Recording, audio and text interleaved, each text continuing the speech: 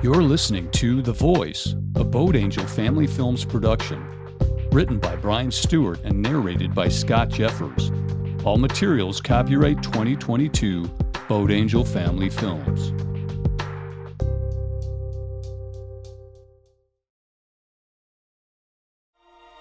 Chapter 1. The Rocks Cry Out. Detroit resembled Berlin after being leveled by the Allies near the conclusion of World War II. All the city blocks that had been destroyed in the riots of the 60s still lay desolate in the noonday sun. Only the rats scurried to and fro undisturbed except by the ever-increasing population of alley cats. Cats every bit as cunning as the most feared man-eating tigers that still ravaged the small villages of India. Automobiles, stripped bare of chrome, windows, doors, seats, radios, stood up on concrete blocks looking like Death Valley skeletons, eaten clean as the carrion of the decaying post-industrial infrastructure. America's thriving automobile industry had built the city, and the desertion of the industry to greener pastures had left its former hub in the gutter along with many of the children of the first auto workers. Those who had moved out, others strapped without transportation, education, or direction had stayed. Most lived in hopelessness.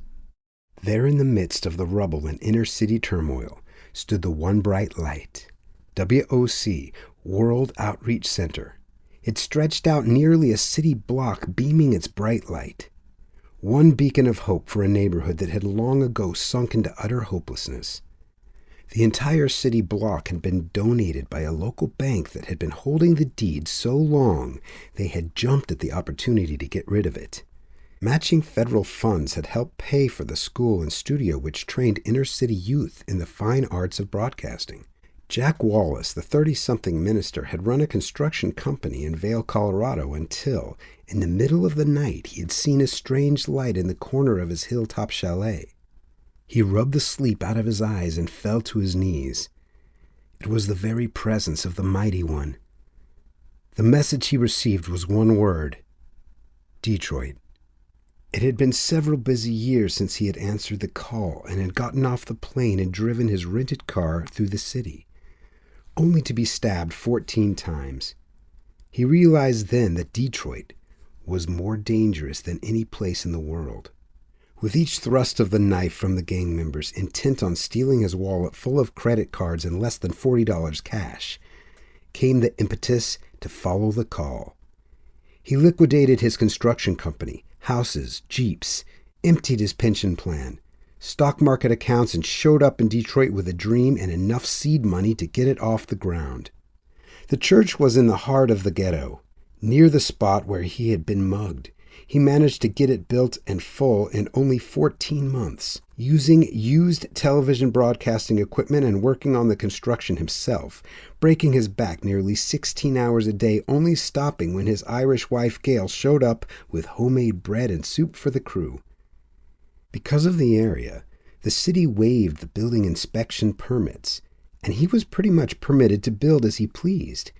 Consequently, the building's ceiling was nearly 65 feet high and featured a heliport on top. The plans were given to him bit by bit in dreams and visions.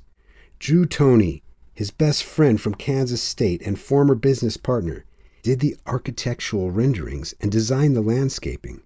It was truly an oasis. The local television stations covered the progress as well, and the newspapers did several features on the story, drawing curiosity seekers who began filing in. People called from all over wondering if they could help, and he had promised the Mighty One had sent his people to help unfold the vision. Paul Kimball, a retired television executive, signed on to start the school and within 60 days had recruited enough students to make the broadcast college a reality. Even though the equipment was not state-of-the-art, it was adequate enough to provide as full a range of training as any of the kids could have achieved at even the prestigious USC. They also built enough adjoining space for a local philanthropist who had won a Nobel Prize for scientific research to establish a full state-of-the-art research center. Daily chapel was mandatory, and the permeation of the pure Word of God breathed through Jumping Jack Wallace's sermons quickly winning over all the kids. They lobbied for more Bible studies, and most of the students began attending the Sunday morning services and inviting others as well. The church auditorium was able to hold several thousand, with the services taped and put on free access channels all over the United States. Several of the kids bugged Paul until he allowed them to translate the shows into Polish, Lithuanian, Amharic, and French. Broadcast tapes were sent all over the world. Jumpin' Jack Wallace was not one to be taken lightly. Not only was his voice thunderous, but he was a former triathlon champion. If it hadn't been for an injury sustained in college football, many believed he would have been a gold medalist, for he could run, jump, and throw with the best. To illustrate a point, oftentimes he would run across the stage and jump over the row of chairs on the platform, barely nicking the tops of them and telling the congregation that those of them who were backslidden and living in sin had a slimmer chance of going to heaven. It was fire and brimstone, delivered theatrically, and the people drove from all over the Midwest to meet, shake hands, and have their babies prayed for by Jumpin' Jack, who would stand outside every morning after service. The more the visitors came, the larger the offerings grew until the World Outreach Center coffers were full and all the debts were paid off. The broadcast school purchased their own full-power VHF station and satellite uplink that reached across into Canada and allowed their broadcast to be picked up globally. The film school had a full animation department that was producing Christian children's videos, but it still wasn't enough. Jumpin' Jack wasn't going to stop until he had helped carry out the Great Commission. Preach the gospel to every living soul, and to that cause he gave his every breath. Gail Wallace was far from idle. Not only was she a good wife, she was as enthusiastic in her ministry as Jack was in his. She believed God had called her and raised her up to reach young single women by getting them dependent solely on God for their emotional needs, weaning them away from relying on any man. She taught them how to pray, lead their family members to Christ, and advise caution against yielding to the lusts of the flesh. She advised the girls not to date, but to depend on God through prayer to bring them their husbands.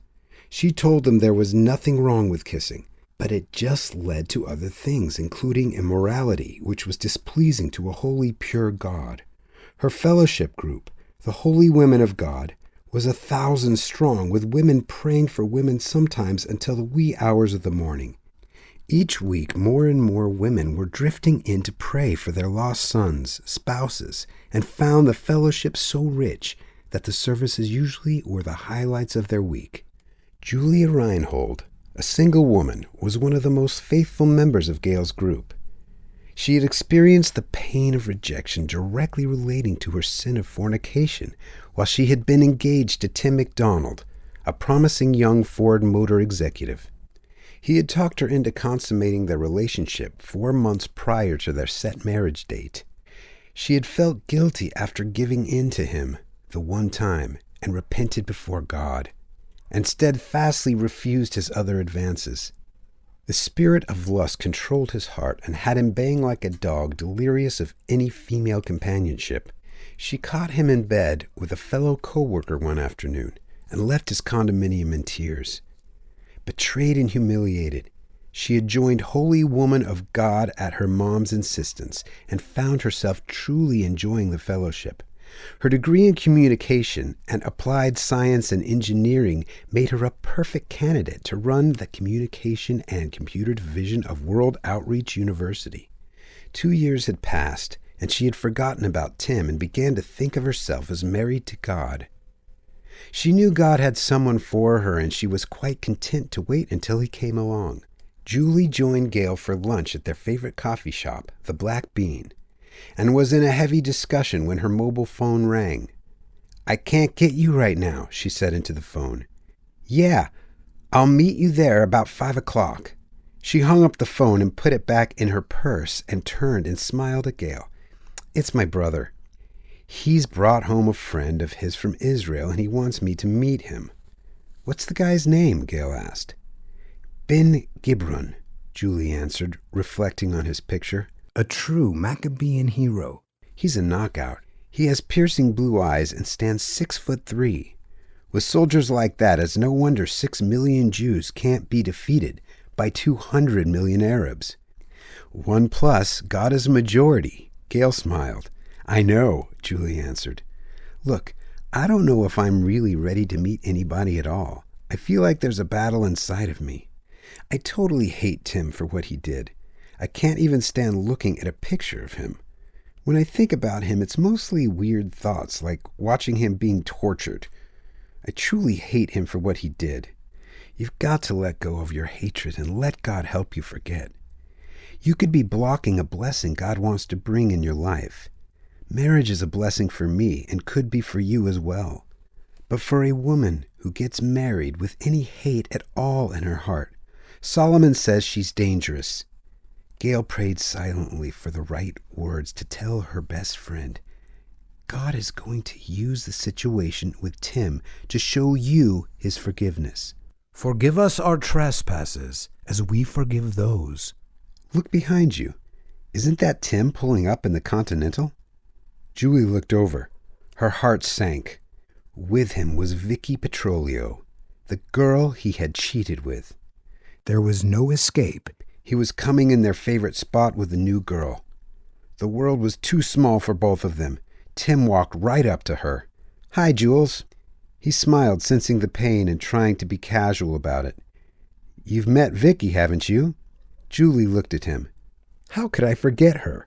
She broke out laughing and went into hysterics.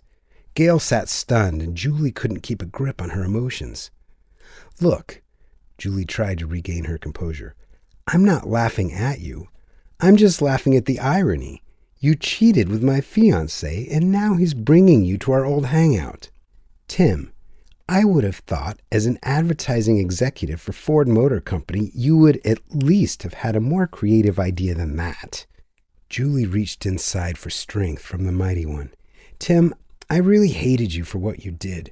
You ruined my life, took my virginity, and then cheated on me just a short time before my wedding date.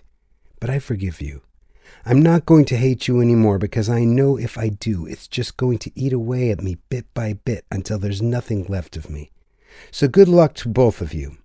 Vicky and Tim walked away in shock. Julie sank her face into her hands and looked up at Gail. I don't know what came over me, Julie said. It was like a spirit of joy, or relief that God had showed me what kind of man he really was before I married him. I'm proud of you, Gail said. And as far as him taking away your virginity, I really believe the Mighty One has restored it within you. Remember, the old things have passed away and all things have become new. Surely that applies to sex as well. You're right, Julie said, finishing her coffee and marveling at how relieved and at peace she felt within.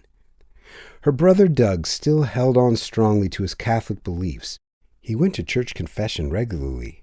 Rather than enter into the priesthood as everyone thought he would after his years at Holy Cross College in Worcester, Massachusetts, he had opted for a master's in archaeology and was busy digging up artifacts from the biblical time periods. He had met Ben while in Ethiopia looking for the Ark of the Covenant that Menelik, King Solomon's son by Sheba, had brought back with him after learning the Jewish religion in Jerusalem. It was rumored to be located in St. Catherine's in Asmara, the northernmost part of the country, but many scholars believe the copy they had on display and brought out for their yearly processionals for the Coptic religion was not the real thing. Ben, on grant from the Jerusalem Art Museum, was looking for the same thing, and they had decided to team up. Ben was interested in bringing it back to Jerusalem to use in the temple, which he believed was going to be rebuilt. Doug's interest was purely scholarly and funded by a large Catholic-run insurance trust that assembled religious artifacts to display around the world. Doug was on grant from one of their oldest benefactors, a wealthy African-American who wanted to restore pride to the African race by showing them their cultural heritage. They were both glad for a breakaway from the poverty of Ethiopia and were exhausted by their search. They knew it would be a miracle to make a new discovery so monumental, but each of them believed it was possible. Julie pulled into her parents' driveway, anxious to meet Ben. Doug hadn't been away long enough for her to miss him really badly. She stopped and looked in the rearview mirror, wondering if at 29 she was growing into an old maid, wondering if she'd even find anyone to marry, or for that matter, someone who could just be depended on to tell her the truth. Before she got out of the car, Red and Tallow, her family's golden retrievers, jumped on her, nearly knocking her over and getting their muddy paws all over her white silk dress from Jessica McClintock. Her father hobbled over, leaning heavily on his cane. "Julie," her father greeted, his skin as pallid as a freshly dug-up corpse denied the life-giving atmosphere of our planet. "Come here. Give your old man a hug." Julie looked over at him, surprised at how fast his once robust health had degraded. She had heard that heart attacks were hard on people, but it was the first time she had ever seen the before and after in such a first-hand way. "Red, Tallow," Julie commanded firmly. "Go sit." They obeyed. "Hi, Dad." She greeted him with a soft kiss on his cheek. "How are you feeling?" "It takes a licking and keeps on ticking." John Reinhold grinned and tapped his chest. "Look, I know you've been delaying your fellowship in Jerusalem because of my health. I criticized you pretty heavily about your assignment, but I want you to feel free to go. I've lived my life. I don't want you waiting around Detroit for me to die. I know I haven't followed the good Lord much, but maybe he'll give me a few more years. We're on the list for a new heart, and when I get it, if it goes all right, it's pretty gruesome, isn't it? Someone has to die so I can live. Dad, that's how it's always been. Jesus died so you can live eternally." Julie looked at him with compassion. "Now, Julie, I know how you feel about your religion, but I've already lived my life, and really, I'm not into that Jesus thing. Your mom and I have always gone to church, and I've been a good person. If that doesn't count for something, then I guess I'll just have to take my chances." "Dad," Julie started to get exasperated. "It counts for something, but you still got your pet sins. God can't allow you in heaven with any sins, the Bible says. If we confess our sins, he will forgive us. Jesus stands at the door of your heart and knocks. He doesn't want you just going to church. He wants to have a relationship with you every day. Jesus is not just my God, Dad. He is my husband. When I travel, he keeps me company. When I'm lonely, I can pray, and he's right there with me. It's awesome, Dad. I wish you could feel how I feel inside."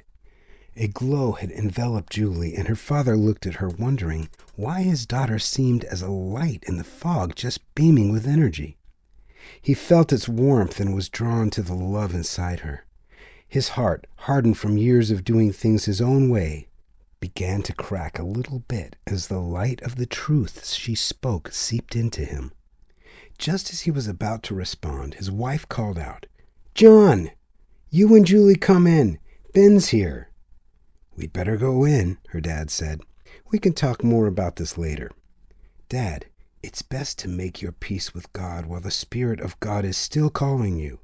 Julie always felt comfortable in her parents' house full of antiques.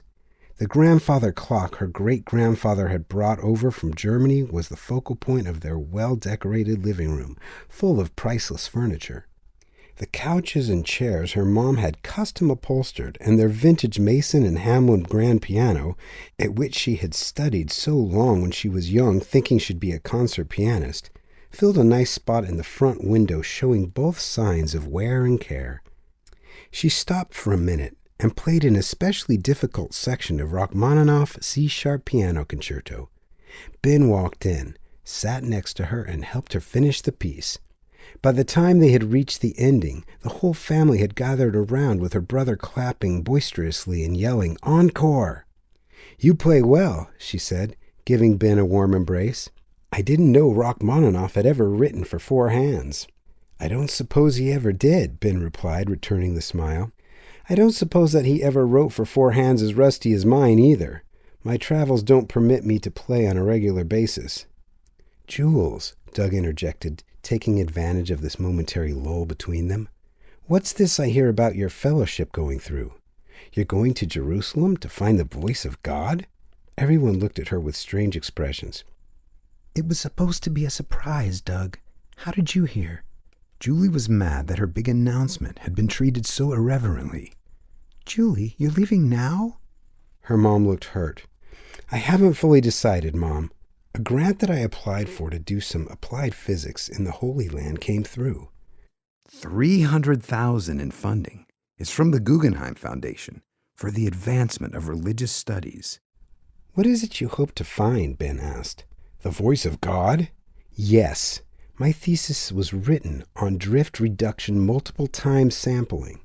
Instead of carbon dating rocks for age, we will be running rock samples through complex computerized photo detectors and looking for frequencies not common to this planet." "Where do you plan on getting your rocks?" Doug questioned. "We already collected some from Mount Sinai. The Bible says that God spoke to Moses there."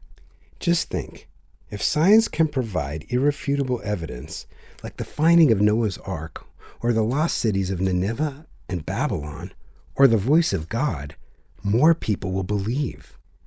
"I don't think you are going to be able to separate God's voice from the other sounds held in the rocks from Mount Sinai. There is just bound to be too much stored in them to be able to pull them out. Thunderstorms, lightning strikes. But if you could find an artifact, like the original tablets of law, say, inside the Ark of the Covenant, not only would they possibly contain the voice of God, but the book of Exodus says they were written by the very hand of God. If somehow you could use your same equipment to show that the very words of the slabs on the stone were somehow engraved by an instrument that didn't even exist in those times, you could prove to the world that God Almighty Jehovah really did give us the 10 Commandments and truly exists." "That sounds really plausible," Julie said reflectively. "It sounds well within the grant I've applied for, too. But what are the odds of me ever getting a hold of the original 10 Commandments?" "Pretty good," Doug smiled. "We've been on the track of them for some time and have them narrowed down to a small area in Ethiopia. Why don't you come with us? It's not that far from Jerusalem." "Julie, don't stay behind to care for me. Go," her father added. "You've got your own life to lead. I've got your mom to look after me, and she's been doing a really good job for the last 28 years. Speaking about doing a good job, I can smell the food now. We'd better take our seats before everything gets cold." The woods behind their house was full of moss-covered rocks and tall, majestic oak trees covered with vines and more wildlife than the rainforest jungles. It was a place that Julie always called her magical forest. She had played her entire life in the forest and was anxious to show it to Ben. "Doug," Julie yelled from the kitchen, helping her mom clean the supper dishes, "I'm going to show Ben the forest. We'll be back in about an hour." Ben marveled at how thick the woods grew just in the Reinhold's backyard. It was another world to him. There was a fallen oak tree in a clearing with a stream of light coming down as if it were a spotlight aimed by the Creator. Julie held her hand up to direct Ben's attention to the young fawn, looking warily about, eating the long grass that grew beneath the stump of the tree. A squirrel clambered down the tree trunk, picking up acorns and stuffing them in his cheeks. Instinctively preparing for the long winter, still months and months away, Ben moved and the deer looked over. They locked eyes, and Ben approached it stealthily. Before he got within 20 feet, the deer bounded away and the squirrel bolted. God must have given them the common sense to be wary of men. If the wind had been blowing behind us, we would have never gotten that close. They can smell predators miles away, Julie said. That's what you think of mankind? A race of predators? The rich devour the poor?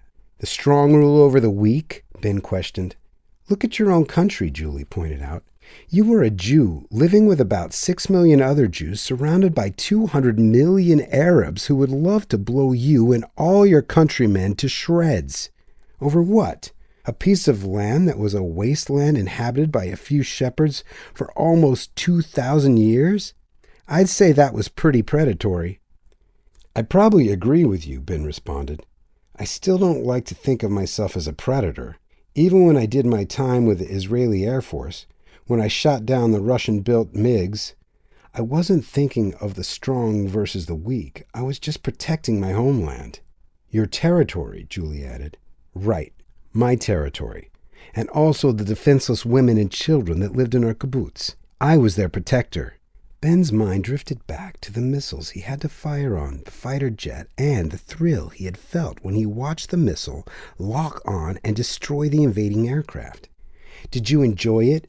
Julie looked at him, giving him no chance to do anything but tell the truth. Yeah, Ben spoke. I was a better pilot, and our jets and missiles tracking devices were better. I was proud that I had defended my country. You never thought about the man that you sent plunging into eternity? No, Ben said. He made his choice when he chose to get in the plane and attack us. He knew the odds, and they beat him. What are you getting at? Nothing, Julie laughed. All you Israelis think it's your weapons, your planes, your training, your technology, but none of you see what it really is. It's your God who has chosen to fight for you and defeat your enemies. Aren't you familiar with any of the prophets? They wrote that God was going to scatter his people and bring them back out of their very graves. Think about the first inhabitants of your country. Concentration camp survivors, prisoners from the gulags of Siberia and the North. I'm not saying your people are not brave and intelligent, but it is obvious to anyone who reads the Bible that there is a God working on your behalf.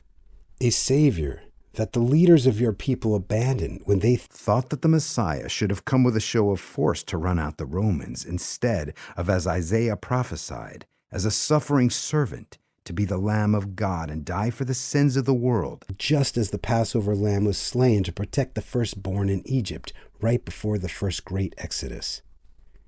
So you believe my people rejected the true Messiah and consequently God rejected them? Yes, Julie stated. Look at what happened less than one generation after they rejected the first followers of Jesus.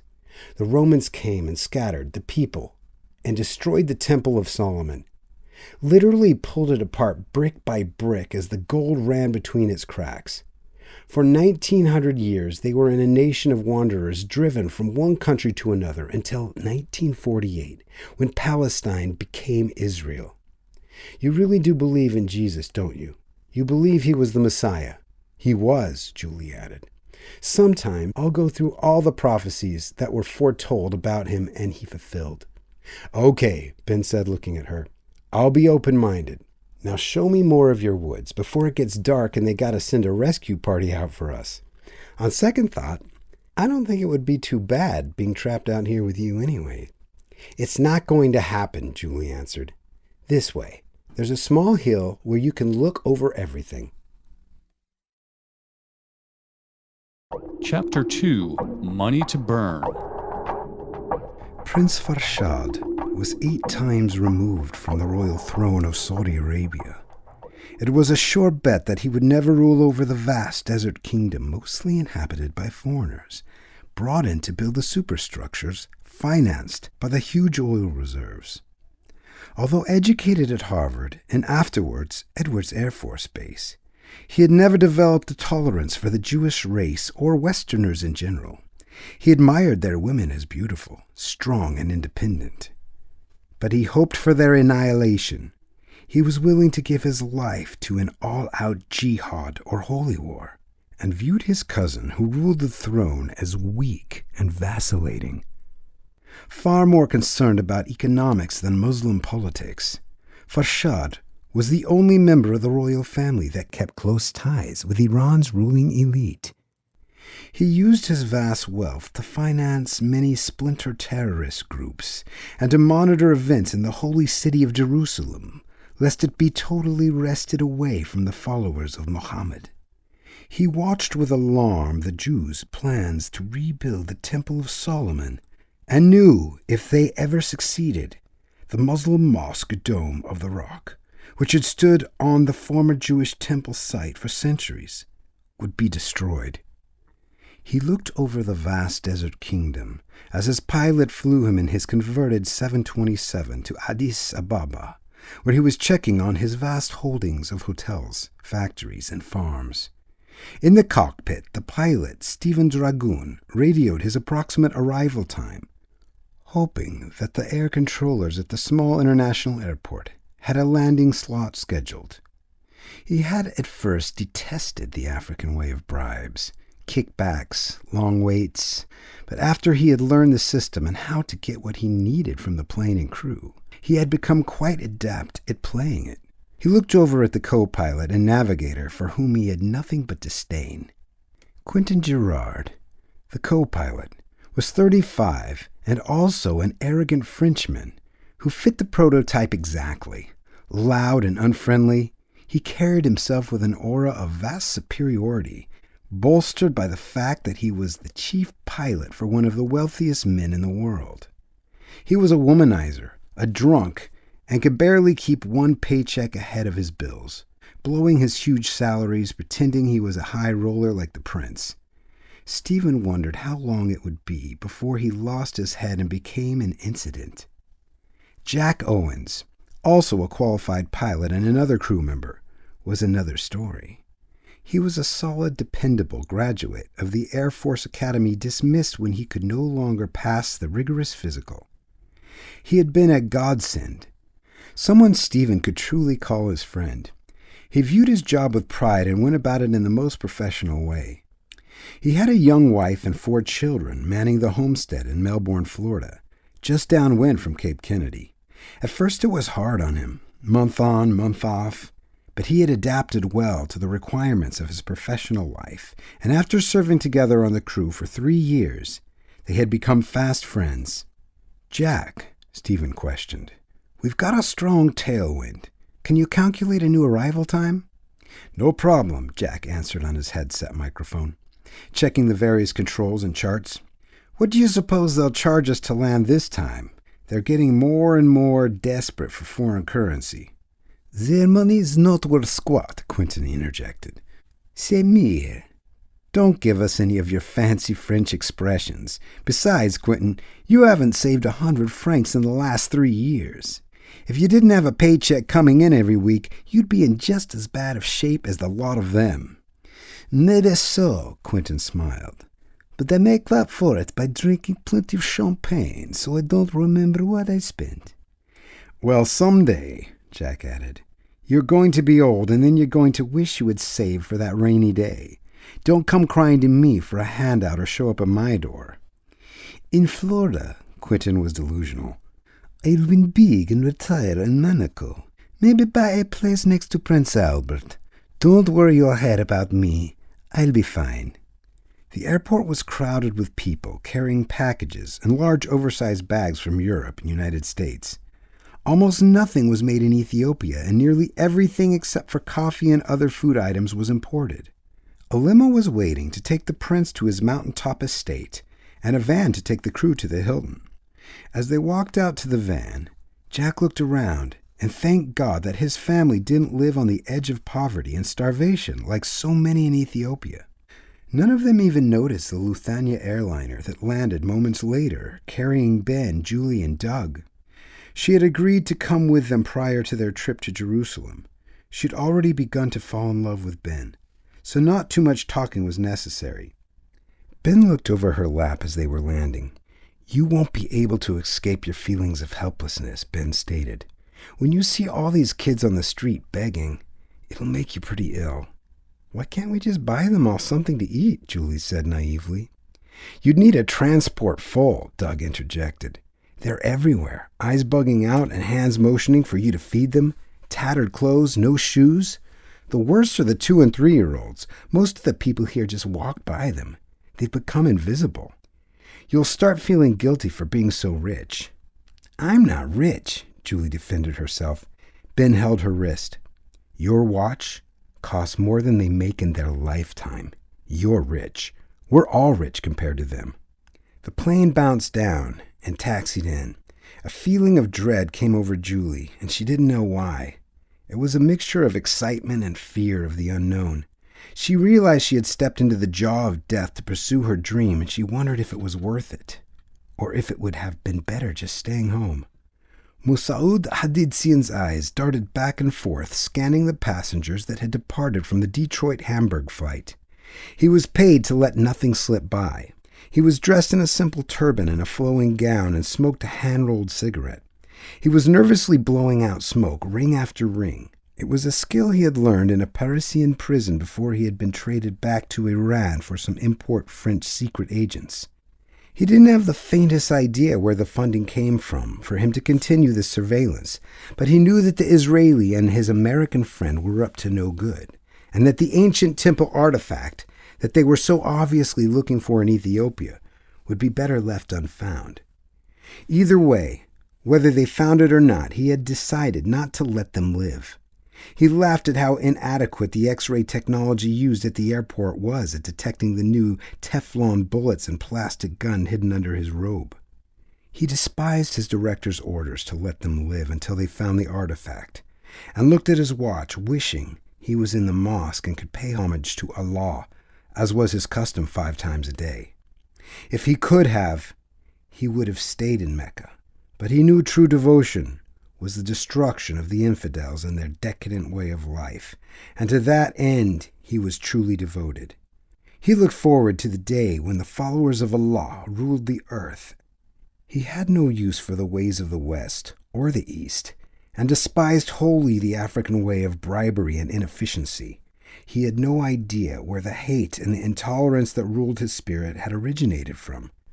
While in military training school, he had been invited to enter a select group of promising young people from influential families.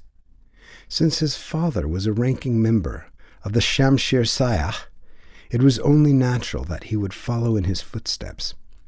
He learned that mercy and love were for the weak, and that the strongest survived at the expense of the weakest. The group leader, Aloh Kachatorian, was close to 70 years old and had learned the black arts while on travels to Tibet. After trailing them back to their hotel, Moussaoud looked out of his car onto the Ethiopian countryside. He wondered how so many people could live on so little. With almost no farming land, poor running water, and low food supplies, he was amazed that Ethiopia could still support such a large growing population. He picked up his phone to call the Minister of Culture, Ethiopia Haged. "Good morning, Mr. Haged. I understand that Ibn Gibron from Israel contacted you about an exchange involving the Ark of the Covenant." Ethiopia, a member of the Coptic Church, knew that Moussaoud worked closely with the Arab Alliance. He knew nothing about his Black Flag connections or that he was on the payroll of Prince Farshad. Still, a voice inside of him cautioned him to be very sparse with any forthcoming information. "We have a lot of requests from people to see the Ark in Asmara. The requests are very rarely granted. No one sees it but the priest, who protects it with his life, and when he dies, another protects it." Moussaoud was unhappy with his vagueness in answering and tried to draw him out a bit more. "I am aware of that, but sources tell me your government is planning an exchange of cultural artifacts. That you have contacted the Israelis about getting back some original document from the court of Sheba. I represent a party that does not want to see this artifact fall into the hands of the Israelis. It would only aid them in rebuilding the temple, and as you know, that is the site of the most holy dome of the rock, a mosque second only in holiness to my people, to Mecca. I can assure you my office is aware of no inquiries to this sort. We have no intention of letting the Ark or any other artifacts go. We are not Egyptians. We are Ethiopians. We treasure our heritage." In truth, Ethiopia boasted of the longest succession of royalty in the known world, vaguely continuing for over 2,000 years until Haile Selassie was deposed in the 60s, bringing an end to a dynasty that repelled rule by outsiders for generations. Only being subjugated by the Italians in the 30s, the Ethiopians were both a proud and fierce people. Ethiopia was proud of his heritage and knew that many of their current economic and social problems were the result of years the country had suffered in the hands of the Russian-backed communists. He had already saw the improvement now that the church had members in the government's circle of power. "Mr. Moussaoud, I suggest to you your sources are wrong. Please excuse me, I must go to an appointment." Ethiopia walked down the hall to the office of the state police to visit with Geram Jama, an old college friend who had risen to the rank of state director of internal security. He knocked and saw that Geram was not in. He made a mental note to follow up the conversation. He had his doubts whether the Ark that was being protected by the Coptic Church was the real thing. Still, most of the people in the church thought it was and worshipped it, as if it were. Whenever it was brought out for public procession, the lines to view it were beyond what the eye could see. He stepped out into the street.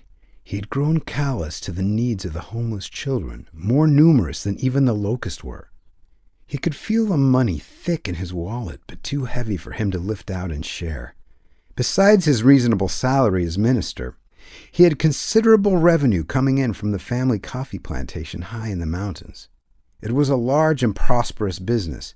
The faces came to him begging for money, for food. He looked at them with contempt. Tattered clothing, barefoot, shirtless, bodies thick with dust of the street, eyes bulging out and shoulders narrow from malnutrition. They were as walking dead. He looked right through them and pushed them out of the way as he made his way to his Mercedes sedan. He didn't want to be late for the Insui Club, where he would indulge in the pleasures of the flesh. He paid no attention to the statistics gathered by the United Nations medical teams, that 40% of the prostitutes were HIV positive. He was driven by a force far greater than reason. It was no longer just an occasional sexual relief. It was a compulsion that gnawed within him and gave him no relief. He was always on the prowl, and was on a first-name basis with nearly every prostitute in Addis Ababa. He had been infected with herpes, gonorrhea, syphilis, hepatitis, and had managed to keep all his various diseases under check. He suspected that he was probably carrying the AIDS virus when their newborn child died less than 3 days after birth. The infant was born blind, with external lesions. Ethiopia had looked upon him like he was an alien. Before his wife even woke up from the anesthesia, he had the child removed and sent to the nursery, where it spent its entire 3 days on earth in utter loneliness and ravaging pain. Devoid of human contact and eaten by the various viruses passed on to it from the sins of its father, it died uncomforted and was unceremoniously cremated. The image of his child's face haunted Ethiopia, but he felt no regret. His heart was devoid of even parental affection. He was so decayed and corrupted that nothing mattered. If he had been able to see his soul, he would have seen the utter filth and recoiled in horror at what he had become. The intermingling that he had done with the countless prostitutes had opened him up to a whole new world of the spirit, a world so dreadful it kept itself in the darkness where no one could see. Nearly 50 demons dwelt within him, each one propelling him on to more and more sexual encounters, and continually demanding so much that he was never satisfied. His lust burned like a fire that never had enough fuel, and they had consumed all he was. As he drove from the government center out towards the airport, he watched the sun begin its descent into the night sky. His conscience, though nearly dead, still replayed the image of his young son grotesquely deformed, screaming in pain. He shook it off and thought about the pleasures awaiting him. Bateau, one of his many sexual partners, had seen one life tragedy after another. Her family was from Eritrea, which had fought a long, hard war for independence from Ethiopia. Her people were proud and resourceful, and though outnumbered 100 to 1, had managed to finally achieve their independence and statehood years earlier. For her, the costs were high. At 11, both her mother and father were lost when a Russian-made missile destroyed their home in the mountains. Her father had been the mayor of their town, but with his death and the death of so many others, she was forced to take what belongings she could save out of the wreckage and head for a larger town. She had been spotted by a group of soldiers in a transport truck going to Addis Ababa. They had taken her in and used her sexually. At first she cried, wondering how pain could be so intense. Then after the last one had used her and thrown an old blanket over her ripped clothes, she lay in shock, as if her head had been pummeled. They laughed when she rolled into the street as they forced her out of the truck at the city limits. They threw her meager bag of belongings out after her, scattered them all over the dirt road. Her young body had not even reached puberty. She stumbled into a Lutheran-run orphanage and stood in line for food, which consisted of a bowl of watery gruel and a hard piece of moldy bread.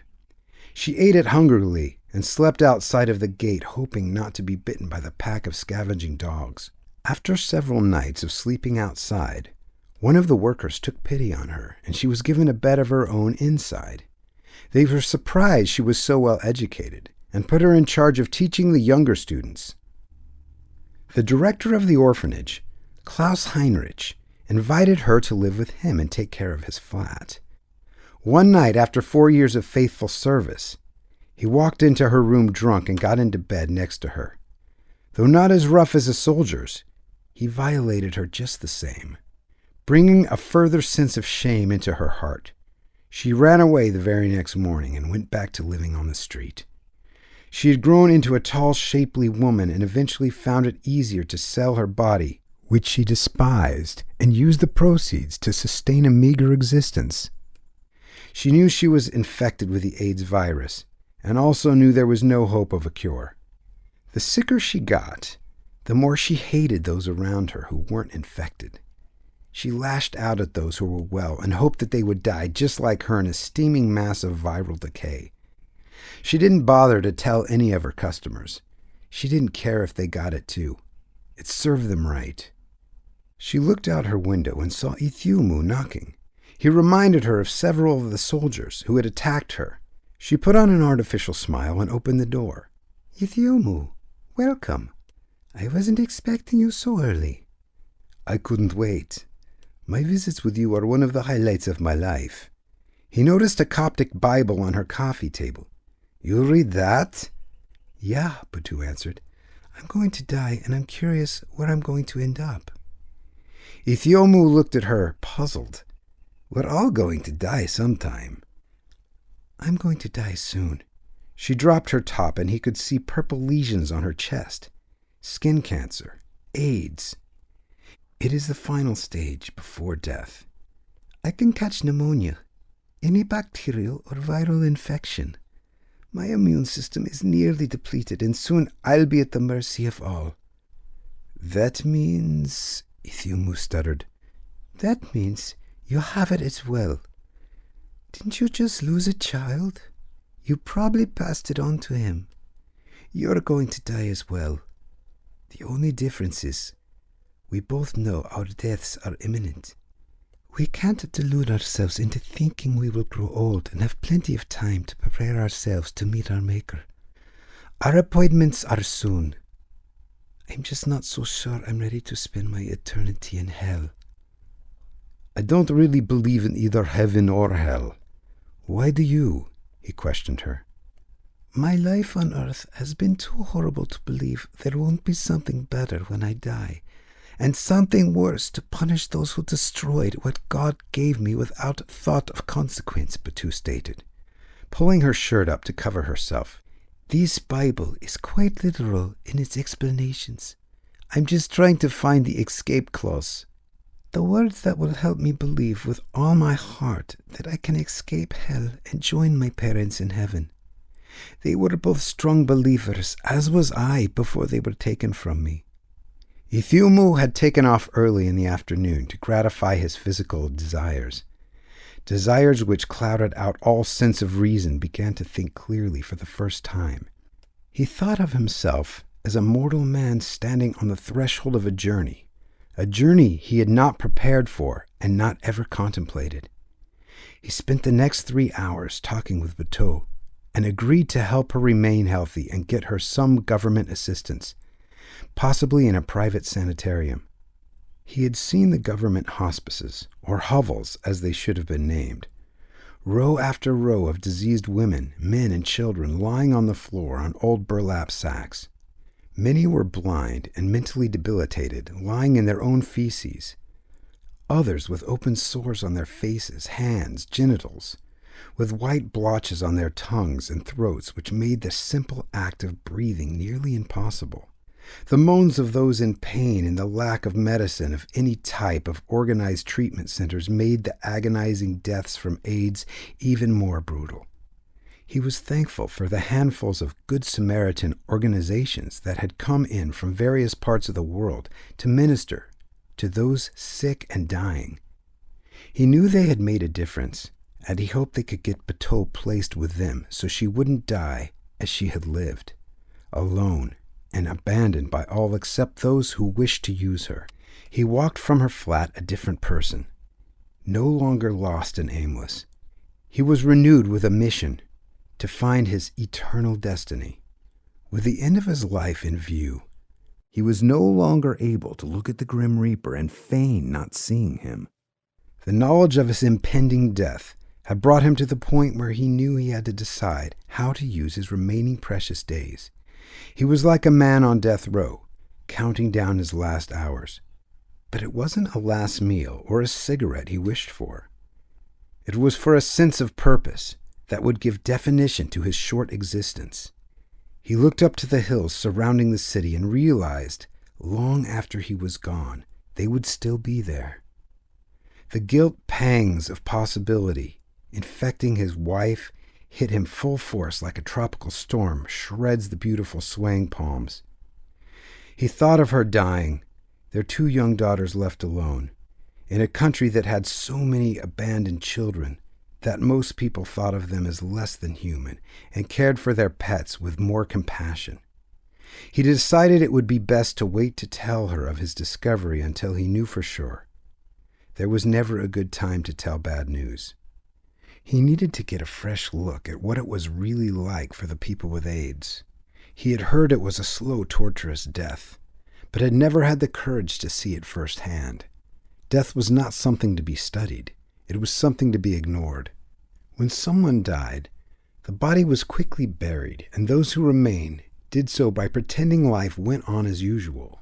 He knew that the Lutherans were running an old hospital fairly close to where he was, and decided to pay them a visit. Dusk had settled, and the sky around him was a strange cast of orange, red, and purple. The Creator had spared no pigment in saying good night to the inhabitants of Ethiopia. It was a sunset beyond what he had ever seen in beauty and intensity. There were a few clouds on the horizon that looked like billows of flame. Outside the hospital was a tall wrought iron fence in need of painting. Gathered around were quite a few children, homeless and destitute.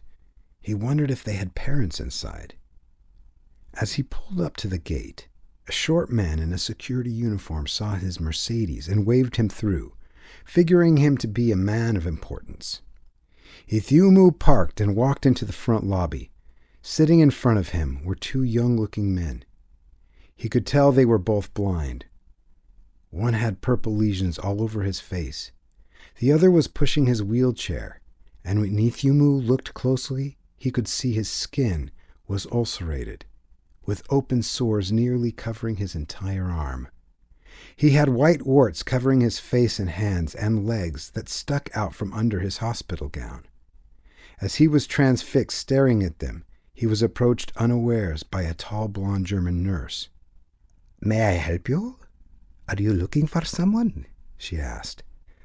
"I was wondering," he asked, "is there any hope? Does anyone survive?" "Most die," the nurse replied. "We do our best to alleviate their suffering." "The man in the wheelchair. He is covered with warts and open sores. What does he have?" "He's got atopic dermatitis, seborrheic dermatitis, sporotrichosis, and various bacteria and fungal infections." "Can't you treat all these skin diseases? Those things are mostly curable, aren't they?" "Yeah, in people without HIV they are, but these people are immune suppressed. They have no resistance to even the simplest disease, bacteria, virus, and fungus. Sometimes we can give them cortisone creams, but they are persistent infections. Those that you see there are just the external ones. The virus takes over the entire body. She pointed to a man sitting in a chair. That man was professor of mathematics at Addis Ababa University, a PhD. Now he doesn't even know his name. The virus attacks his brain. He suffers from dementia. This disease is a killer. The people of your country have never taken it seriously. In Central Africa, there are entire towns wiped off the map. No survivors at all. That's why we are here to try and save your country. Is there any hope for cure? Vaccinations? Ethiopia asked, throwing out a straw. Surely scientists have developed something to combat it. We've trusted science for so long. We forget that science only works when dealing with known variables. There are so many forms of the AIDS virus. They consistently mutate and duplicate with extreme frequency. By the time you have learned how to manage one, it already changed. The virus has a will of its own. It has a mission of its own, diabolical in nature. Its mission is to multiply, and it doesn't care if it sacrifices the life of its own host organism, the nurse replied. Don't you worry about catching it, Ethiopia questioned. After all, every day you are surrounded by it. No, I trust the good Lord. It is He who has called me to minister to the sick and dying. I pray for them. Get them ready for their eternal journey. After all, we are all going to die. This is a certainty. Life and death. No one lives forever. The disease puts people in position to really deal with the main issue. Where am I going when I die? By the way, Ethiopia, Bridget asked, do you know? Yeah, Ethiopia smiled. When I die, I'm going nowhere. 6 feet under the ground, just low enough so some archaeologist doesn't dig me up and claim me to be some prehistoric man. I can just see it now, my bones traveling around the world in some scientific freak show. You have a good sense of humor, Bridget smiled. I guess it must go with your job. Oh, don't be surprised. I know who you are. I speak your language. Your secret is safe with me. Before you leave, I'd like to give you something. You're a member of the Coptic Church, aren't you? Yes, Ethiopia nodded. I was, anyway. Well, Bridget pulled out a small pocket-sized Bible. I'd like you to have this. I think if you read it, you'll find it fascinating to learn just how many people Jesus prayed for that were healed of all types of diseases. Incurable ones? Ethiopia questioned, looking around at his future habitation. Yes, Bridget responded. What is impossible to man is quite possible to God. He's not bound by our earthly laws. He can supersede them at any time He chooses. It is He who appoints our time of life and our time of death. Bridget walked over and took his hand. Though you walk through the shadow of death, He will be with you. Chapter 3, Magical Mystery Tour. Masoud Hadidzian stood outside the Central Venue Hotel, smoking a cigarette. He was dressed down, but that didn't prevent the street kids from coming up to him every few moments with their hands out for a handout. He knew Ben had ordered a car and driver, but had made nothing known to anyone concerning the destination. He had been unsuccessful getting any further information about them to the government. He had heard rumors that there was a government-authorized swap of relics, the Ark, in exchange for various documents that the Israelis had acquired from private collectors and museums throughout the world. Mossad was wondering whether or not there really was an Ark after all. He reassured himself, Allah is the only true God and Muhammad is his prophet. An older Toyota Land Cruiser came pulling up to the hotel. Mossad walked over. Is this the car for Benjamin Gibron? He questioned the driver. The driver nodded. Yes, I'm working for Mr. Gibran. Are you going with us? No, Mossad responded, pulling out some money. We'll be using the car for several days and there is no need for you to come along. I've been instructed to pay you in full. Here, this is a small fortune." The driver's eyes widened, and he looked at the pile of money being shoved into his hand. "But the car," the driver spoke. "I must stay with the car." "No," Mossad spoke, peeling off several more notes, more than enough to replace the entire vehicle several times over. "The car is yours," the driver spoke, putting the money in his pocket. "If I need another one, I will buy one." "Julie," Ben knocked on the door. "Come on. We're trying to get an early start." "There's no hot water," Julie said. "How am I supposed to leave without taking a shower?" "Don't worry," Ben jested. "You'll be sitting downwind." "Very funny," Julie replied. "You're a real Milton Berle. The only thing lacking for you to be a comedian is a sense of humor. I'll be right out." Julie looked at her room. Right next to the hotel were hovels that the natives lived in. Shacks poorer than she'd seen anywhere in the States, made out of crude branches, old pieces of automobiles, cardboard, all tucked into the gullies. She wondered why the country was so cursed. She wondered how the world would welcome the news that the 10 Commandments had been found. She hardly knew anyone who even took them seriously. For most people, lying was a daily thing. Say anything to get what you want was the rule of the day. And as far as not using the name of God in vain, she could hardly recall a film she had seen where it wasn't used constantly. Keeping the Sabbath day holy, there wasn't a person around that wouldn't try to make a buck on a Sunday or spend it doing whatever they pleased. She went down the list and wondered what type of world it would be if people had actually lived up to the commandments that God thought were important enough to write them with his own hand. To be able to scientifically prove the eternal hand of God or the almighty voice of God exist would be monumental in causing people to see their own error and folly. She knew how far she had walked from ways that were pleasing to God. She thought about the scripture in the book of Genesis that Moses had attributed to God. Each man did what was right in his own sight. It reminded her just how far everyone was away from living the lives God had destined for them. Mossad was standing next to the car as Ben came out. "What happened to the driver?" Ben questioned Mossad. "I am the new driver," Mossad replied in English. "But not to worry, I know the roads well. I am not Ethiopian, but my family has been here for many years." Julie looked him over as he was putting their bags in the trunk. She pulled Ben to the side. "We're going to trust our lives to him," she whispered. "I don't want to judge by appearance, but he seems evil. I don't know what happened to our other driver, but if we want to get to Asmara, we have no choice." "Look," Doug approached them. "I don't know what you two lovebirds are talking about, but I'd like to get going and get there before dark. Did you check to see if the driver is carrying extra petrol?" Julie looked at him with an accusing look as if challenging him for calling them lovebirds. "Yeah, Julie, lovebirds. All birds squabble. It's part of their mating rights." "Very cute, Doug. Linking me up with your sister. What now? Are you Cupid?" Ben commented.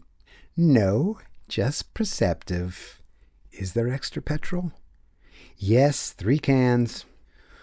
Mossad got behind the wheel and pulled out into the street. The car was immediately surrounded by young homeless children. They were pounding on Mossad's window, indicating they had nothing to eat. Julie was moved with compassion. "Let's stop and buy them some food," she said to the others. "It will just delay the trip," Ben pointed out. "Besides, you can't possibly feed them all. There's too many." "Julie," Doug jested, "you're not Mother Teresa." "No," Julie said, "I'm not. But I'm not Scrooge. Driver, would you pull up at that bakery? I do have enough to buy them all some buns." Julie got out of the car and waved her money in the air. All the children started smiling and raced into the bakery after her. The shopkeeper was aghast and tried to rush them out. Julie showed her fistful of dollars and pointed to the stacks of baked rolls behind the counter. "I'd like to buy all your rolls," she said, peeling off a $100 bill. Make sure each one of these gets a package of rolls. The shopkeeper smiled and humbly bowed before her, happy that she was caring for the children in her country. Julie walked back out to the car.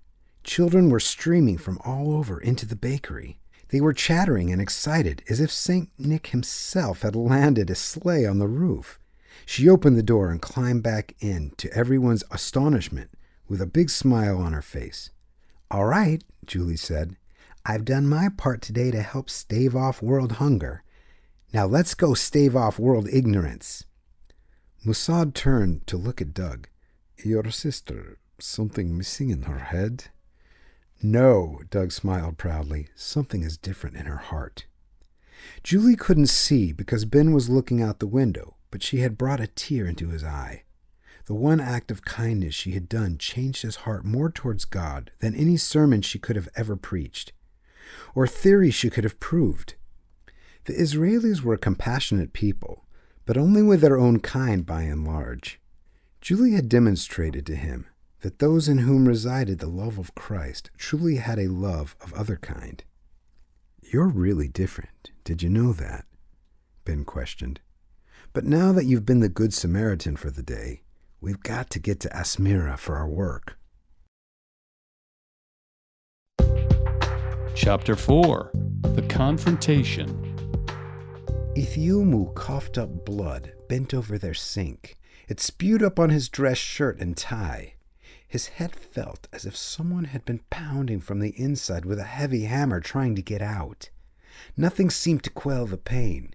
He squinted his eyes and rubbed his eye sockets, which were bursting with the pressure. It was unbearable. As he was clenched over, his wife Guma, a strong, tall woman from Eritrea, came up to him. She looked at the blood in the sink, and the blood spattered over his clothing, and she turned around in disgust. "You sick man," Guma said.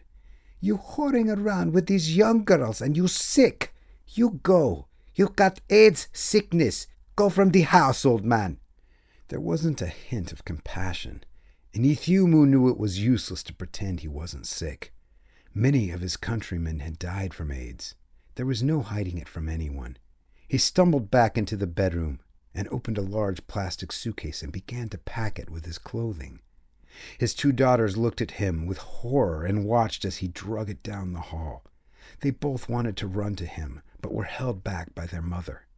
They looked at him with sheer terror in their eyes, as one would glance at a condemned man on his way to his execution. He looked at them, the terror gripping his heart. He wondered if he'd ever see them again. It was hopeless. He had often wondered what someone with leprosy felt like. Ostracized from society, and for the first time he really knew. His heart filled with dread as he closed the door behind him. Ethiopia went to his office and tried to concentrate on some of the paperwork on the desk in front of him. Sheba, his secretary, came in wearing a big smile and a hot red dress to go with it. She was disappointed when he didn't seem to notice her. "What's wrong, boss man?" Sheba said, proudly displaying an award-winning set of ivories. "You don't like my new dress? I wear it just for you.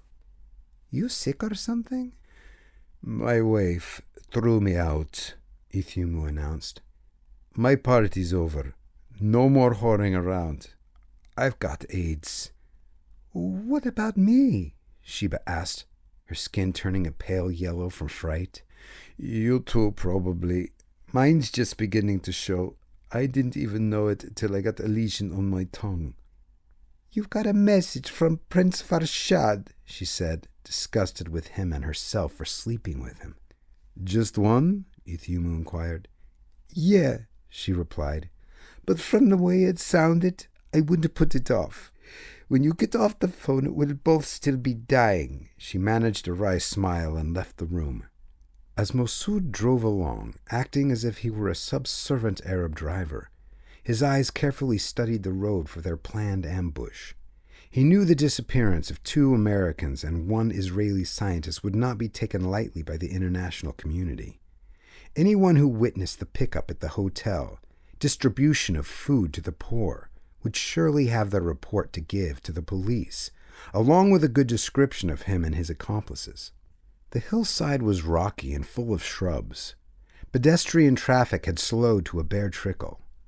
Every once in a while they'd pass a poor farmer and his wife prodding a donkey along. Julie was fascinated, and her eyes drank in the scenery. They kept their discussion to a minimum, not wanting to let their driver know more than was necessary. Ben had been on the road to Ismara several times and wondered why Masood was pulling off to the right up a particularly rocky section of the road. "You're going the wrong way," Ben said, agitated, pointing back to the left. "No," Masood said. "I'm taking a shorter route. We save time." "What's wrong, Ben?" Julie questioned, picking up on his discomfort. "I've been on this road a dozen times," Ben said. "This doesn't seem like the right way." Overhead, Ben heard the sound of a helicopter. He cranked down his window and looked up. Hovering above them was a sleek black helicopter. The driver was a distinctive Arab. Instantly, Ben reacted. He took Masood's neck in between his arms and began to choke him. "Grab the wheel, Julie!" he shouted as the car began to crash into the rock walls around it.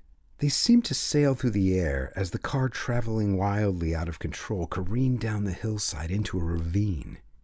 They were all dazed. Doug was moaning and Julie was battered from the impact.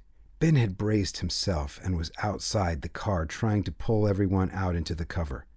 They had landed in a thick grove of trees and were afforded some cover from the helicopter.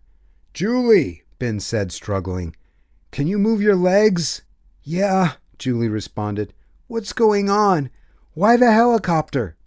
"They probably want to kidnap us. Make sure the Ark never leaves this country.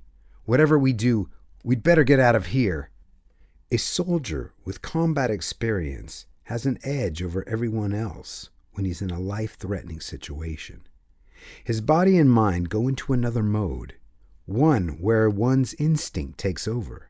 Ben's instinct for survival was high. He checked Masood's body and found a small Uzi. Doug was moaning and still unconscious. Ben dragged him away from the car and hid him with Julie in the undergrowth. He heard the helicopter stirring up the underbrush and figured whoever it was, they must have landed. He knew they were coming for them. Live or die, there was no other choice in his mind. Quentin Gerard placed the helicopter down about 600 yards from where the Land Cruiser careened off the road. He checked the ammunition clip in the Uzi and got out of the chopper. He cursed when he hit the ground and wished he had worn better boots. Jack Owens stepped out from the other side. "You're going to kill them?" Jack said sarcastically, knowing Quentin would do anything for money. "If I have to," Quentin replied. "The prince doesn't care if they live or die. He just wants the Ark." Quentin reached in his ankle holster and threw a small 7mm to Jack. "Watch the chopper. I'll take care of the others." Ben crawled through the wash on his stomach, trailing a bush behind him, trying to disguise his path. He knew any half-decent tracker could tell from 100 yards away where he'd been and where he was going. He was hoping that whoever was in the chopper had more experience in the air than on the ground. He hoped he'd gotten Julie and Doug far enough from the wreck that they wouldn't be detected. Snap! He heard the sound of a breaking branch as Quentin slid down into the wash. Ben rolled a little to the right to get a good look. Quentin was jogging up the wash, only about 75 yards away. The Uzi was still slung over his shoulder, and he was making no attempt to cover up his approach. Ben decided to wait until he found the car and then go for the kill. Quentin reached the car and saw Masood's body pinned under the door. He leaned down and checked for any sign of a pulse and felt the steel ring on his forehead. "Who are you?" Ben questioned. "What do you want with us?" Quentin turned from Ben, forcing Ben to move with him, catching him off guard. Before Ben could adjust his stance, Quentin reverse kicked him in the kneecaps, bringing him to the ground. Ben rolled with a kick out of the way and got off several wild shots, filling the trees next to Quentin's head full of bullets. Quentin brought the Uzi off his shoulder and leveled it at Ben. His inexperience with the weapon showed. It kicked into the air as he pulled the trigger, and Ben, still on the move, rolled behind the Land Cruiser for cover. Ben stood and got off a clear shot, hitting Quentin in the side, tumbling him over. The Frenchman gasped for breath as the searing pain coursed through his nerves. Ben approached him, gun drawn, sights aimed at the Frenchman's head. I asked who you were, Ben said, leveling the gun. Move anything, and it'll be your last movement. Julie walked out of the grove, and they both turned to look at her. The Frenchman turned his gun on her. Before he could even squeeze the trigger, Ben pumped 3 bullets into his face. Julie's mouth dropped as she watched the Frenchman fall face first into the sand. Him or us, Ben said, explaining. That's war. Who are they? What do they want? I'd assume it has something to do with the Ark. There can't be any other explanation. We'd better get Doug. I think he needs medical attention, Julie said. He's barely breathing. He's probably broken a few ribs. Ben hoisted Doug up on his shoulder and carried him up the wash. He had the Uzi slung over his shoulder, and after a few pointers, made sure Julie knew how to use the handgun. The metallic instrument felt deadly in her hand. Its weight bore an ominous foreign testimony to her heart of the depravity of man killing man, as she reflected back on the first recorded murder, Cain and Abel. She wondered how the Mighty One's purposes were accomplished amongst so much violence, and dreaded to be part of it. She knew since man had first sinned, blood had been spilt on the earth, and would continue to be spilt until Christ had come to restore his kingdom. The rocks were cutting into her heels, and she wished she had pried open the trunk to take out her hiking boots. Ben motioned to her to wait beside Doug's body, and he went up to check out the helicopter. Jack Owens was waiting nervously, pacing back and forth by the chopper. He had heard the exchange of gunfire and was quite unsure what to do.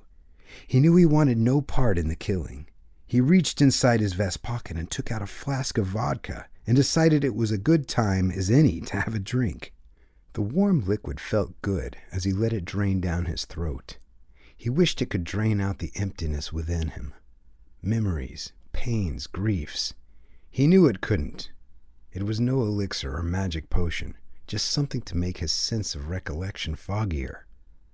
The memories would still be there buried, but still alive, tormenting him.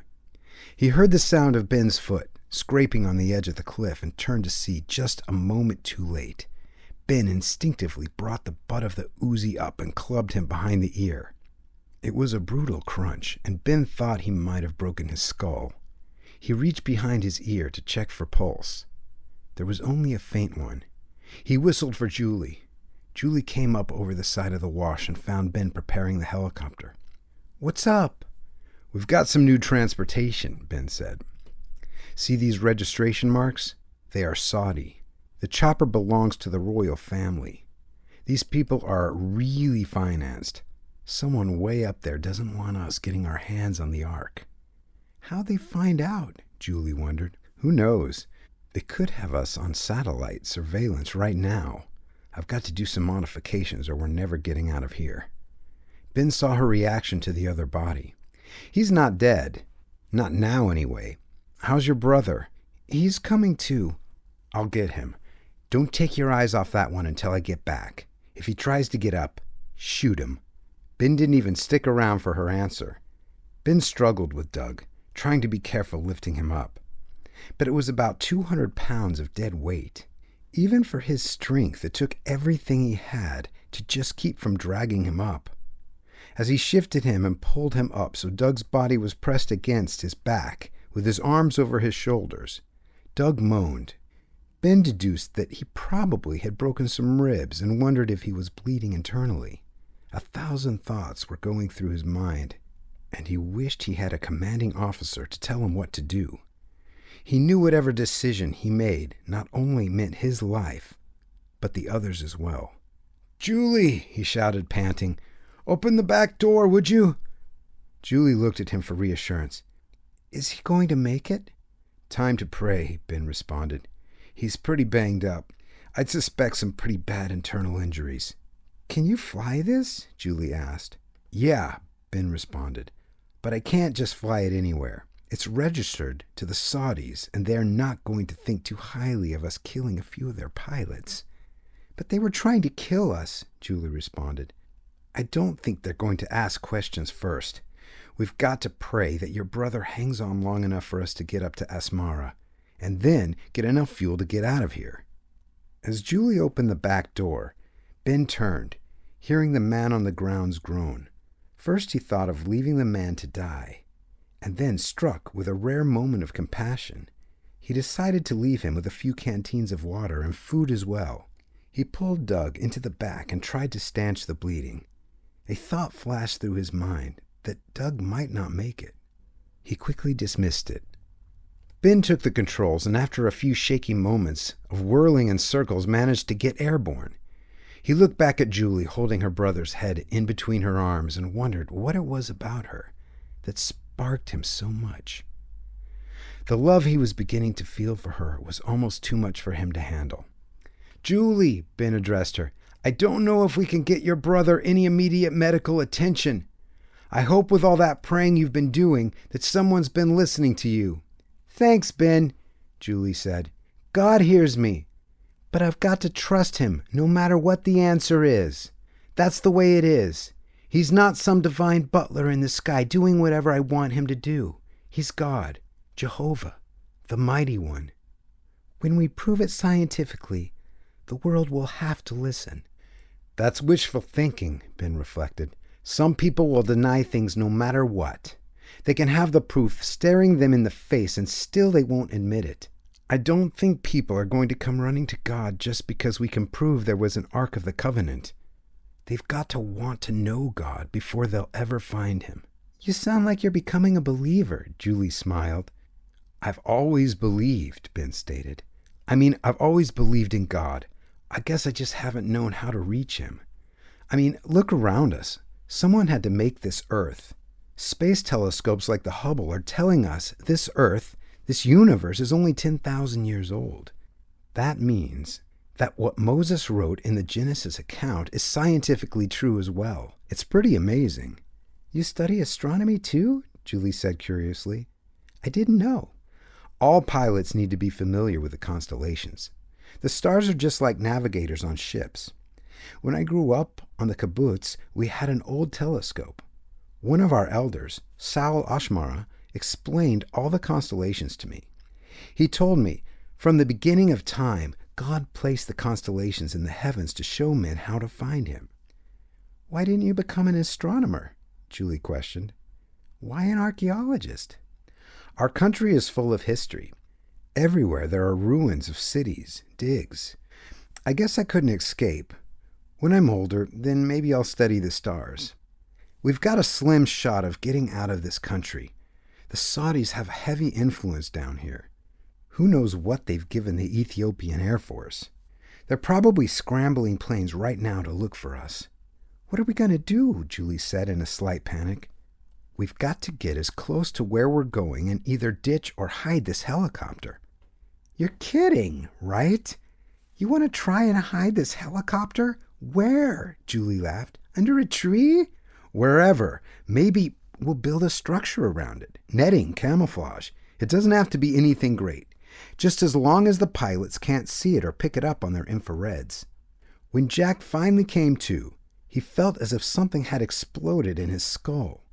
The lump was the size of a small golf ball. But the throbbing was so intense he felt like he wanted to gouge his eyes out just to relieve the pressure. He stumbled up and wondered what he had done with the helicopter. He couldn't remember how he had come to be lying in the middle of the desert by himself. Overhead, he heard another helicopter hovering, as he felt the coolness of the rushing air as it landed less than 50 feet from where he stood. Before they could get him, he blacked out again. He had been unconscious over 4 hours. Chapter 5. The Weight of the World. John Reinhold was out in his side yard, bent over, pulling some weeds. About 50 feet away, their 2 golden retrievers were playing, engaged in a dog wrestling match, biting each other's ears playfully and jumping on one another. A pain hit John almost as if a sharp jolt of electricity had surged through his nerves. He went over head first. The 2 dogs ran over, wondering if their master was playing a game with them. They circled around him and went closer to sniff him to see what was wrong. Red, the oldest of the 2, heard him moan and got excited, worrying about his master's safety. He barked and ran around trying to nudge him up with his snout. Tallow joined in, her barking even more furious. He was gone into a deep unconsciousness. Nothing seemed to make sense, and the world was floating around. It was as if the only thing connecting him to the earth was a thin cord that was stretching even thinner. Around him, the blackness seemed to grow more and more encompassing, until the only light before him was a lone star in a world of infinite blackness. His life and deeds began to pass before him. Everything he had done that was evil and against his conscience gripped him. Like a droplet of hot steel, it burned his heart with the pain of his accountability. He wished he had done things differently, but he knew he was powerless to undo the evils he had committed. One by one, the deeds began piling up. The thefts, lies, lusting, fits of rage and anger, covetousness, taking of God's name in vain, coarse jesting, improper use of personal wealth. The impact of all of it hit him as the responsibility for his decisions fell fully on him. He didn't know if he was dead or alive, but he knew he still existed, and he was going to have to face an immortal God to answer for each of his deeds. As his body lay lifeless on the grass, his 2 dogs grew more and more frantic. Tallow ran back to the house and began barking furiously, alarming his wife, who, upon seeing him lying in a heap, immediately called 911. She ran out to him with a blanket, not knowing what else to do but pray for him.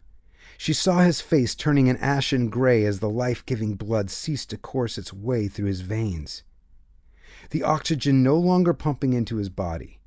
She knew they had very little time to try and save him, or he'd be lost to her forever.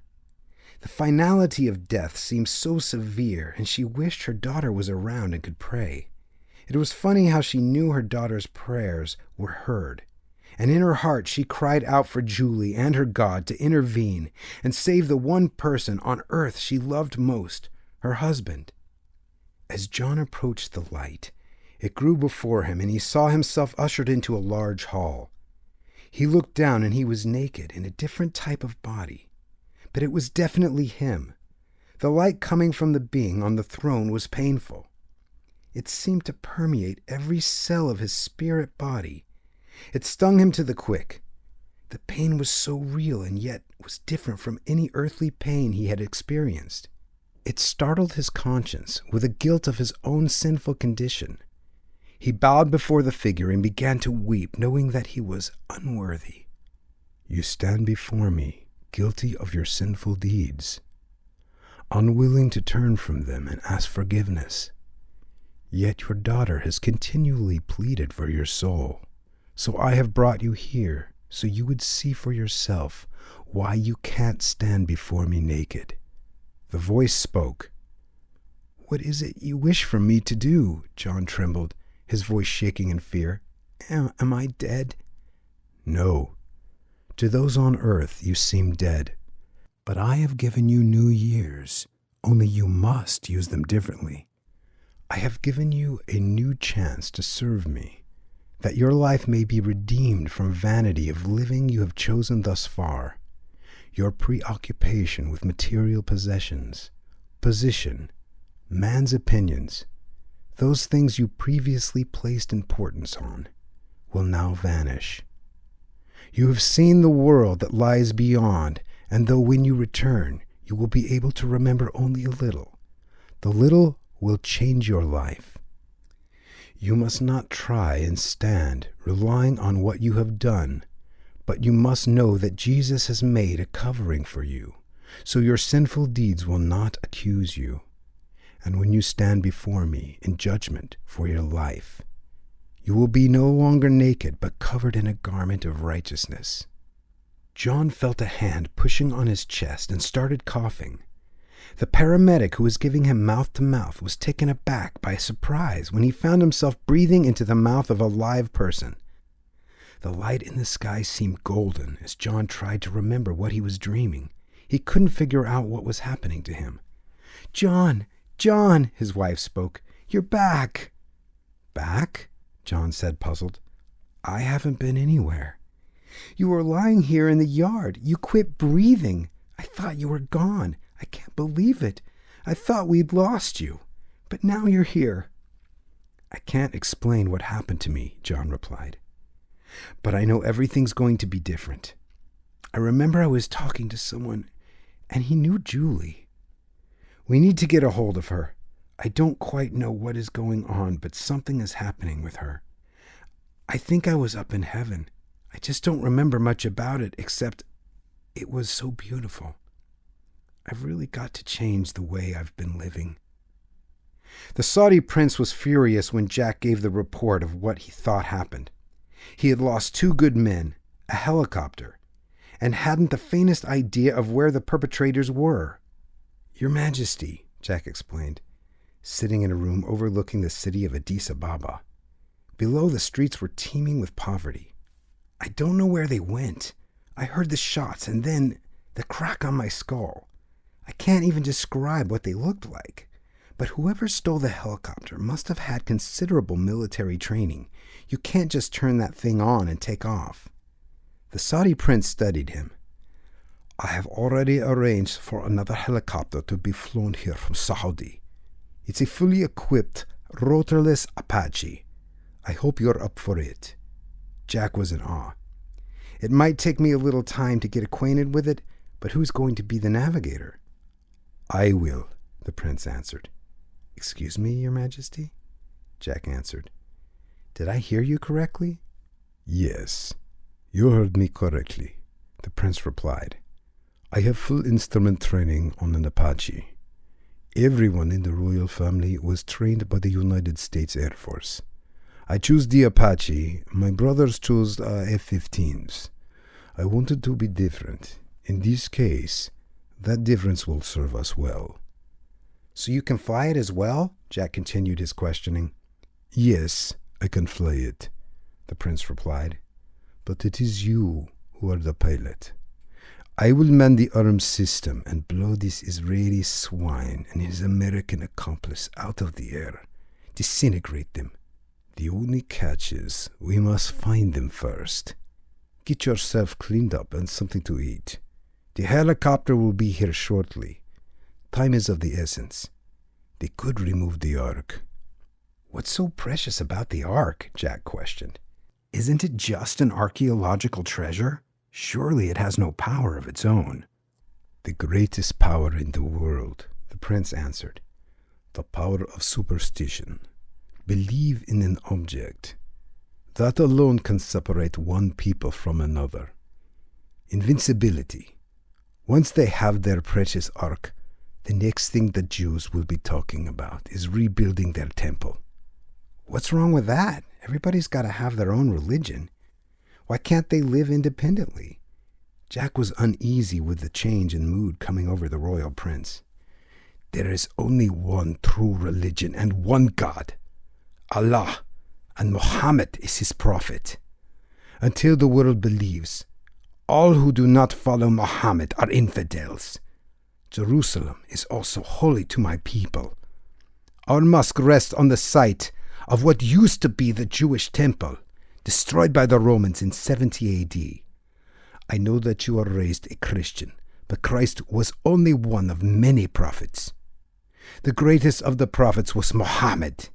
Look at your Christian country, flooded with pornography, violence, thievery, rape, exporting to the world such unimaginable filth that the very planes from your decadent countries have to be checked when they land at our Saudi airport.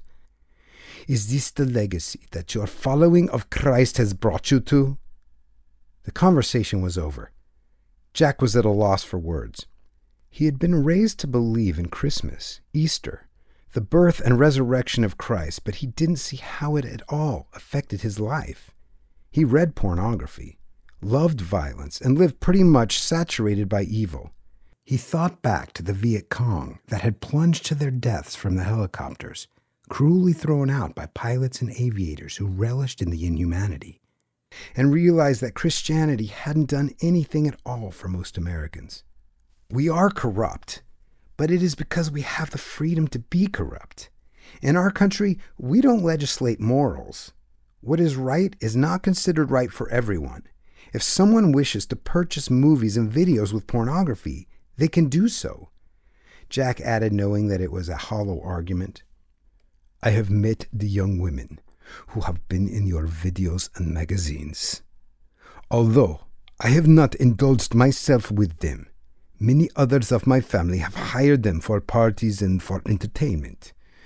They are morally destitute. They will do unimaginable things for money. The women in my country are not corrupt like that. They won't even show their faces in public. Look at the disease that is killing the Western world. AIDS. You don't find AIDS in my country.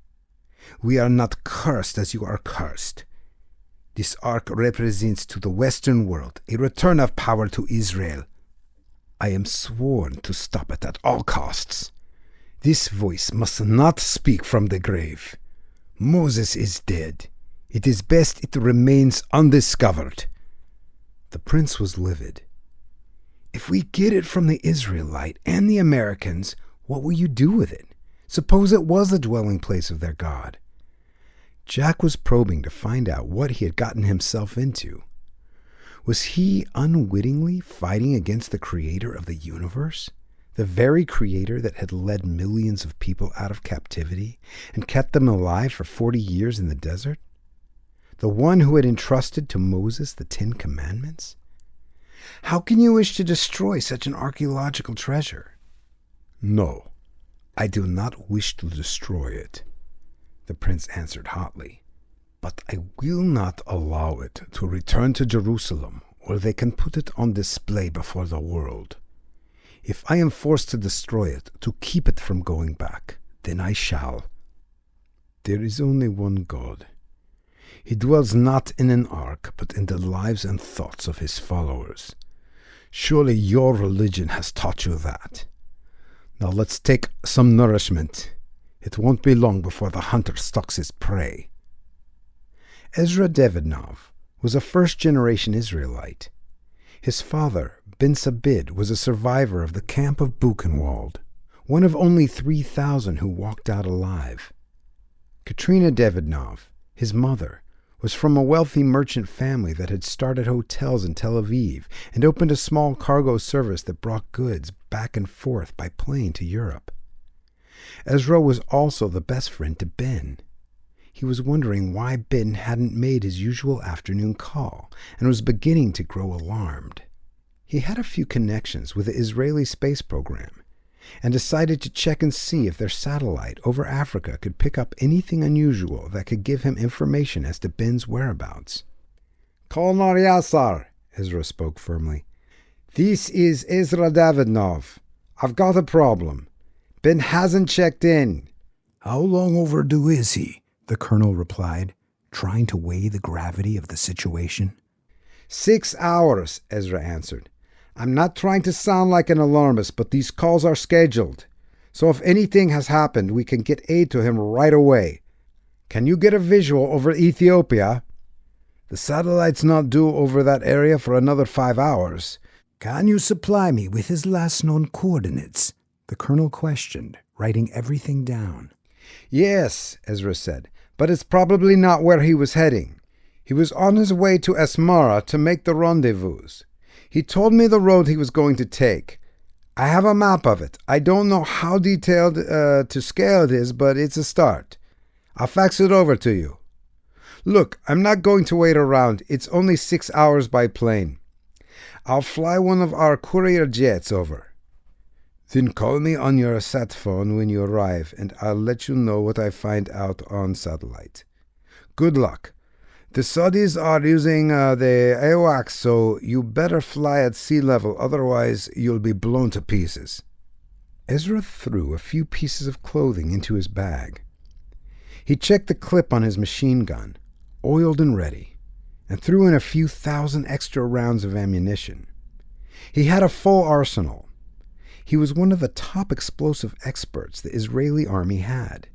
If he could get next to an enemy communications center satellite dish, he could wire and blow it up while he was miles away enjoying a pungent cup of coffee. He was at their small family-owned airport within minutes, screeching a cloud of dust up in his red Lamborghini. "Mom," he said to an elderly lady whose petite size and gold jewelry belied her power. "You've got to get a plane I can fly to Ethiopia. I've got to leave now. Something's wrong with Ben. He hasn't called in." His mom knew all about the mission to bring back the Ark and restore Solomon's temple to its former greatness. "I wish you'd concentrate on our business as much as you help that Ben friend of yours on his quest. But if you need a plane, no problem. You're the only Davidnov, so please don't get yourself killed. You'll give me a heart attack, then we'll both be dead." His mom smiled, laughing at the irony of her joke. "If I die and you die, then what's the worry? But don't worry, Mom. I'm not going to die. I'm just going to help our Ben do what is important. If we're ever going to be a great nation again, it'll have to be because our God is a great God. Our size and military might aren't going to help us. If God be for us, then who shall be against us?" "You're quoting the Torah to your mother, Ezra? Please show some respect to your elders. Your dear father, God bless him. He will be rolling in his grave. If you get in trouble, call. We have some friends still in the cabinet. A lot of people owe me favors, and I'm not afraid to collect, especially if your safety is at stake." Ezra leaned over and kissed his mother, noticing her eyes were growing moist.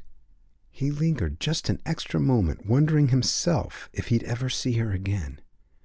"I'll take care of myself, Mom. Maybe something just happened to Ben's radio and it's not serious, but I'm bound by my word to watch for him." "Just as it should be, son," his mother replied, holding his cheeks in between her tiny hands. "A man is only as good as his word, so keep your word to me and come back to see our family's name live on." Julie looked around at the desolation, wondering how she'd ever decided to take up science for a career.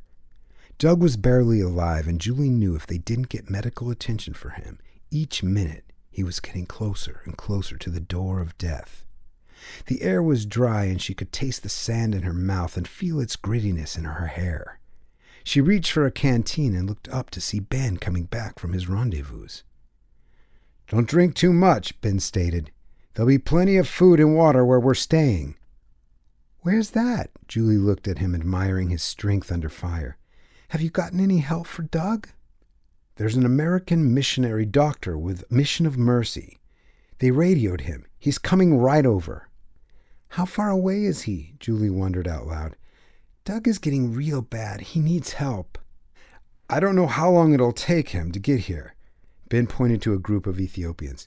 "You go with them. They'll take care of you until I come back for you." "Doug will be all right, Julie. Right now, I've got to do a better job of hiding this helicopter, or we're not getting out of this country." "Where are you going?" Julie was desperate, afraid to be without Ben's protection. As if reading her mind, Ben took her firmly in his arms and soothed her worried mind. "Jules, you be strong. We're going to get out of here. I promise you. Most people only read these kind of stories. You are making history, not just reading it. Our God will deliver us by many or by few. It doesn't matter if the entire Saudi Air Force is after us, the Russians, whatever. I've seen it before. The will of the Lord will prevail. Now, I'm not going to tempt the Lord by letting my helicopter sit here waiting to be blown up. I need to get it into a cave where aerial photography can't track it. The Saudis have every type of tracking device money can buy, and they know how to use them. We have to assume they are still after us. So go with my friends here. They'll give you shelter. I'll be back for you soon." Julie watched as Ben took off in the helicopter. The Ethiopians had fashioned a homemade stretcher out of long branches. They carried Doug down the hill into a sparsely covered ravine. They made their way along the wadi and came upon a thatch hut village with a few dwellings made of stone. In the center of the village, cattle were milling about by a hand-hewn wooden trough, and a thin child, nearly skeletal, was leading a small herd of goats. Julie felt abandoned. She had attempted to do something great that would bring God recognition worldwide, and now she was faced with her first real failure. There was no one to lash out at, so she directed her thoughts to God, wondering why, in the midst of her desperation, he had abandoned her. Her accusations made her feel bitter and unsure of herself. The quiet confidence that had told her everything would be all right was replaced with an anxiety so intense that every one of her breaths filled her with dread. In the distance, she heard the sound of a helicopter and looked on the horizon to see a gunship approaching. Instinctively, she ran into the first building, motioning her pallet carriers to come with her. The chopper seemed to be on top of the building, and she braced for gunfire, but the chopper pulled up and headed further down towards the excavation site. Her thoughts drifted towards Ben. She had only been away from him for 15 minutes, and she was already longing for him. "Girlfriend," she told herself, "get a grip on your hormones." She chastised herself for falling in love with someone who believed Jesus wasn't the Son of God, but just a misunderstood Jewish prophet. Ben was covering the helicopter with huge sheets of corrugated tin when he heard the distinctive sound coming from miles away. He had wished he had a little more time. He was thankful for the rough terrain. His guide, Rabu, motioned him to follow, and they disappeared down the steep mountain trail. He wished he'd brought water and dressed for the extreme heat. Around him in the forest, he could feel the eyes watching him. He was the intruder in someone else's world. The fame and accolades that he had been working for seemed insignificant in comparison to the lives of Julie and Doug. He hoped the God she prayed to had heard her and had a plan to get them out. She had finally convinced him that Christ was the Messiah. He didn't know what he would do with the information. Truly believing and following would surely bring the world as he knew it crashing down, hopelessly destroyed. He wasn't looking forward to being branded as a follower of Christ by his countrymen, the name under which so many of his countrymen's relatives had died, exterminated in the concentration camps. A million thoughts were going through his head. He tried to clear his mind and concentrate on getting back to Doug and Julie. Unconsciously, he set up a prayer to God and decided to include the name of Jesus. It felt like the right thing to do. Prince Farshad, flying overhead through the rough terrain, was awaiting the SAT transmission. A computer analyst back in Saudi Arabia would translate the satellite data foot by foot in a high-speed computer and try to pick up the location of the missing helicopter. The prince wondered how clever the Israelite was. He felt his mind fogging out as another spirit seemed to loom within him. Hate poured from his heart and filled every crevice of his being. His face, dark and weathered from constant exposure to the desert sun, turned a deep red, and he turned to look at Jack. "Where are they?" he screamed. "Go down, closer to the trees. They can't have gotten away. There!" He pointed to a clearing where an old black truck was broken down, and a few peasants were struggling to get their goats out so they could change the rear axle. "That's it!" he cried, mistaken. He grasped the lever and shot off several hundred rounds, tearing the peasants and their goats to shreds. In the distance, Ben heard the sound of gunfire. There was no mistaking the sound of Apache guns. He heard an explosion and wondered if the helicopter had been found out. He took a second to assimilate where he was, and his guide pointed in the other direction and motioned him to move quickly. "You hit the civilians," Jack said. "I think it's time to get another pilot. I quit. I didn't sign on for murdering, Prince. I don't care how much money you got. I'm out." Jack began taking the helicopter out of the forest and heading back towards the base. The prince was livid and struck him full force across his Adam's apple, knocking the wind out of him. The helicopter started to nosedive as Jack alternately struggled for breath and tried to keep it in control. The prince tried to wrestle control of the chopper from him, but with his last burst of energy, Jack brought a thermos of coffee out from between his legs and smashed him full force in the face, breaking the bridge of the prince's nose. The prince turned white with anger, his blood draining from the surface of his face. He responded with a crushing blow to Jack's windpipe. As Jack's brain began to slowly fog from lack of oxygen, he realized that he was going to die. He decided that there was no way the prince would live either. He pushed the lever forward, throwing the chopper into a dive into the side of a jagged peak. The prince looked in horror at the rocks, knowing that nothing would save him. His black heart was gripped in terror as he realized that his life on Earth was over, and he hadn't the faintest idea of what to expect from the land of death. He never felt the impact. It was so sudden, and the shock stopped his heart before he even hit the rocks. The huge explosion was visible for miles. Julie looked up from the small village and wondered if it was their helicopter that had exploded. She offered up a prayer for Ben's safety and turned back to tend to her brother. Miles away in Saudi Arabia, the satellite flashed information on the thermal energy coming from outside Asmara. It was automatically fed via another satellite directly to the receiver on the prince's laptop transmitter. It correctly showed the location of the hidden helicopter. Too late to be of any use. Back at Andrews Air Force Base, outside of Washington, D.C., the explosion of the prince's helicopter was also monitored. Most of the communist countries were routinely surveilled, and Ethiopia, though no longer a practicing communist government, qualified for surveillance.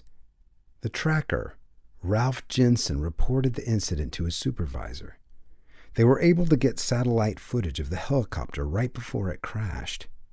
Although the Saudis were unaware of it, all the Apaches sold to them had a slightly different shape undiscernible to the naked eye, but easily discerned by computer. The program check showed the supervisor that the chopper was Saudi. He immediately took the report to the base commander to be reported to the Security Council. Ben had no doubt that a miracle had occurred.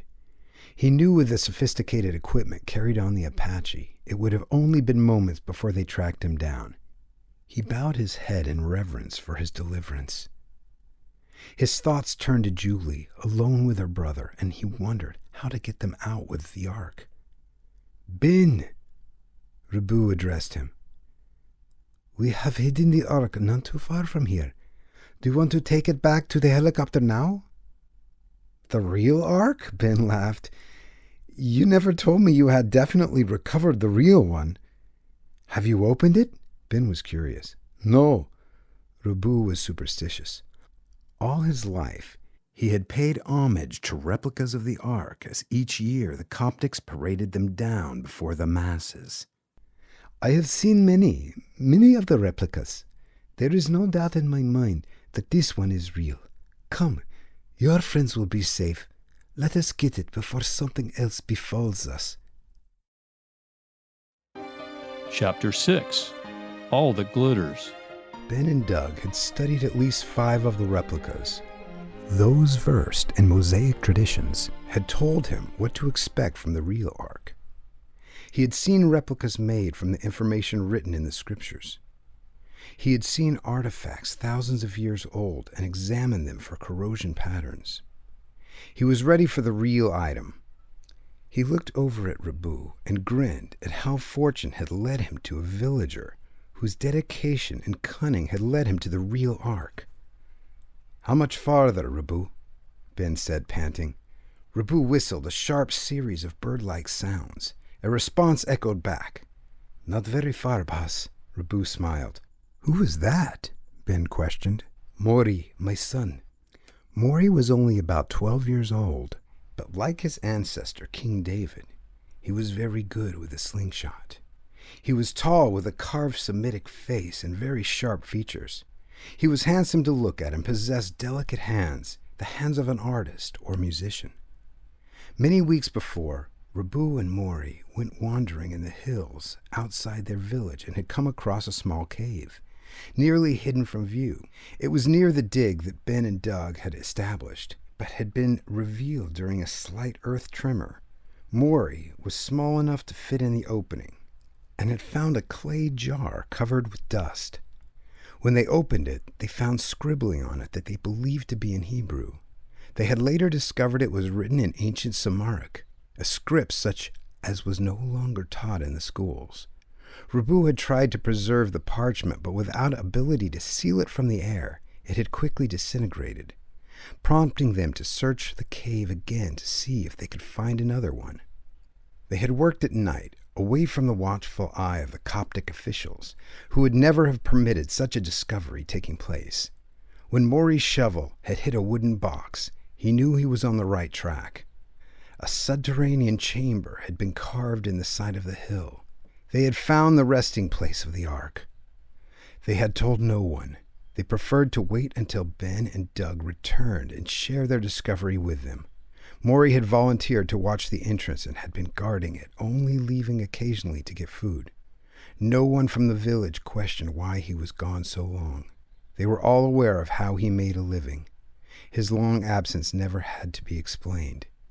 The terrain was tough, and Ben was irritated that Rabu seemed to be moving through the brambles without effort, while he was struggling. His intense pride kept him pushing, but it was wearing him out. Rabu noticed the fatigue. "You want to stop?" Rabu addressed him with respect. "No," Ben grimaced, putting on a fake smile. "It's not going to kill me. We're almost there, right?" "Just down the next hill. We're very close. It's hidden near the lake." The papyrus rushes were heavy, and Ben's feet had trouble pulling out of the marsh. Each step was like a giant suction cup. Rabu, nearly 80 pounds lighter, traveled rather swiftly, anticipating the joy of seeing his son after nearly 1 week's absence. Maury had spotted them while they were still a bit off and had run to meet them. Ben was startled when Maury came alongside them and instinctively began to reach for his gun. "Mr. Gibran," Maury smiled. "Glad you make it back. I have been guarding the treasure chest. No one has come. We have it." "Son," Rabu addressed him, "we must keep even more secretive. The Saudis don't want this aircraft leaving. They will destroy it and anyone with it if they find it. We can take it up the Nile, Father. No one will be looking for us traveling by rivercraft." "We have no boat." Maury took his machete and cut off a papyrus. "We will build one just like they used to do. I have built many, Father. Only now I will build one for my people, that we may once again worship in our own temple." "Yes, Maury," Ben said, placing his hand on the boy's shoulder in admiration. "Our people do need a new temple, and if we need to float up the Nile, we will do so. But it is not very fast, so we will pray for a faster way." Ben was taken aback by the beauty of the Ark. He had no doubt it was real. Everything in his being attested to its veracity. Though the presence of God was rumored to have left it years before, it was untarnished, as if time could not decay even the residual dwelling of the holy creator of the world. The cherubim on top, which faced each other, wings touching, were still as polished as the finest modern piece of gold jewelry. The acacia wood in the interior was free from mildew and looked freshly oiled. The manna which had fallen out of the sky in boxcar proportions resembled heated misshapen sugar cubes. The 2 stone tablets looked as if they'd just been quarried. The almond rod which had budded was without signs of age. The wood poles that were fashioned to transport it from one location to another were as straight as a redwood tree, not even splintered or cracked with age. It was the most incredible phenomena Ben had ever witnessed. He fell to his knees in awe, wondering why God had chosen him to be the deliverer. Inside him, a voice he had not heard since he was a child spoke to him. "Ben, my child," the voice said, "do not worship the Ark. My presence can be in you as it was in the Ark. If you seek me with all your heart, you will find me. For he who seeks me shall not be disappointed." Ben found himself crying.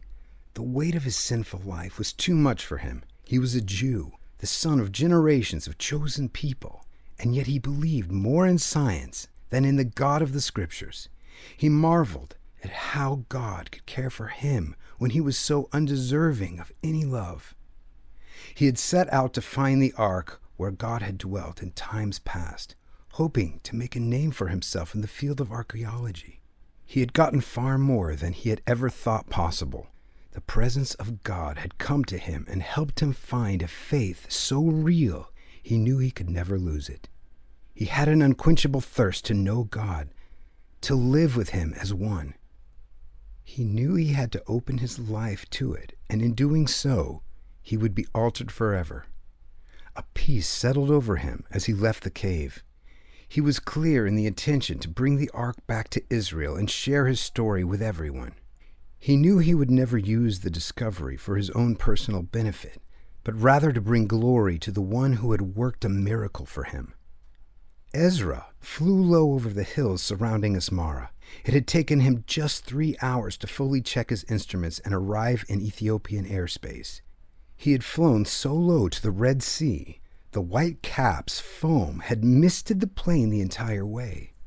It was the only way he could avoid the sophisticated Saudi and Egyptian radar. He hastily checked his fuel and wondered where he could land. He needed at least 1,000 meters to put the craft safely on the ground. He knew the best he could do was to land and procure some type of land vehicle in which to search for his friend. He spotted smoke coming from the side of the hill. He took a wide turn and swooped down lower and saw the remnants of a downed helicopter. Using code, he radioed back to Israel the position. He went by again, registering the image on his nose-mounted digital camera. He was going to get some answers. He only hoped it wouldn't be what he didn't want to hear. While Maury was busy cutting the papyrus making the watercraft, Ben and Rabu returned to the village to retrieve Doug and Julie. He didn't know he was moments too late. Doug had died right before the missionary doctor had been able to treat him.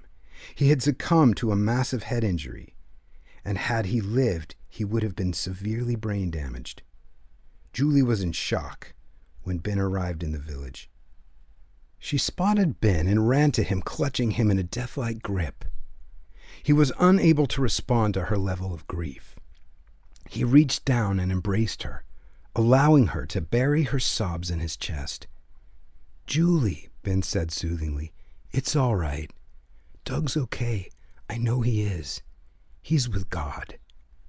Julie looked up, large tears etching down her cheeks. "You really believe it, Ben?" she choked. "I mean, you really believe that he is fine?" "Yes," Ben said. "Our God is not the God of the dead.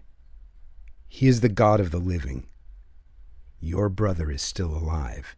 He is just with God in another place. He believed in Jesus, so he's with Jesus.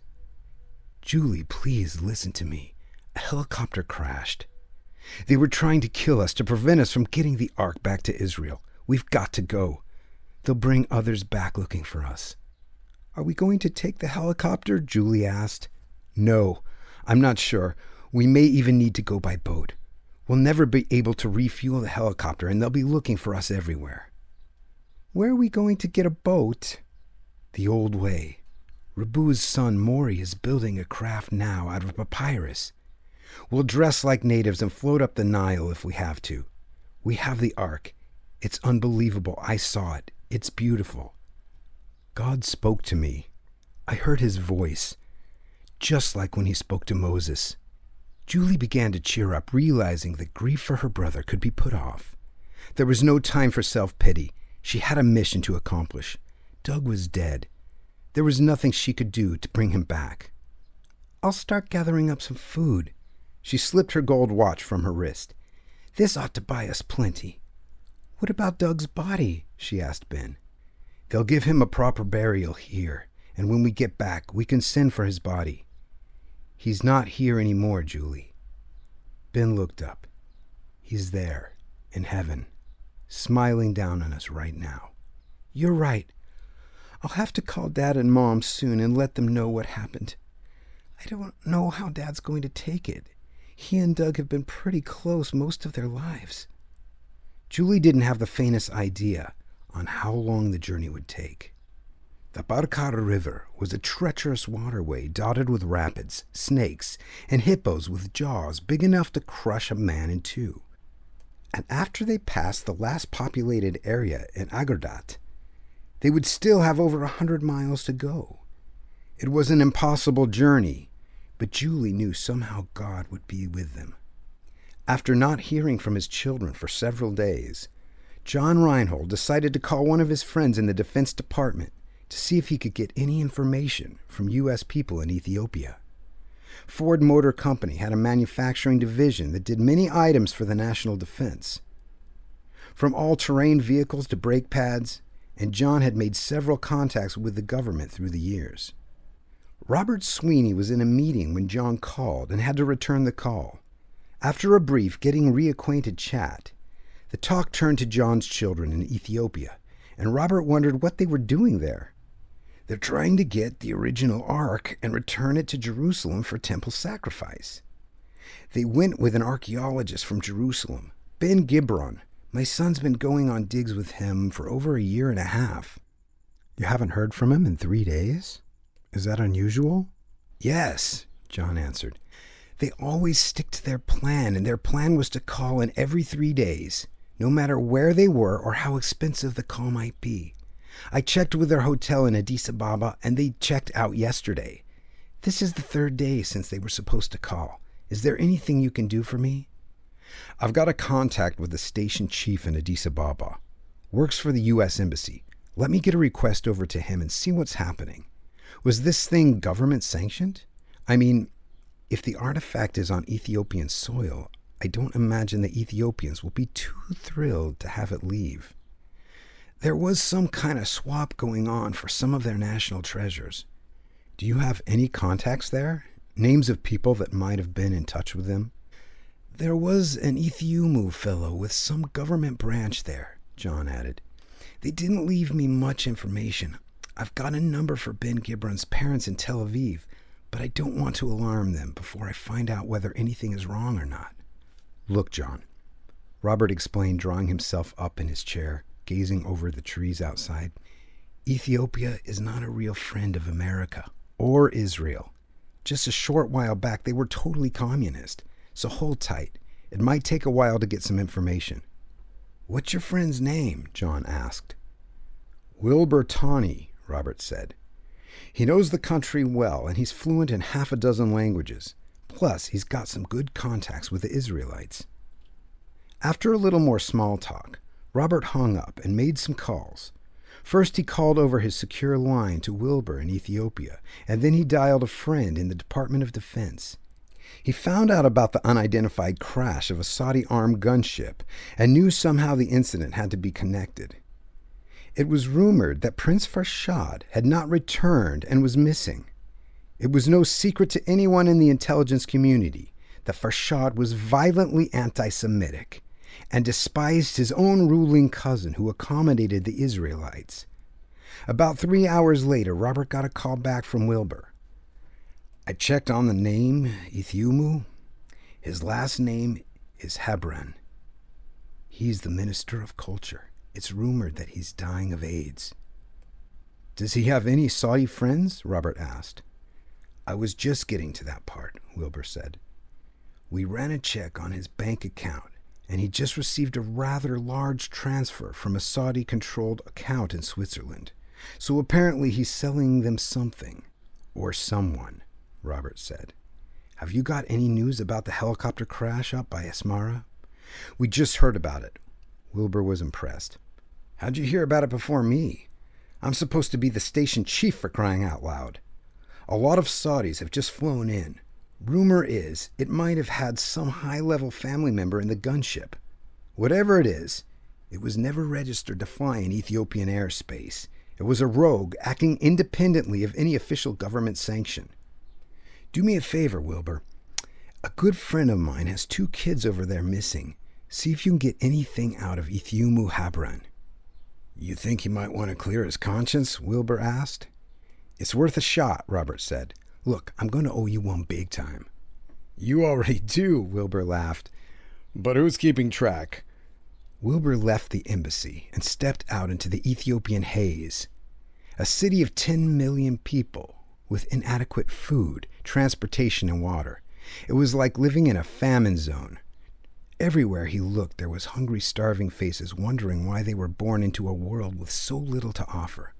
Wilbur tried to keep a compassionate heart, but he had long ago given up on the idea that he could make a real difference. A young child ran up to him, its hands outstretched. He looked in its eyes. There was still a sparkle of hope that a random act of benevolence from a stranger could make a difference. Wilbur reached in his back pocket and pulled out a $20 bill. He slipped it to the boy. The eyes lit up as the young boy realized the fortune that had been given to him. He hobbled to where his mom was resting on the street, gaunt and nearly starved. She lifted her emaciated frame and smiled at Wilbur.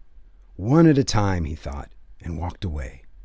He knocked on the door of the house of Ethiopia. A young girl answered. She was pretty with pigtails and a bright pink frilly dress. "Is your father home?" Wilbur asked. "No, my father's sick. He doesn't live here anymore," she replied. Before he could get any more information out of her, a maid came to the door. She spoke in broken English. "Mr. Habran no live here any time. He very sick. He got death." She slammed the door on him, leaving Wilbur to wonder what she was talking about. He knew Ethiopia's reputation. It was his job knowing something about everyone. He decided to pay a visit to a well-known call girl, figuring he'd find out what he wanted. He swung his Toyota into the rather heavy traffic. The bus in front of him, though small, had over 20 people sardined inside. Several were hanging halfway out of the window. Branches sat on top, along with assorted sacks. Everywhere he looked, all he saw was hopelessness. He wondered about death and how he would die alone, no family, no wife. He wondered how he would answer to God for the lies he had routinely told in the course of his job. He wondered where he would spend his eternity. He looked down at his stomach, stretching out several inches over his belt, and then looked at the women and children sitting on the sidewalk without 1 ounce of fat anywhere on their bodies. He wondered if he be judged for ignoring them. The street was full of potholes, and he bounced up a rather steep path towards the club where the government officials went to spend their time with their mistresses. He thought back on how he ruined his own marriage to Sally Ingram by bringing her home an infectious disease from Bangkok. He was still ashamed when she contracted cervical cancer and died within 3 years, never even suspecting the cause. He had lied about that as well, ignoring her complaints of pain to cover up his own indiscretions. His eyes grew moist, and he hoped someday she'd forgive him. He hoped even more that God would, but wondering if he would ever forgive himself. The Bombay Club was run by a wealthy Indian man who had no qualms about recruiting young girls to be barmaids, sitting with patrons and taking them to back rooms to indulge their sexual appetites. Indar Katari didn't care who did what with who. He just wanted his cut. He sported a heavy gold necklace, alligator shoes, and the finest watch money could buy. He had made a fortune, especially by Ethiopian standards. There was nothing that couldn't be bought at the Bombay Club. The government left him alone. A private room in the back was well stocked with every imaginable scotch, champagne, and wine. The music blared out old American disco hits, and the club was decorated in red velour and black with pulsating lights. It was late afternoon, and it was packed with foreign visitors and young Nubile Ethiopian girls, bought from their parents and villagers, and fattened up to make them more appealing. The girls didn't even know the way they were living was wrong and went against God's commandment not to commit adultery. They just knew they had a place to live and plenty to eat. Many of them took what money Indar allowed them to keep and sent it to their homes to keep their parents and brothers and sisters from starving. As Wilbur entered, he noticed a group from Saudi sitting at a private booth. He saw Ethiopia in the booth with them and had to take a second look. It was obvious the man was deathly ill.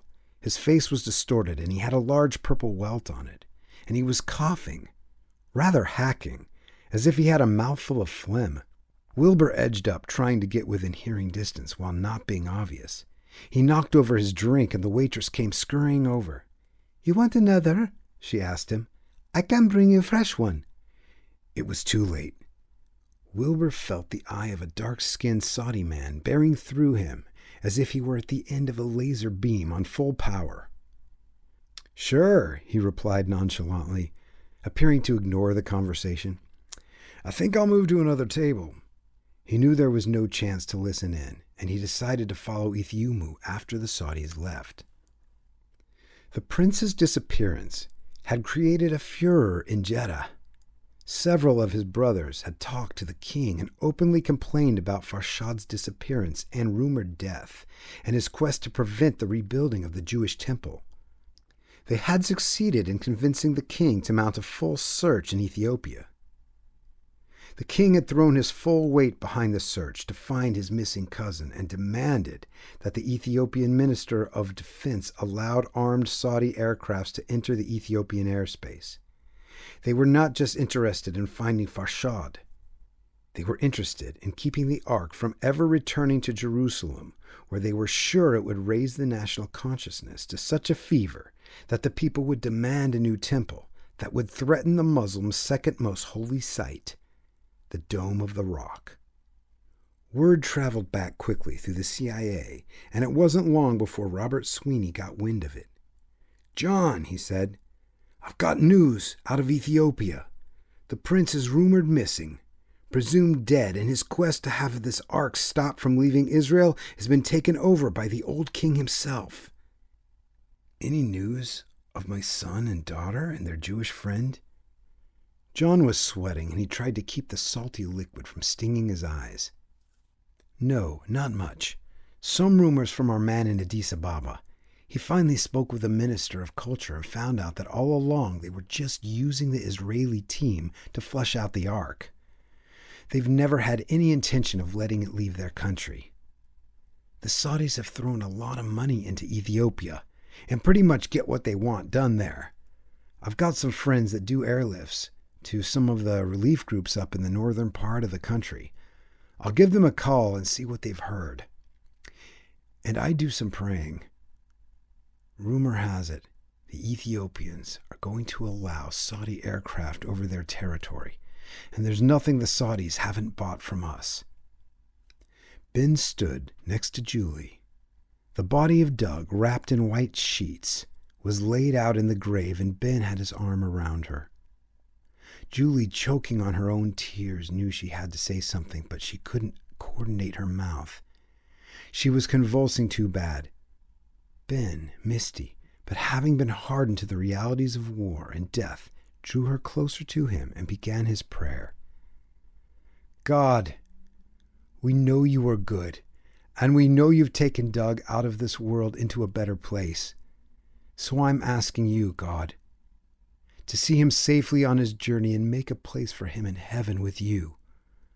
Comfort Julie, help sustain her through this loss, and don't let this death be in vain. Use the discovery of the Ark for your glory, that the world might see that there was a God in Israel that still rules the universe." Julie was holding a bouquet of flowers, hand-picked from the valley. She threw them on top of the body and wept. "Goodbye, my brother. I love you and I miss you. Rest in peace. I'll see you someday in heaven. Watch us as we make our journey back home. You didn't lead a long life, but I'm proud of you, and I'm sure Mom and Dad are as well." Ben had to pull Julie back from the grave. She was shaking so badly, he didn't want her to fall in. "Come on, Julie," Ben said. "We need to get going." Ben was unsure exactly how they were going to get through Sudan, or whether they should risk going through the Red Sea.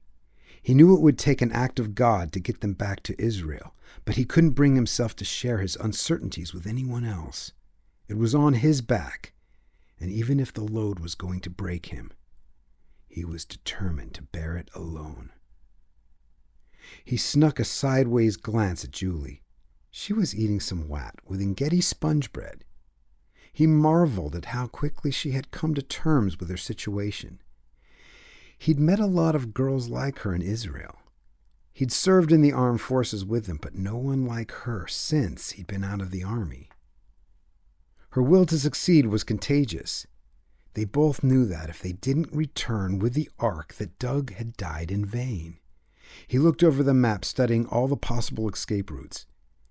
He decided that a trip through Eritrea would be best. and figured if their luck held out, he could possibly catch a boat out of Massawa that they could engage to at least get them up to the Sinai. "Julie, don't pack too many fresh foods. Take mostly biscuits and a few jugs of water.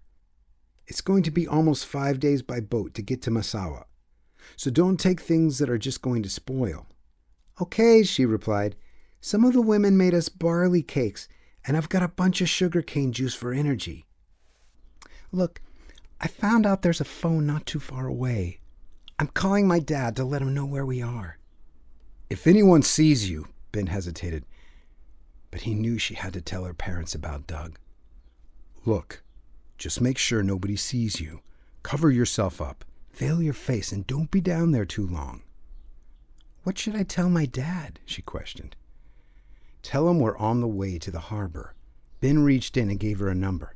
"Tell him to contact this number in Israel. If anyone can get us out, Ezra can." Several of the village women lent clothing to Julie, and within minutes she looked like a typical Muslim woman. Nothing showing except her eyes. A young girl, Tira, with cornrows in her hair and large earrings, was to guide her back and forth to town. Julie wished she knew more Amharic.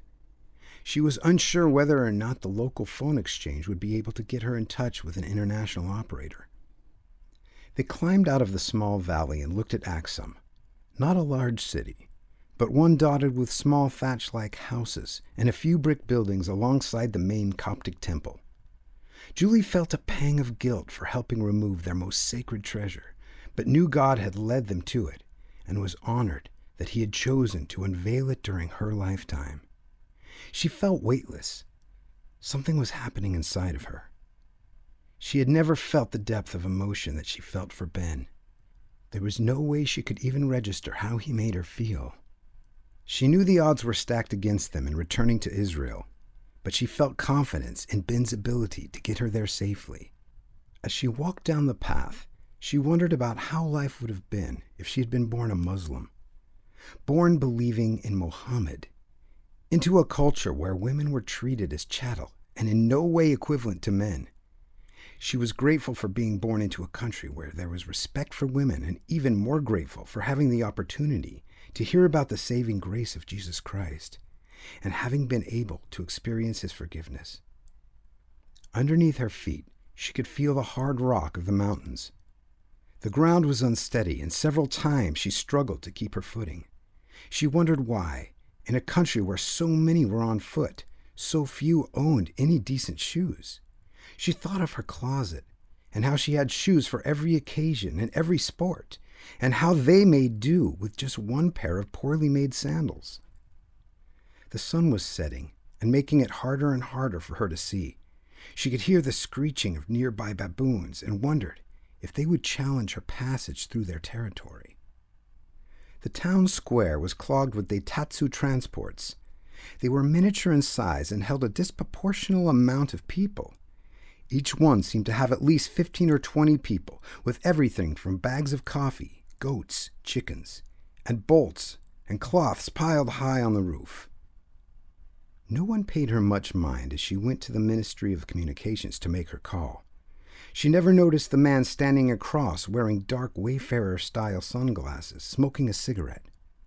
Khan Abdul Said had a trained eye, and the minute he saw the way Julie was walking, he knew she was an American.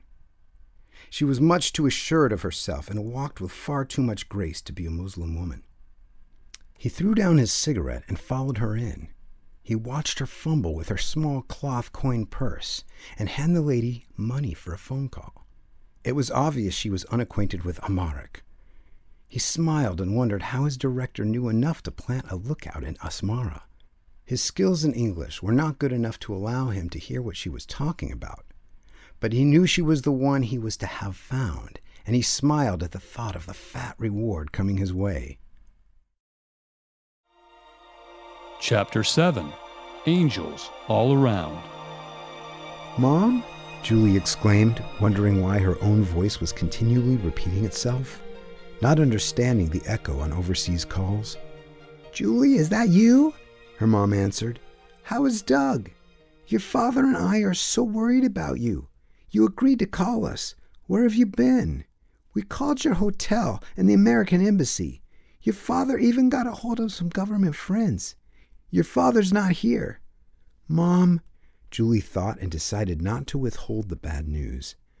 "Doug's not coming back. There was an accident, and he's in heaven." Julie could hear the silence and the deep sobs coming from the very bosom of her mother. A woman protected from so much sorrow, who would certainly be changed forever by the death of her only son. "Mom," Julie said, "I only have enough money for 3 minutes. Take this number and call Ben's friend Ezra. We are being followed. Tell him we're outside of Axum and we're going to Massawa in about 5 days in the harbor. He's got to try and pick us up there. We found the Ark, Mom. Doug didn't die in vain. I love you, Mom. I'm sorry to tell you such horrible news, but he's with Jesus. Everything's going to be okay." Julie decided to take advantage of the trip into town and pick up some additional supplies for the trip up the river. She wasn't the slightest bit cognizant that she was being followed. She wandered into a pharmacy. The lack of supplies available shocked her, but she picked up some quinine for malaria and some aspirin. She wished she had known the language better and could have asked for some water purifiers. She thought back to the Bible where it said, "If you drink any deadly thing, it shall not harm you," and sent up a silent prayer. She knew that God was good and would take care of her.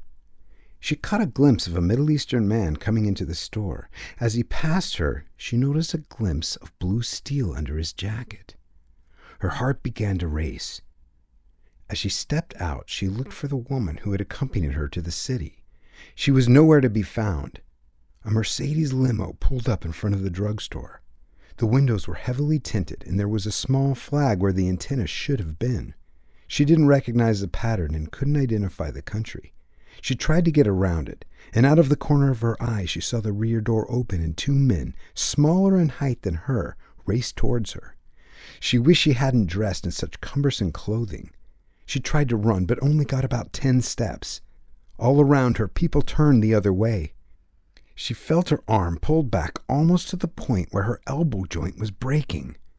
"Get in the car calmly," the man spoke, his steel blue eyes looking at her. "If you don't come peacefully, you'll never use this arm again." She gave up her struggle and submitted. Her chest felt as if someone had placed it in a glacier spring.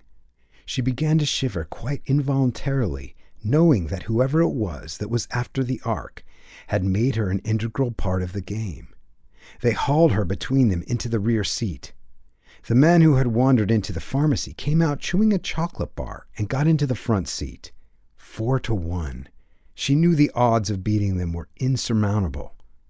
She would have to pray for some way to escape. The man in the front seat wasted no time. He turned around and ripped off her turban and veil. When he saw her face, he smiled and commented to his friends in Farsi. They all laughed. She assumed it was at her expense. "We are from the People's Revolutionary Party in Iran. Our brothers in Arabia have asked us to help them get back a valuable religious relic, which we have information you are intending to take back to Israel. You can tell us where it is and we'll put you on a plane and send you back to America. Or you can make it very unpleasant for yourself." "I don't know what you're talking about," Julie said, trying to muster as much conviction as she could in her shaky voice. "I'm here as a student writing a thesis on the difference between Muslim women and Western women." "Where is your friend, the archaeologist Ben Gibron?" He produced a picture of her and Ben outside their hotel in Addis Ababa. "He's not my friend," Julie spoke. "He is a friend of my brother. I'm just up here hoping to find them for myself. They left our hotel several days ago and said they were coming up here. I haven't heard from either of them and grew worried." The man in the front seat grew restless. He didn't know whether or not to believe her. It would be a pity, he thought, to subject someone of such beauty to the tortures of his friends. She might be telling the truth. He didn't know. The car pulled around the corner. There was an airport close by, and she could see some small planes landing. She wondered where they were taking her. We can move you from this country, and you will never go home to see your family again. You will be a slave in some sheikh's harem. It's not a very pleasant life for one used to such freedoms as your country affords you. I'm telling you the truth, Julie said, hoping God would forgive her for lying, wondering if it was a lie to refuse to divulge information to a sworn enemy of his people. From what I have been told, all the religious relics are in the churches. I don't know what you want from me. Just because my brother and his friend are archaeologists, what does that have to do with me? Ezra's plane had been undergoing standard maintenance work in Axum. Ezra was supervising, making sure that everything was done strictly according to procedure. One slip-up, and he knew he would be hurled thousands of feet down to his death. He was doing the instrument check himself when he saw the light go on. He picked up the handheld receiver and dialed in for a clearer reception. Come in, Gibron's trumpet. This is Mama Hen." He spoke in Hebrew. "Lost travelers are downwind, requesting pickup in Massawa 5 days," the operator told him. "Mother Hen, I read you," Ezra spoke. "Where are they now?" "Last contact, Axum 1640. Over. Call if you need assistance. Red Eagle standing by." Ezra was glad for the code. He looked down at his watch and wondered how his mom had gotten the message so fast. He didn't know that less than a minute after Julie's mom had hung up the phone, her father had come in and called his number in Israel. He stepped out of the plane just in time to see the black Mercedes pull onto the landing field. Down farther on the tarmac, a distinguishingly marked Boeing 737 was parked. He identified the markings as Saudi Arabian. A chill ran down his spine when he saw the rear door open and a beautiful American woman in partial Muslim garb being pulled out. He watched the tallest man approach the ground manager and began arguing. He couldn't hear what they were saying, but assumed they were demanding the plane be cleared for takeoff. The Ethiopian ground manager was a tall Eritrean. He sensed that something was wrong, that the girl was being taken against her will. He was doing his best to try and thwart their leaving. The man followed the fuel trucks and pointed to the kidnapper, gesturing wildly. Ezra bribed the Ethiopian checking his plane for his ground uniform, went into the cockpit and took out his 9mm, tucking it under the overalls. He worked his way over to the fuel truck, keeping his head down so his Semitic features would not be recognized, and began to help with the refueling. He was able to get a closer look at the girl and tried to make a signal to her with his eyes. Just as he was completing his signal, Abdul turned around and noticed her looking at him. He grabbed her severely on the arm to chasten her for not being a cooperative hostage. "We gave you a chance to cooperate. Now you are coming with us. In less than 1 hour, you'll be back in Addis Ababa, and what happens to you there rests entirely in your hands." Julie didn't realize that such hatred was in her. She looked at him as if she could kill. It humored him to see her so mad. "You are not such a meek dove, are you?" Abdul grinned. "You have spirit like a proud mare. Well, even the proudest of mares can be broken. Tell us, where is the Ark?" Ezra was close enough to hear. "I know nothing," she replied defiantly. "If you wish to find the Ark, you must ask Ben Gibron himself. I have not seen him. Why are you wasting your time with me? What interest would I have in a religious relic? I am a student. I am only interested in my studies. Whomever you work for will surely be displeased that you have wasted your time on one so insignificant." Abdul looked at her, not sure whether or not to believe her. She turned her eyes into the direction of Ezra, who was raising his gun to shoot him. It was just enough warning for him to see what was coming and duck under the car. Ezra got off a wild shot and had to take cover behind the fuel truck. Julie took advantage of the confusion and ran towards her unknown rescuer.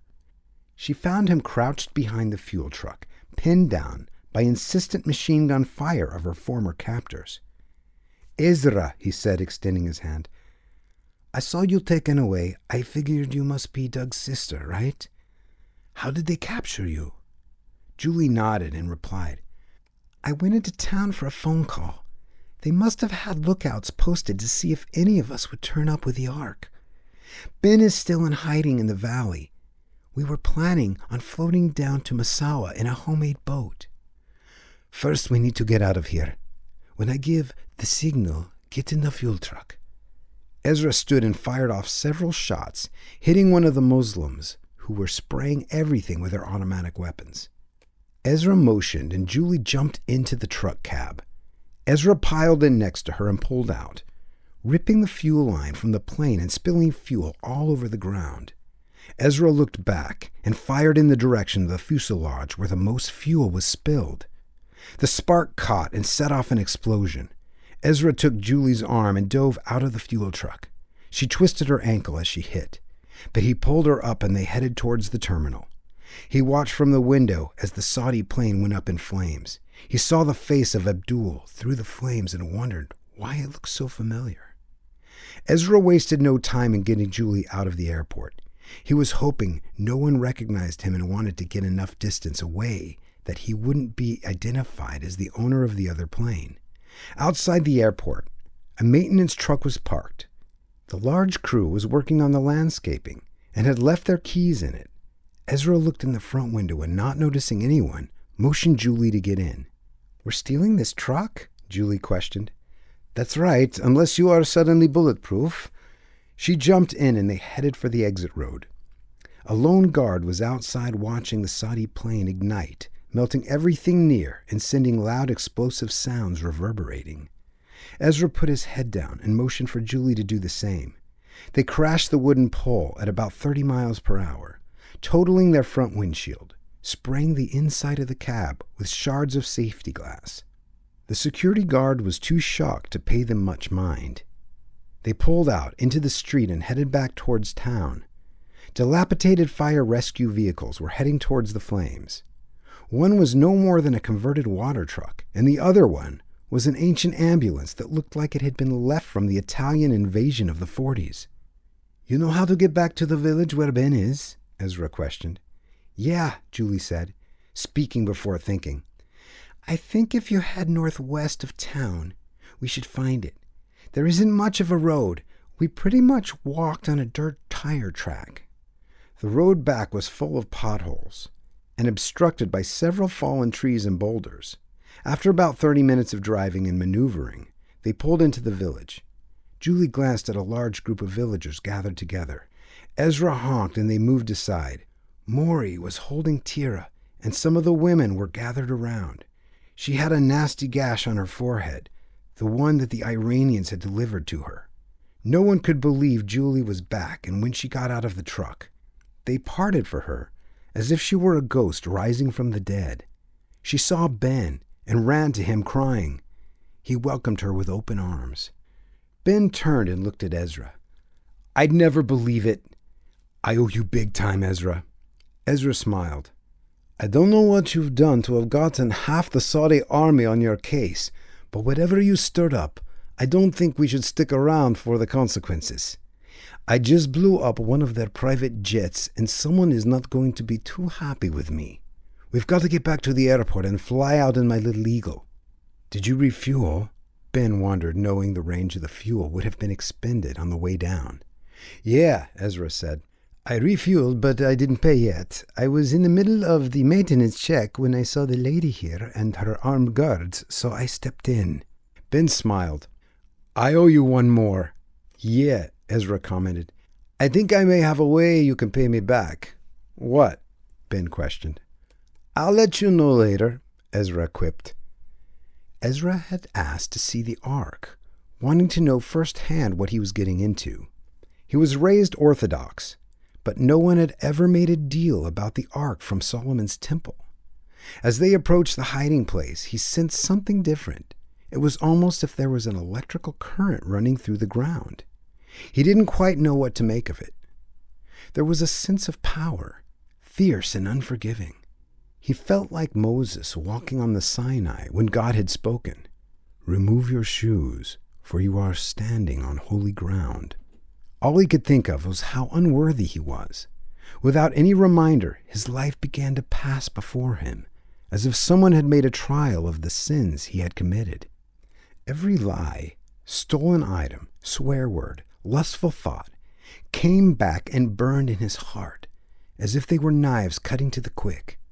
He stopped and motioned to Ben. "What's wrong?" Ben questioned, seeing Ezra bent over, his face a beet red and forehead pouring with perspiration. "Are you sick?" It took Ezra a moment to even be able to speak. "I've got to get out of here. I'm too close to it. I'm looking at a film of my life and it's horrible." Julie walked over to him and put her hands on his shoulder. "You need to realize that before God we are all guilty. You are just getting a glimpse of what it's going to be like on Judgment Day. Ezra, how are you going to be able to answer for your evil deeds?" "I used to think my good deeds would outweigh my evil deeds, but I can't think of a single solitary thing I've done that was good," Ezra answered. "It's like I'm all evil and God knows it.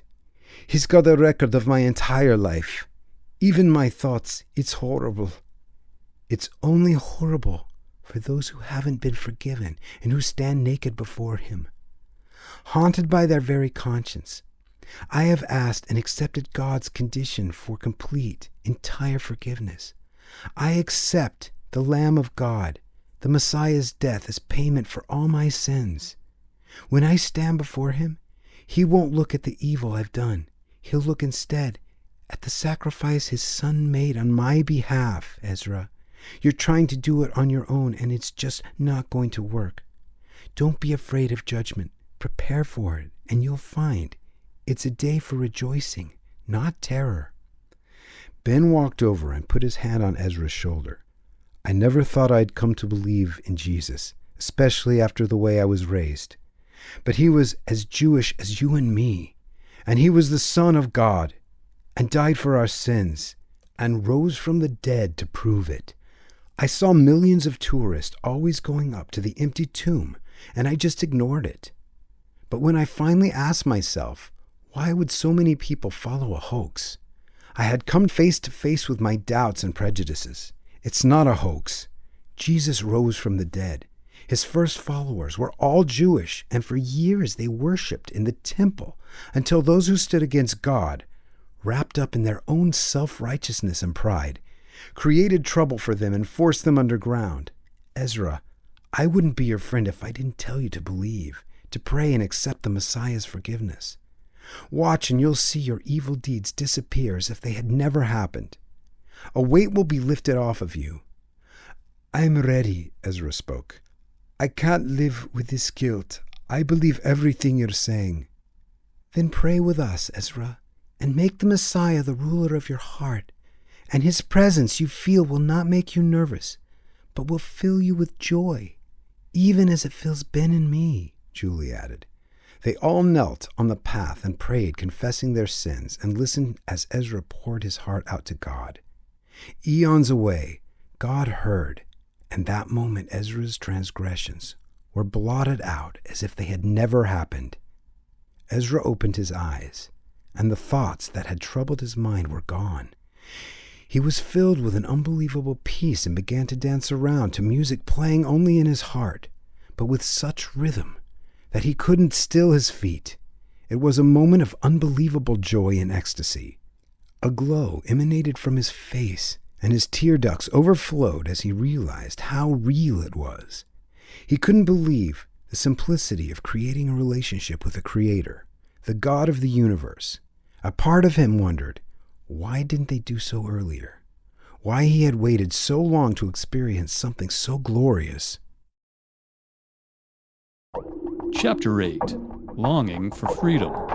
"They have tied me to a stake, and I cannot fly." Shakespeare, Macbeth. Ithiomu wandered down the deserted streets towards his new residence.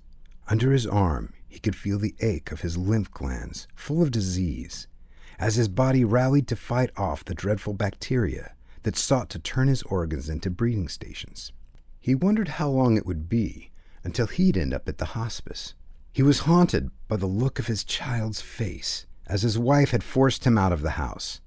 He had traded the love and respect of his children for fleeting moments of unbridled passion that had taken him faster to his deathbed than he ever would have imagined possible. His body was inebriated, but the thoughts of the death angel were so vivid that no amount of liquor could remove the terror that awaited him. He didn't even notice that in the background, a Toyota driven by Wilbur was tailing him and barely reacted when it pulled up next to him. "Ethiopia Habran?" the man spoke. "Get in. I need to have a word with you." Ethiopia got in the car and looked in the face of Wilbur Tawney. "I know you," Ethiopia said. "I imagine you do, Mr. Minister." Wilbur addressed him. "Look, I'm going to get right to the point. I've been trailing you all night, and I need your help. By the looks of it, I think you may need my help as well. A very important government official needs me to do a favor. You do me one, I'll do you one." "What kind of a favor?" Ethiopia responded, wondering what was in the bargain for him. What does a dying man need except another day, he thought. "I know you've got AIDS. You're walking death. You help me out, I'll get you into the U.S. for some experimental treatment. And the last years of your life will be as comfortable as possible. I can get you in the best program in our country, no charge to you. I know you're into the Saudis for some big-time favors, but I need to know what moves they're having you make for them." "They'd kill me if I say anything," Ethiopia responded. "But I'm a dead man anyways. Look, all I know is that they are after our one national treasure, the Ark of the Covenant. The king's nephew has died, and now they're offering an unbelievable sum to keep the Ark from leaving the country." "How much?" Wilbur said, looking in his rearview mirror. $50 million, Ethiopia said. "They want me to verify whether or not it's the real thing. Only I've never seen the real thing. I told them I would be happy to. I don't know what you're doing down here, but I got word. They captured the American girl, and she got away at the airport up in Exum. No one knows how, but they suspect it was an Israeli pilot with his own courier jet. They're watching it. It will never leave Ethiopia. They've got Stinger missiles standing by to shoot it out of the sky." Wilbur grimaced. It was worse than he ever expected. He was understaffed and underarmed. He had a few friends with the National Freedom Party in Eritrea. They were combat men that had seen some pretty heavy action. He decided to pay them a visit in Massawa and see if they could help. "You give this number a call when things get bad," Wilbur said. "Thanks for the information. In our country, $50 million represents unbelievable wealth and power. Even now, the jackals are descending on Aksum," Ethiopia added with compassion. "I hope you are able to save your friend's children. God help them if they fall into the hands of the Saudis." Wilbur went by private plane on an unscheduled flight to Massawa. It only took 3 hours, and when he got off, the sun was beginning to come up on the Red Sea. The beauty and calmness of his surroundings belied to him the trap he was stepping into. When he was younger, he had heard stories of the Ark. He knew one of King David's men had reached out to keep it from falling over when the cart had hit a gully by a stream, and the man was instantly struck dead. He wondered what kind of God would choose to dwell in an ark and what kind of fury the vessel would still possess. He thought with humor of the scene from Raiders of the Lost Ark and the Nazis' heads that exploded when they were exposed to the open ark. He knew that if someone had located the original artifact, it would probably be one of the most monumental archaeological discoveries of all time, reaffirming people's belief in the Bible. It was understandable to him why the Saudis, devout followers of Muhammad, would seek to destroy it. The plane taxied down, sending Wilbur's head into the roof. He squeezed his large frame out of the cockpit and came face to face with Benabid Mackey, who towered over him. They both broke into big smiles. "What is it now, Wilbur?" Benabid addressed him. "I hear nothing from you for 3 years, and you call me in the middle of the night. It better be good. My wife is not a very happy woman. She enjoys my company much in the night hours." "Well," Wilbur said slyly, I'm sure you have made her happy on many, many nights. How well do you know Axum? As well as a man knows the path of his own cattle. There's some people up there. I've got to try and get out. There is a trap planned for them at the airport, and they probably know nothing of it. Ben-Abid pointed to his jeep. 3 men were in the back seat, their weapons in full sight. Come, let us leave now. It will take us at least 5 hours. The roads are not good. The whole way to Axum, they laughed and exchanged stories of the Great War. The war which Ben-Abid's people, outnumbered 100 to 1, had fought fiercely for independence from Ethiopia, battling from the rocks and crags of their mountainous country, until the Ethiopians had grown weary.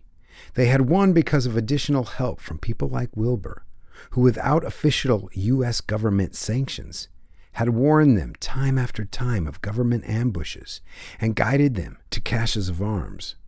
Ben-Abid would have paid him back with his life, and Wilbur knew it. Their friendship bond ran deep, and Wilbur knew if there was anyone who could help him rescue the Americans and the Israelis, it was Ben-Abid's small yet deadly force. Ben, totally unaware that help was on its way, looked through Ezra's binoculars at the Axum airport, sitting calmly in the morning sun. Outside of a huge 707 with Arab markings, the airport seemed pretty dead. The wreckage of the other plane sat in the grassy field to the north of the runway. Ezra's plane sat off by itself not too far from a thick grove of trees and just off the main runway. Rabu and Mori were down in the ravine with the Ark strung between 2 poles, awaiting the word to march forward like warriors of old. Julie and Ezra were next to him, trying to cover themselves from the bright rays of the sun threatening to expose their position. "How does it look?" Julie said. "It's too quiet," Ben responded. "What do you think?" Ben handed the glasses to Ezra. Ezra studied the scene before him. He caught a reflection in the window of the cargo plane. The charred pavement was still visible where the remains of the torched jet had been parked. It was unusual that no one was around. "It's Ghost City," Ezra replied. "Unreal. Maybe they are waiting for us. Or maybe without the fuel truck to fill their planes, they are just closed down. I say we go and try it. God is with us." "God is with us, but it doesn't mean we have to give leave to our common sense, brother," Ben pointed out. "Let's not be too hasty. I'll have a word with Rabu and we'll see what's best." Across the hill, unseen to them, Wilbur was waiting with Ben-Abid's men. One of Ben-Abid's men had found out where the ambush had been laid for Ezra. It hadn't taken the Saudis long to find out through diplomatic channels that the jet belonged to an Israeli company. After that, they had laid a pretty sophisticated trap, and they had even wired the plane with explosives. Ben-Abid looked through his binoculars and saw Julie, Rabu, Mori, and Ben, and dispersed his men to meet them. "What's up?" Wilbur asked, seeing the men leave. "Look, over there, to the left," Ben-Abid said, directing his attention. "I'll be a son of a pup," Wilbur exclaimed. "Looks like they're going to try and get to the airport. That jet down there probably belongs to them. You going to stop them?" Ben-Abid nodded. "Let's go," Ben spoke. "The sun's glaring and it's going to be the only thing in our favor. Julie, you stay here with Maury and the Ark. When you see we have control of the plane, meet us down there as far away from the main building as possible. We'll load it up and take off." "What if—" Julie began to say. "Don't even say it," Ben replied. "We don't have a backup plan." "We're old hands it is, Julie," Ezra smiled. "As long as the odds aren't more than 50 to 1. Ben-Abid watched in horror as Rabu, Ben, and Ezra worked the ridgeline down towards the wire. He saw that his men would not reach them in time and knew he had to redeploy. "Can you fly?" he asked Wilbur. "Yeah," Wilbur answered, shocked. "What about that?" Ben-Abid pointed to the rather beat-looking Arab 707 cargo plane covered with rust. "I can fly. The question is, does it fly?" Wilbur said. "We're going to find out." Ben-Abid knew they had the element of surprise on their side. He knew the Saudis wouldn't be ready for a 2-pronged attack, and he hoped to distract them long enough to allow the quarry to escape.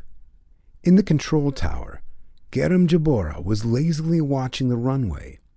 It was the end of his shift and his eyes were tired and ached just to close. The morning sun rays felt like acupuncture needles, and all he wanted was to close his eyes and escape to dream world. As he looked down, he was horrified that right there beneath him, the huge cargo plane was moving.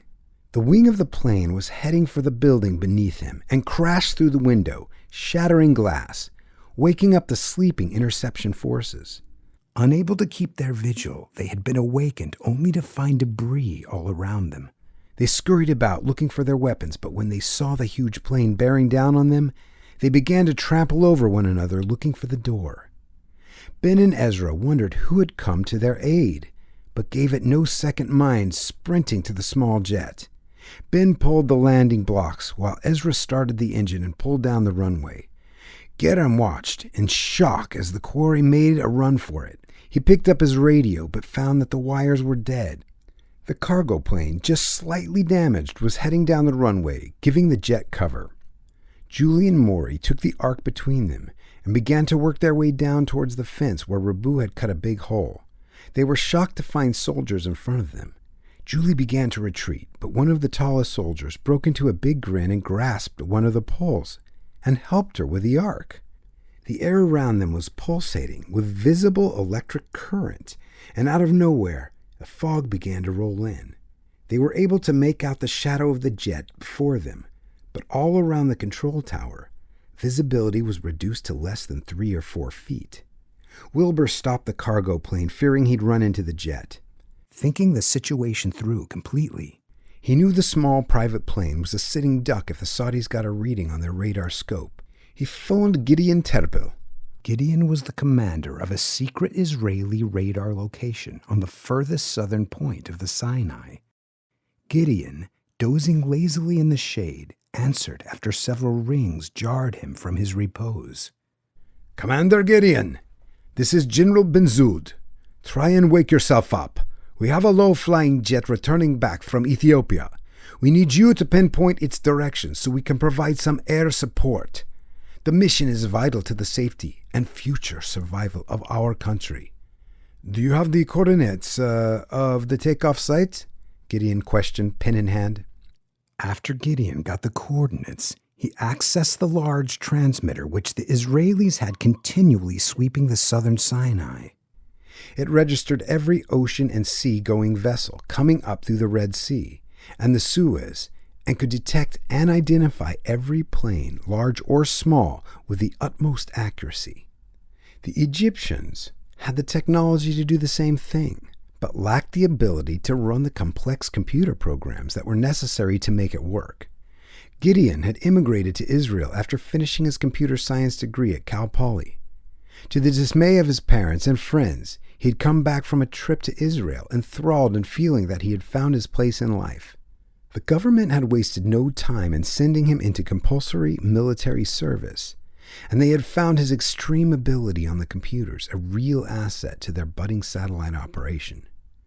Within 15 minutes, Gideon had the small plane on his tracking device and was able to pull up a visual and transmit to Israeli Air Force's headquarters the exact location of the plane. He could see the AWACS in the air that had flown out of Jeddah and knew that within 20 minutes the small jet would be in range of the AWACS, and then it would be only a matter of time before one of the excellent Saudi pilots trained by the best instructors America had ever assembled would be on their tail and shooting them out of the sky. General Ben-Zud made a quick decision to send a squadron of Mirage jets to meet and greet and escort them safely back. They were briefed and on their way within 10 minutes. With the small plane so far away, even at supersonic speeds, time was still of the essence. The squadrons in the Sinai and in Saudi Arabia took off at almost the same time, each headed for the same target. The Saudis' commands were clear: find and destroy. The Israelis were also explicit: bring the Ark safely back so the Temple of Solomon could be rebuilt. While the small crew sat wondering and praying, Ben disengaged the bomb. Weary from all the excitement, Julie dozed off while gazing out the window at the wind-driven white caps below her. At times she could almost feel the spray of the Red Sea misting up and cooling her face. She glanced over at the ark, wondering how a people with such history could have ever forsaken a God who actually opened up an entire sea to allow them out of slavery. As she drifted off to sleep, traveling at over 400 miles per hour, she was taken in a vision to the past splendors of Israel. Solomon was dressed in robes befitting the richest king to have ever walked the earth. Gold threads were woven so finely they felt like silk. A sash of royal purple decorated his trim waist. His beard, slightly peppery in color, trimmed in proper fashion, rested upon his red tunic made of imported linen from Persia. There was no mistaking that he was the king. He glanced about him, and his heart was proud of the wealth he had amassed in such abundant quantities that silver had become worthless. He accompanied the high priest towards the bronze altar. Blood had been flowing all day, as before the altar animal after animal had been sacrificed to the Most High in atonement for the people's sins. Solomon stole a glance off to those packed in the temple. Julie felt his eyes bearing into her heart, and she thought he looked a bit like Ben. She turned aside to avoid being obvious. It was the only day that the high priest could actually go behind the curtain where the ark rested. It was a gold chest placed on the altar. In it was the presence of the Most High. Solomon had never touched the ark. No one had. It had been carried in a ceremony befitting the Most High God, on long poles made of acacia wood. They extended out far from the ark itself, allowing the priest to carry it without getting too close. Solomon recalled the story of his father David transporting it on a cart, and Uzzah reaching out to support the ark as the oxen stumbled going through a riverbed. He died instantly. David had gotten mad at God and named the place Attack on Uzzah. Solomon knew the city of his father was blessed because of the presence of the ark. It was clear to him that God's presence had brought peace and prosperity to everyone. He turned to address the crowd. Today we dedicate this temple, a temple where the presence of the Most High shall dwell. He lifted his arms towards heaven and declared, O Lord God of Israel, who is like unto thee? You have been faithful to your servant David by allowing his son to build you this house where you may dwell. And you have kept all your promises to him. There is no room in all of heaven. O Lord, how can you possibly live in this temple? Yet you have chosen to dwell with us, your people, even as you promised Moses. O Lord, don't take your presence from us. We are a stubborn and rebellious people. Forgive us our transgression, and don't blot our names out of your most holy book. When Solomon had finished praying, a holy fire came down from the sky, and the sacrifices which lay before the altar were instantly consumed. A dazzling glory filled the temple, and all the people worshipped the Lord. That day alone, over 22,000 cattle and 100,000 sheep were sacrificed, as the priest blew on their trumpets and the Levites played their musical instruments. The people worshipped and stayed for 14 days, no one leaving to go home. On the 23rd day of that month, the 7th month of the year, Solomon sent them home. No one was sad. Julie awoke as Ezra banked the plane sharply to the left. A Saudi patrol boat had popped up suddenly on the horizon, and he had almost crashed into the tower. Within minutes, the captain was reporting the low-flying plane to headquarters. The Saudis had a lock on him and were less than 2 minutes away from intercept. Ben looked back at Julie, who had been startled from her dream. "Jules," Ben said, "we've been spotted. If you ever prayed, now's the time to do it." "You mean now's the time we do it," Julie replied. Ezra leaned forward, seeing if he could get any more speed out of the aircraft. The gravitational pull at the low altitude was taking its toll on the engines, which were running hotter than he would have liked. "Ben," Ezra stated, watching the condensation roll down the front windshield, "it looks like we have a storm front coming." "That's impossible," Ben replied. "I've been watching. There's not a cloud around for miles." Overhead, the waiting Saudi squadron flew.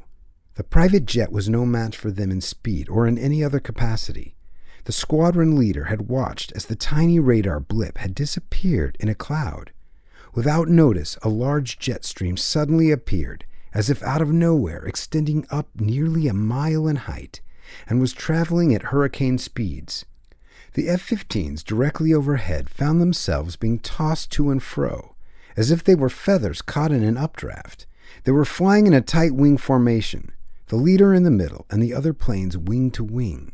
The squadron commander looked in horror as his wing hit into the plane next to him, sending it into a tailspin, but not before the pilot, who had overcorrected, had been broadsided by the next plane.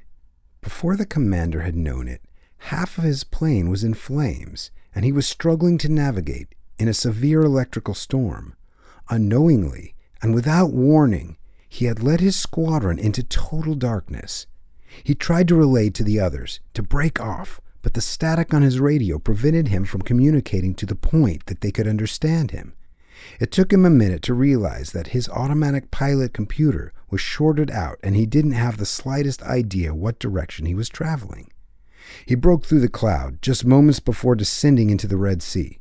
His two remaining pilots followed him close behind. The planes crashed with amazing force, breaking apart upon impact and sending huge geysers of steam and water into the sky. Ezra had no idea what was happening all around him.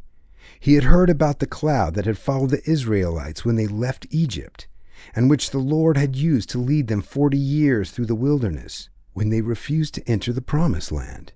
He had heard, but he had never expected to be in it. Every evil thought and deed he had ever done rose in his mind, as if his memory bank had transferred all data to the present.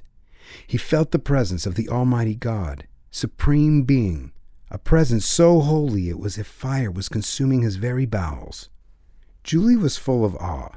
She could sense the presence, but instead of being repelled by her own sense of unworthiness, she was drawn to it and allowed the presence to fill her, to the point of overflowing. Each cell in her heart and mind overflowed with electrical currents of love.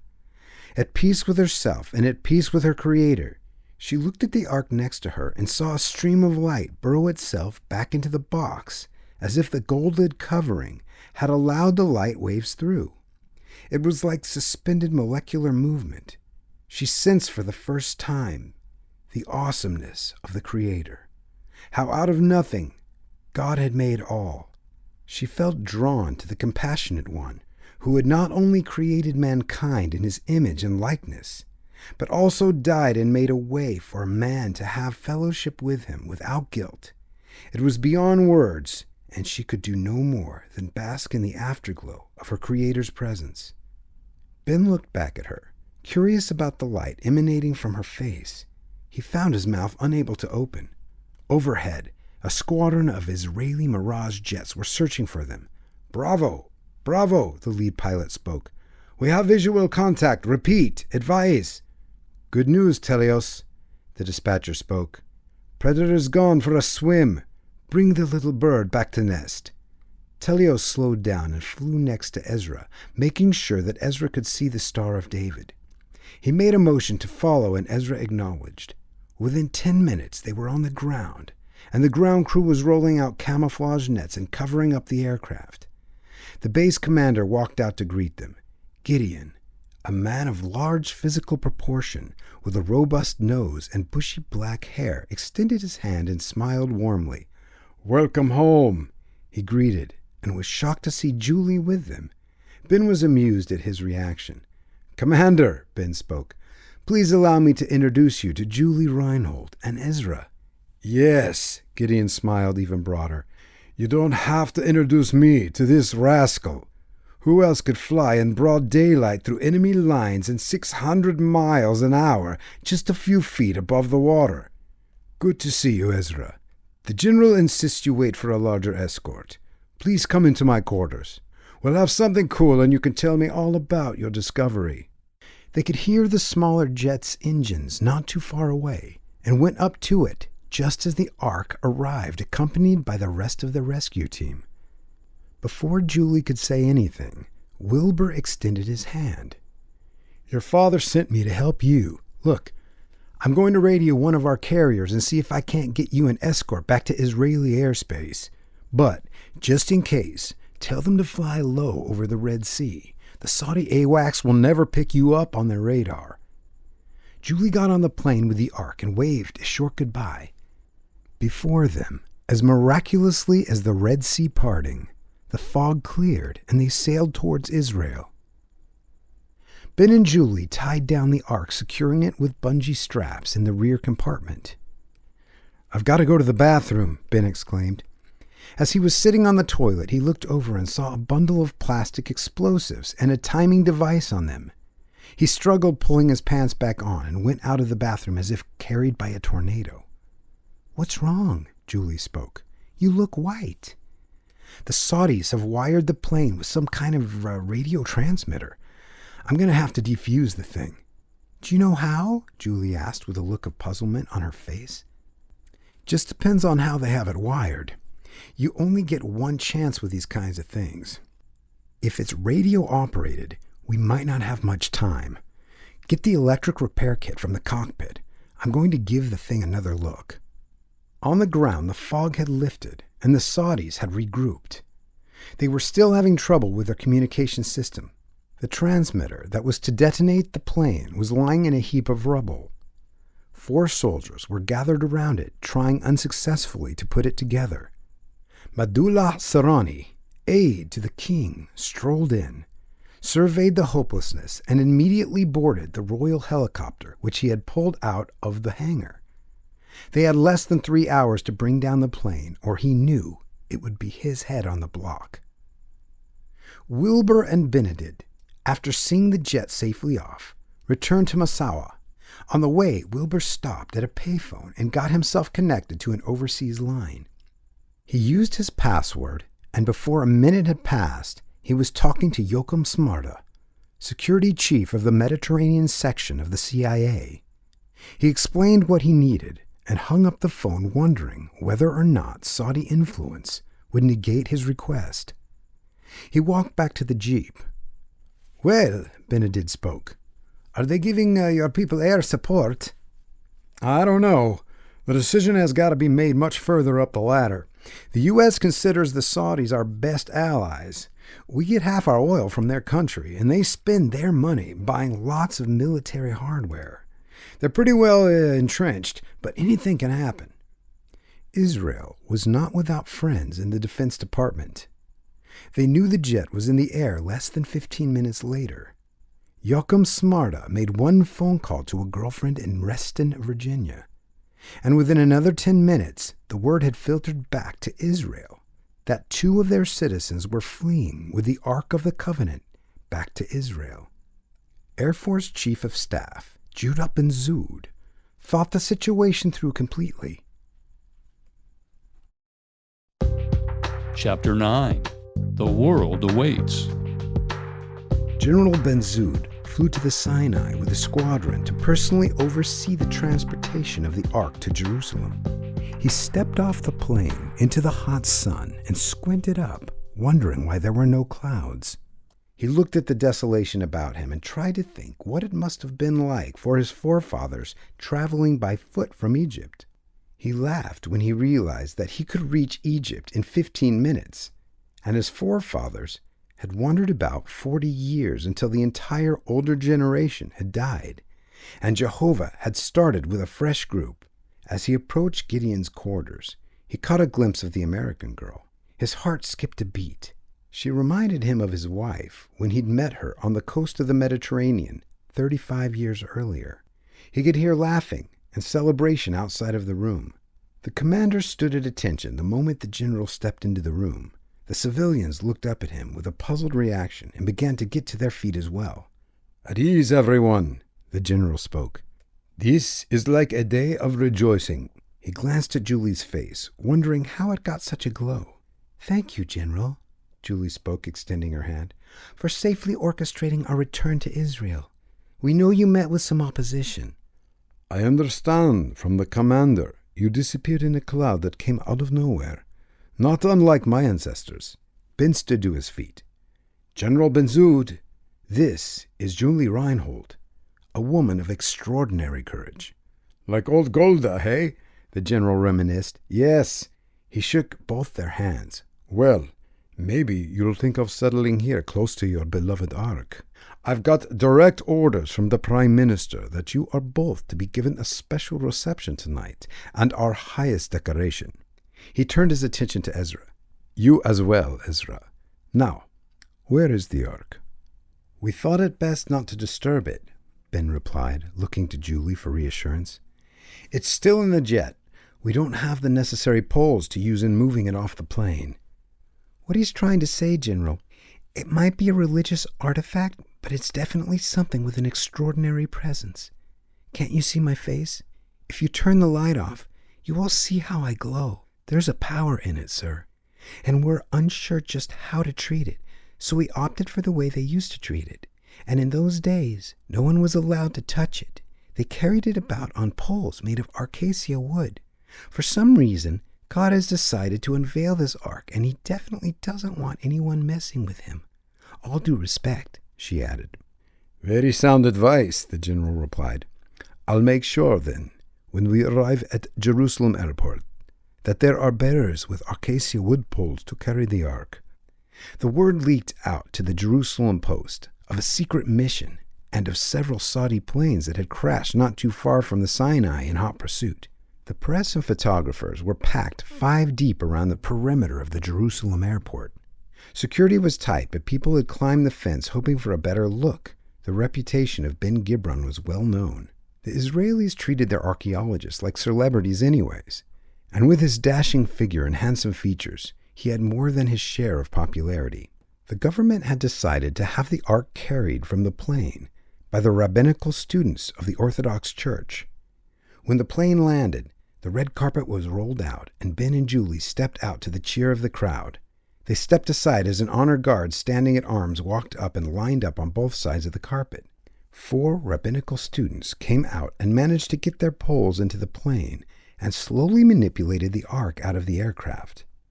The sun was overhead at 12 o'clock, and the Ark glowed as it was bathed in the warm yellow rays.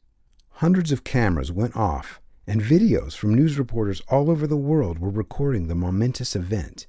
A hum started from the Ark that was audible to all. All around, people could feel the power coming from the ancient relic. As they took the Ark through the honor guard, they passed an elderly lady severely disfigured. The reflective rays of the Ark bathed her in a golden glow, and she got up, out of her wheelchair, healed. "I am healed," she cried, jumping to her feet in front of everyone. The crowd was stunned and crushed in on her to touch her. Israeli soldiers formed a guard around her and escorted her away from the Ark as she continued to proclaim her miracle. Ben turned and faced Julie. "This is the most important thing that has ever happened since the establishing of the nation of Israel. Look at these people. A new devotion to the true God has filled their hearts, just like in the times of old. Surely they will welcome the Messiah this time when he returns." "Yes," Julie replied. "I believe they will. In spite of thousands of troops poised on the borders of your small country, just waiting to annihilate you, your people still have faith. They know God brought us back here and not to be destroyed, but to worship him in spirit and in truth. He hasn't finished with his chosen people. Even though we are but a remnant, we are still his chosen. Nothing could ever take that away from us." "Yes, Ben," she smiled, holding his arm as they were driving away from the crowd. "He has chosen you, and you have chosen him. God has a wonderful plan for you. What will they do with the Ark?" "They have already made arrangements to put it in the art museum. It has a state-of-the-art security system, and they will allow some people to see it, and then it will be installed back in the rebuilt temple." She looked out the window at the narrow roads and marveled at how she was driving on the very streets where Jesus had walked. She couldn't keep her mind from wandering and drifting back to the time when Jesus had been hailed by thousands of people only a week before he was scourged and crucified. She wondered if everyone was that excited about seeing the Ark returned. Rome. Not everyone was interested in seeing the Jewish temple rebuilt. His official title was Defender of the Faith, but he was really a glorified hitman.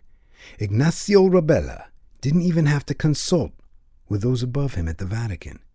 He knew that they would view the return of the Ark the same way he viewed it, as a threat to the Vatican's intentions, which hadn't changed since the Crusades, to establish Jerusalem as a holy city for Roman Catholicism and its 800 million followers. He intended to make sure that the temple would never be rebuilt. He had unlimited funds to do so, and a list of agents worldwide he could call on at any time to help further his agenda. After he had heard the news on CNN, he immediately booked a flight from Rome to Jerusalem. He contacted his agent and made sure to have all the munitions available to him the moment he landed. He had been in and out of 20 countries, supervising assassinations, bombings of mosques and churches. He never traveled using his real passport, and he was quite confident that his identity was still a highly guarded secret known only to the one man he answered to. He slammed the door of the taxi and walked to the front entrance of the airport. In front of him was a young priest who had stopped to bless a small infant held in the arms of a modestly dressed village woman. He stopped to look at the scene and passed by. For a moment, he had seen himself in all his innocence, but the picture was too distant to have any real meaning to him. He had over an hour before his departure and stopped to get a cappuccino and sweetbread. The television was on, and a woman was being interviewed, talking excitedly about being healed from cancer while in the presence of the Ark. Ignacio dismissed it as random hysteria. He didn't believe in healing or miracles. He only believed in what he could see. He regretted the loss of his childlike faith that had caused him long ago to take his vows, and wondered if his departed mother, the most godly woman who ever lived, knew that joining the priesthood would have made him an assassin and a man who had already lost his own soul while trying so desperately to ensure the salvation of so many others. He glanced down at his watch and got up, leaving a generous tip. He glided down to the security gate where his weapon disguised as a shaving kit and hairdryer made it through without a hitch. He smiled at the wonders of common technology. If he had a god anymore, it was technology. The ability to destroy was perhaps mankind's most supreme achievement. He had held small plastic explosives that could bring down entire superstructures. He knew the power to destroy far outweighed the power to build. He chided himself for being too philosophical and boarded the plane. He had a window seat and looked over the blue water of the Mediterranean Sea. He was surprised at how translucent it was and how tranquil it appeared. The sea was dotted with luxury liners, steamers, and small sailing and fishing vessels. He thought of how small they all appeared.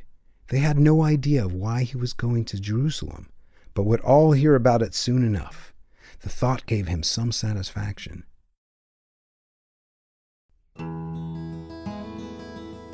Chapter 10. Your soul is required. Ethiopia woke up in a pool of blood. He had never made it back to America for the excellent care as promised by the CIA. Instead, he sought comfort at one of their own AIDS centers, the one he had visited when he first learned he had had the disease. He could feel the sickness all over his chest and matted in his hair. Throughout the night, his body, ravaged by disease, had surrendered to the virus. Everywhere, his body had mounted a defense against it. His T-cell count, drastically low, had failed to rid his body of the danger. He was hopelessly outnumbered and defenseless against the viruses, which were multiplying at an astonishing rate. His gums had been attacked the worst and had poured forth an oozing combination of pus and blood. He hadn't the strength to even lift his head out of it. He attempted to move, but found his arm pinned under him. He heard the muffled footsteps, and the light went on. A hand moved his head gently and brushed his forehead. It was the hand of God. He had never known God in a real personal way, and was touched by the compassion shown to him. Somehow he could hear the still small voices speaking to his heart, telling him he was loved. At one time, he had found God unapproachable. He marveled after looking at his whole life. He had finally come to know the love that God offered while he was stretched out on a cot in an AIDS hospice. A gentle hand passed a cool washcloth over his head, cleaning out the matted blood contaminated with enough of the virus to infect the entire city of New York. There, Bridget spoke. We need to keep a better lookout on you, Ethiopia. You know that things are not looking up for you. Your body has little or no defense against this virus, and there is no drug that can help you. She looked in his eyes, and he nodded. Why don't you take this time to cleanse your heart before God? You know Christ paid for all your sins. There's no need to stand before his judgment seat guilty. If you pray with me, he can forgive them now, and when you die, he'll welcome you into heaven. Wouldn't you like that? Bridget stifled back a cough. She had feared someday she would catch the virus, but her love for God and the calling of her life made it seem like nothing compared to being there for people who had no hope left. She had refused a test, but knew that a test would show her carrying the virus. She had seen the death 1,000 times, and each time it had taken on a different face. But the results were always the same: pain, discomfort, unconsciousness, and finally, rest. She looked down affectionately to the frail man lying in front of her and remembered the first time he had come in. Afraid to reveal the real reason, but she had known. She had known that one day he would be lying in her hospice, and had prayed many times that he would overcome the pride in his heart and embrace the forgiveness God offered. She felt a small squeeze. Ethiopia had finally given in. The battle inside of him, at last, had been decided. You want to pray for forgiveness? She asked, looking in his eyes, clouded in pain. He winked. A tear floated from the side of his eye. Just agree with me, Ethiopia. God doesn't need to hear your voice. He can hear your heart. He can see you turning away from those things that destroyed you. As she prayed, a soft presence came over him again, as if his very being was cleansed. Like water from a mountain stream would course its way through the rocks, losing all the contaminated particles. His guilt and shame began to drop away as he felt a real hope well up in his heart. A hope that his life wouldn't be for nothing, that somehow, by his death, he could help change the lives of others. He prayed to God for strength to use his life for one more day. Miraculously, the virus subsided. By the end of the week, Ethiopia was back in health, walking through the ward, cheering up others, a true testimony to the power of God. He approached Bridget. Miss Bridget, he said, looking at her, you didn't have to do this type of work. Why have you risked your life to help us? We're not even your people. We're Africans. You could be in Germany enjoying the good life. Apart from God, there is no life for me. When I was a little girl, I answered to God's call to me to be a nurse and to help others. This is where he brought me. But when you're gone, then I pray he brings someone else to carry on. This epidemic is not going to end.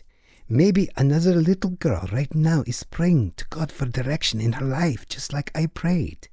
I'm not saying I was happy then with what he told me to do. I wanted husband and children, a normal life. But if you ask me now, would I go live my life a different way? Be rid of this virus? No. My reward is those like you, who the Lord has allowed me to direct back to his flock. I have decided to write my memoirs. I called my secretary, and she will be coming down writing things down until I am finished. I was wondering, Yes, Bridget smiled. I've already heard from the Lord. We will print them up and give them to young people in the schools and universities. I'm sure it will be wonderful.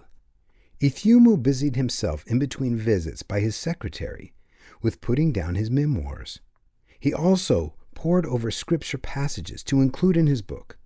Bridget served as his editor, helping him select stories and getting him to divulge as much of himself as he could. He had no doubt the book would cause a big sensation. Coptics had long regarded themselves as followers of Christ, but most had abandoned true religion of the heart and had just carried out hollow rituals that were meaningless to God.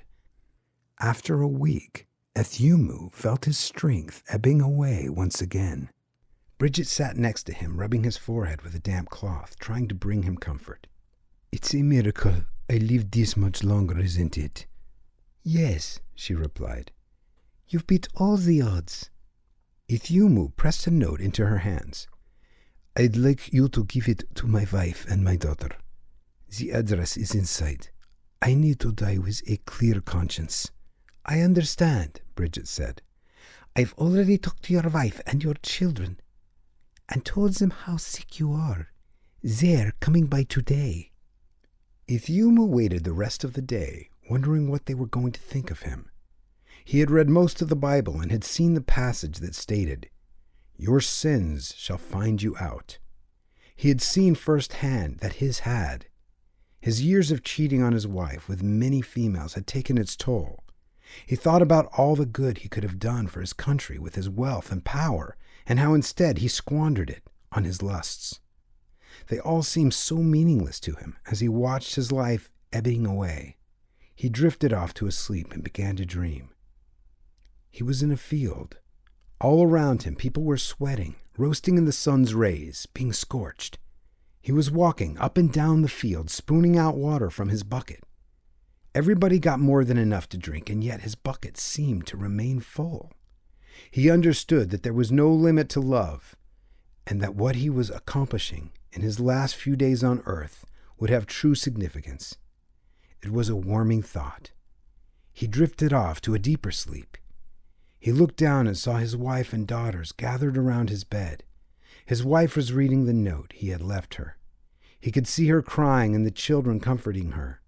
He felt a light touch his shoulder. He turned to see a beautiful face. "Come, Ethiopia," the being spoke. "We have a place for you. It's time." "But my wife," he challenged, "will she be okay? My daughters, they have no father." "God will be their father. Your good deeds will live on. Come." Ethiopia saw the world decrease until it was a tiny speck. The air seemed to open in front of him, and he heard trumpets so loud that he was taken aback and expected his ears to hurt. He looked down at his wasted body and saw it was whole again. There was a joy that filled his being in such a tremendous way that all the memories of the pain, heartbreak, and disappointment were gone. The sound of trumpets grew louder, mixed with the sound of a powerful wind. As he got closer, he realized it wasn't wind at all, but untold numbers of voices joined together. He found himself floating towards the center of the throng. He could still distinguish the different races and was surprised so many were present. The words that everyone were singing seemed familiar to him, and without a second thought he joined in the chorus, paying homage to the creator of the universe. He knew things couldn't get any better. "Miss Haggett," Bridget tried to rally her out of her remorse. "He's not coming back to this earth, but I promise you, you can see him again."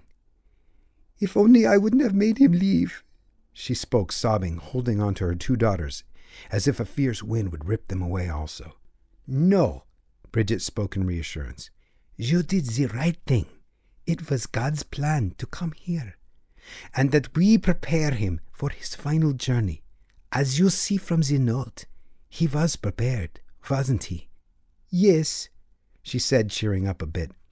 "How can we ever see him again? He's gone. He's not coming back." Bridget pointed beyond the ceiling where the fan was blowing cold air around. "You can see him there. He had an appointment like all of us.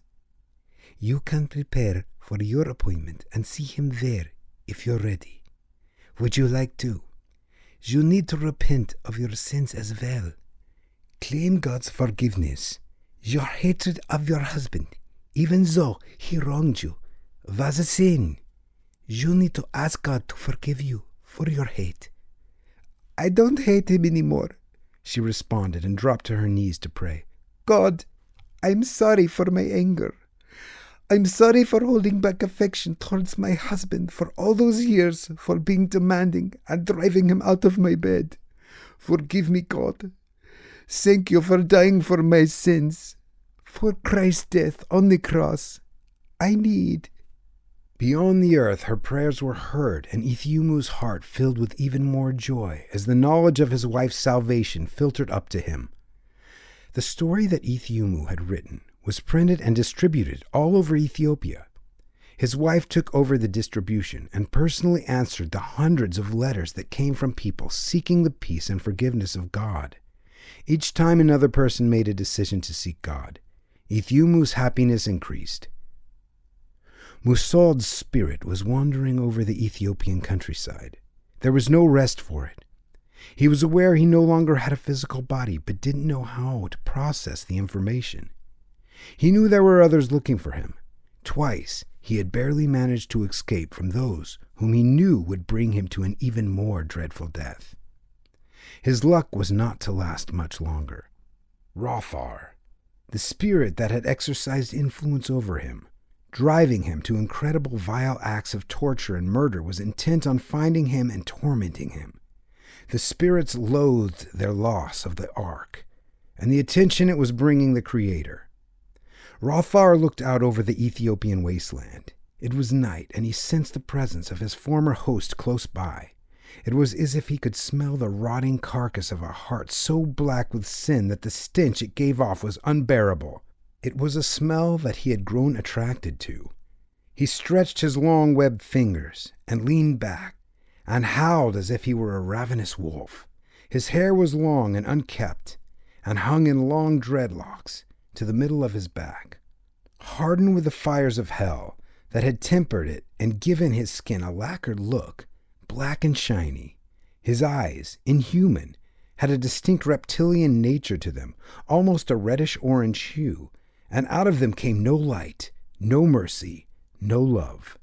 He was a being of incalculable cruelty, a nightmare beyond human contemplation, dead, yet alive. His only goal was to torture and maim his former host, punishing him for his untimely death. Musaad had found a large tree, full of leaves where the country women had frequently come to collect leaves and sticks for their small cooking fires. He had made up a dwelling place in the middle of the trunk and wanted nothing more than to be left alone. He was tormented by the thoughts of the evils he had committed during his short and misdirected life. He could sense around him the presence of a great evil and chose to remain frozen in the tree. Any other demon would have given up and passed him by, but the spirit that was haunting him was relentless as a cold Siberian wind.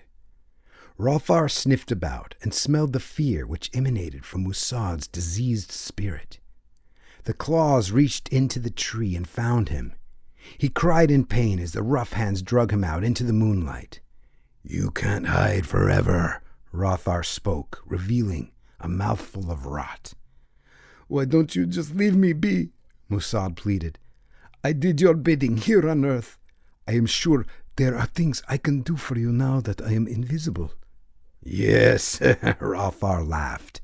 "You can serve as entertainment for us, while we torture you and hear you beg for mercy." The trip down to the sulfuric fiery sea happened so fast that Musaad was there almost instantly. The first thing that assaulted his senses were the voices. They seemed to cry out from everywhere. Moans and distress, unlike anything he'd ever witnessed, filled his ears and filled him with terror. The claws which had gripped him tightly loosed him, and he was guided to a group of creatures sitting around a woman who was bound and being poked with long spears of molten metal. Her mouth had been propped open, and a funnel had been forced down her throat. One of the creatures had taken a bucket of hot molten lava and had begun to empty it into her mouth. Musaad looked on in horror. "Pleasant, isn't it? She thought for years she was getting away with all her lying and deceit. But here we get to mete out punishment." Rothar spoke. "She was a liar?" "Yes, but there was one person she could never lie to. He gave her chance after chance to change, and she didn't, but only got worse. Ikaret claimed her mortal life, and we took her immortal soul." Rothar marched him down to a large open arena. It looked like a grotesque gladiator circus. Beings were dressed in all types of metal breastplates, helmets, and wielded axes, spiked balls, and chains, scimitars, lances.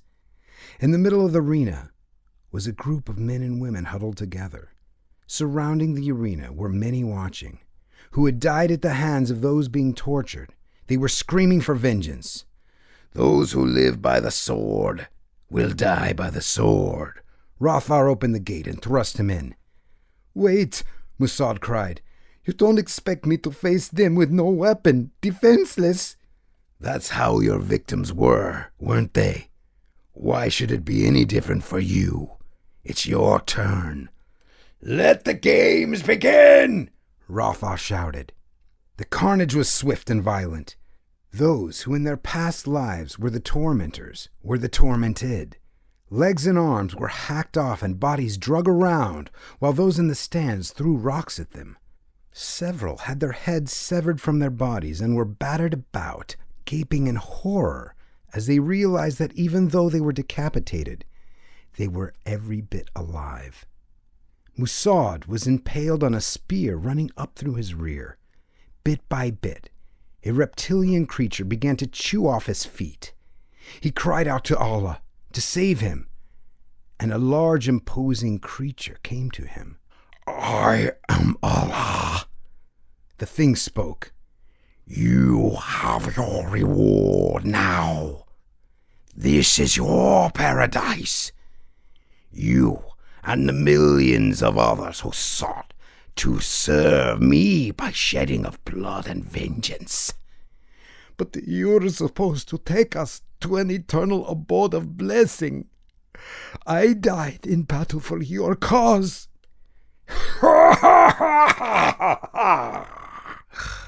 The creature laughed in a voice that rumbled the ground. Its head was as large as a cobra, and its tongue darted back and forth. "I lied. This is my abode, and now I share it with you. It bothers me to hear you scream my name." A claw reached into his mouth and extracted his tongue. It was a bloody stump with roots and all, and was held in front of him. Musad could no longer even scream. He just moaned. "You are one of the damned. You followed a lie, and now you must live with its consequences." The huge claw picked him up, stake and all, and held him far over its head. "Behold, one of your tormentors. You wanted vengeance."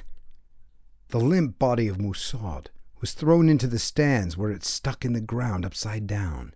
Musad felt the rushing of hands and teeth as every area of his being was bitten and clawed, and his very spirit ripped in shreds. He had never known such pain was even possible, and he remembered those he had tortured, wondering if they had felt as he did. As Rothar turned around, he ran into Allah. "You failed your mission. You were to stop the Ark from being discovered. Now, many are turned away from Islam and embracing the Christian God. I will give you one more chance, or you too will end up as him. There is one who can still stop the Ark from being authenticated. Go and aid him, and perhaps you will live to see another day." "Yes, Allah." Rothar bowed in the traditional salute, touching his chest, his lips, and his forehead. Chapter 11. The Holy See. Ignacio's flight over the Mediterranean was for the most part uneventful. The threat of Palestinian terrorists taking over had died down since Gaddafi had decided to quit giving them asylum and instead had them executed. As Ignacio looked down, he could see faint white caps and container ships. He marveled at how many goods from China and the Far East were transported by sea through the Suez and up through the Mediterranean. He thought of his humble young days when he had worked in Anzio, sponge fishing with his father and uncles until modern sponge factories had put them out of business and into the poorhouse. He wondered what life would have been like if he had married his teenage sweetheart Alana instead of joining the priesthood to give his family one less mouth to feed. Father Ignacio, they all called him now. They were proud of him. The whole village turned out every time he went to visit his aging mother and aunt. His mom bragged about her son at the Vatican. He wondered what she would think if she knew what he really did. Special emissary, they called him. He preferred to think of it as dirty deeds done dirt cheap. He wondered what God really thought of him making other people's lives miserable. He wasn't sure when he had grown evil towards other people because he could never remember a real time in his life where he had given and shared love, except the brief period with Alana. And they had all stolen that from him. He glanced down at his onk's cross, a final gift from his father when he was ordained. Blessed are the simple, he thought, for their minds are protected from evil ways. He had read about the Inquisition and had wished the days would return when those who disobeyed the Pope would not only be excommunicated, but tortured as well. In his opinion, the Church had given too much leeway to too many, and the time to wield an iron fist had returned. The discipline at seminary had hardened him beyond the breaking point. Whatever last vestiges of love that had been in him before, his first class had pounded, molded, and burnt it out of him. He fancied himself as a soldier of God, and those who disobeyed Holy Mother Church were his sworn enemies. Recant or die a heretic, was his motto. There was no room for forgiveness or tolerance. Although he had never personally killed anyone, he knew that orders he had given to others had caused men to die. It didn't bother him. Nothing got through the thick veneer. After 30 years in the priesthood, all but 5 years spent at the Vatican, nothing bothered him. He had survived, though the pontiffs had come and gone. He had worked his way up to the top and was answerable to no one. He knew that the pontiffs wished to be left ignorant of his activities. His job was to protect, in whatever way he saw fit, the interest of the Church. If heads rolled, no one wanted the blood rolling over their toes. He understood that although the Church promised absolution, the ends justifying the means in the end. He was alone, answerable to God. That's what bothered him. Call it a stream of conscience. Since the Vatican physician had told him to lay off the brandy, and he had become more health-conscious, his mind had cleared, and he could no longer fog up his mind with alcohol, trying to escape from the effect his deeds had made on his own memory bank. He had sought absolution, visiting out-of-the-way churches and going through confession. But he felt bound to his past, like a Roman slave was bound to the galleys before their battles. He could feel the fires of hell. It was almost as if Satan was laughing at him, stoking the flames, giving him a foretaste of that weight that guilt carried. The habits could not be broken. Any time something threatened the Church, as the discovery of the Ark did by giving credence to the Jewish faith and giving them a cornerstone on which to rebuild their temple, his response was automatic: neutralize. He had taken the words out of the vocabulary that identified his actions as sins and whitewashed them so they appeared differently. He had, in essence, lied to himself. Only his conscience was not buying the lies anymore. His heart was in rough shape. He was still a good 40 pounds overweight, and he could not give up the chain smoking. With a head as bald as a cue ball and a beaked nose, Ignacio most resembled a vulture. That's what they called him behind his back, Vultura. It was an apt description. After the news broke, Robert Sweeney got back in touch with Wilbur Tawney. John Reinhold was still too sickly for the long flight over to Jerusalem, and John called on his old friend for another favor. "Robert," Wilbur answered, "you really think it's necessary? I'm sure the Israelis got her covered pretty good.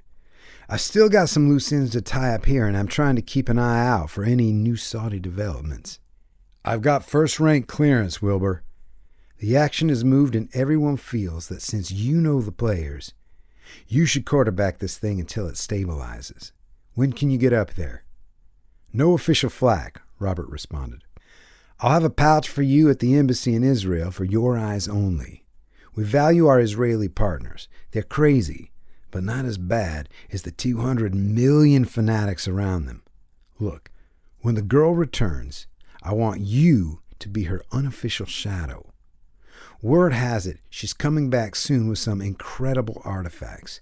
Make sure you arrive with her. Got you, Wilbur said. Her old man must have pulled some pretty big strings. Let's just say the auto workers still do a lot of voting, and his years in the labor relations made him some pretty loyal friends. He lost one child over there. He doesn't want to lose another one. Gail Wallace answered the phone, looking out at the gnarled oak tree in the backyard in Dearborn. Hello? She answered. A voice echoed back. Gail! Gail! Julie said. Julie? Gail responded. We're so sorry to hear about Doug's death. Your father phoned me a bit ago and told me what happened. Your father is like a new man. All he can talk about is Jesus. He even came to Wednesday night prayer meeting. I'm coming back at the end of the week, Julie gushed out. There's so much to tell you. It's unbelievable. I saw you on television. It's all anyone is talking about. We've had floods of inquiries. Jack has had to add several phone lines and get volunteers to handle the volume of phone calls. Is it really true? You found the 10 Commandments? Yes, Julie said. They're right inside the Ark. Ben promised me I could take them back for analysis. Rumor has it, because they've got the Ark back, they're going to finally get going on the temple construction. They're not getting upset that you're going to analyze the tablets? No one has said anything, because Ben brought it in from another country where it was taken knowingly years ago, and they know it belongs to him. If he doesn't want to, he doesn't even have to leave it in Israel. In fact, he's already talking to several exhibitors about touring the Ark. The interest is unbelievable, Julie gushed. I imagine it is, especially after the healing, Gail said. Julie, something has me worried. I was praying for you, and I felt this dark cloud. I don't think you are aware of the danger you're in. Julie thought a moment and knew that oftentimes when they prayed together, Gail had visions. I know what you're saying. Finding the Ark was only a small part of the battle. If this thing was hidden for so many years, then... Gail interrupted. I'm not going to beat around the point. The Lord showed me that you were coming under attack. First from your brother, and then your father. What happened to my father? Julie said. He had a heart attack and died, Julie said. It's a miracle that he's even alive. He claims that Jesus sent him back to finish his life's work. I don't imagine anyone said anything to you. We'll call a special time of prayer and fasting for your protection. Remember, it's Satan that wants to destroy you and Ben. Beware of pride. It'll bring you down faster than anything else. Call me back soon. I've got to run now. I love you. I love you too. Julie hung up and walked to the elevator and back up to her room. As she looked out the lobby window, a dark shadow passed. Overhead, flight number 343, Rome to Jerusalem, circled, waiting for landing clearance. She knocked on Ben's door and was surprised to see it open. A large American man extended his hand. Miss Reinhold, I'm Wilbur Taney, Special Attaché with the American Embassy. He smiled. Nice to meet you, Julie said.